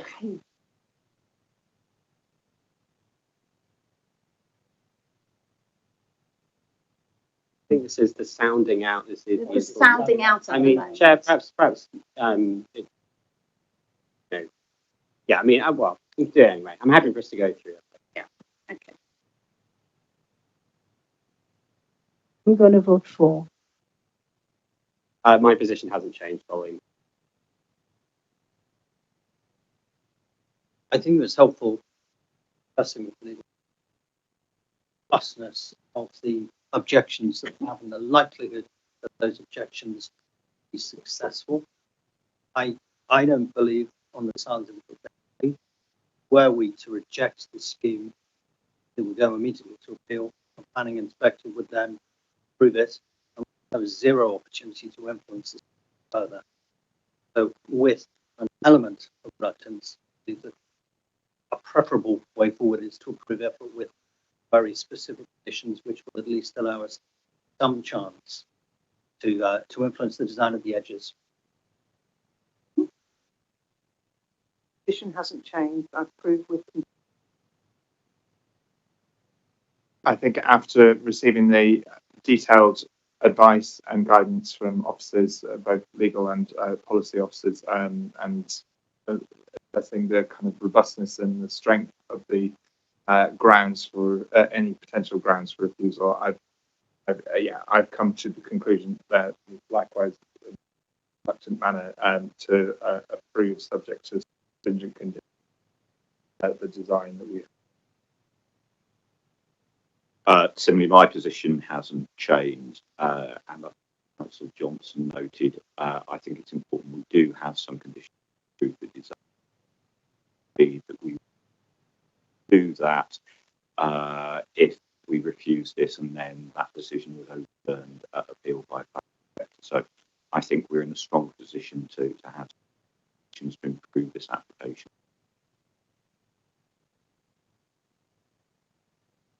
And I would echo that. We're not in the business of losing a week. When we go to appeal, we try to be in the strongest possible position, and we have a legal officer to guide us on that. And if we can actually influence the conditions and the improvements of the design, then I'm in favour in favour of that, rather than absolutely having nothing at all. Or we lose the appeal and the scheme goes ahead as is, and then we don't have actually any influence on improving it. So I will be mindful to approve it with the conditions. So I would like to propose the motion to move that we adopt the officer's recommendations as set out in the paragraphs 1 and 2 of the report on page 5 of the main agenda pack, and any amendments to conditions during the hearing. So could I invite Zaid to read out that? So the condition reads, notwithstanding the plans hereby approved prior to the commencement of the development and in consultation with Southwark Adult Social Care, 1 to 10, 1 to 20 scaled layouts of rooms, including wet rooms, common areas, and equipment storerooms, shall be submitted to and approved in writing by the local planning authority. The development shall be constructed in accordance with the agreed details. Reason is in order to ensure that development provides excellent accessibility, accommodation, and access to communal spaces in accordance with policy P7 of the Southwark. Thank you. Do I have a seconder? Councillor Sam. So all those in favour? Those against? Abstentions? No. So that is carried. Thank you. Thank you, colleague.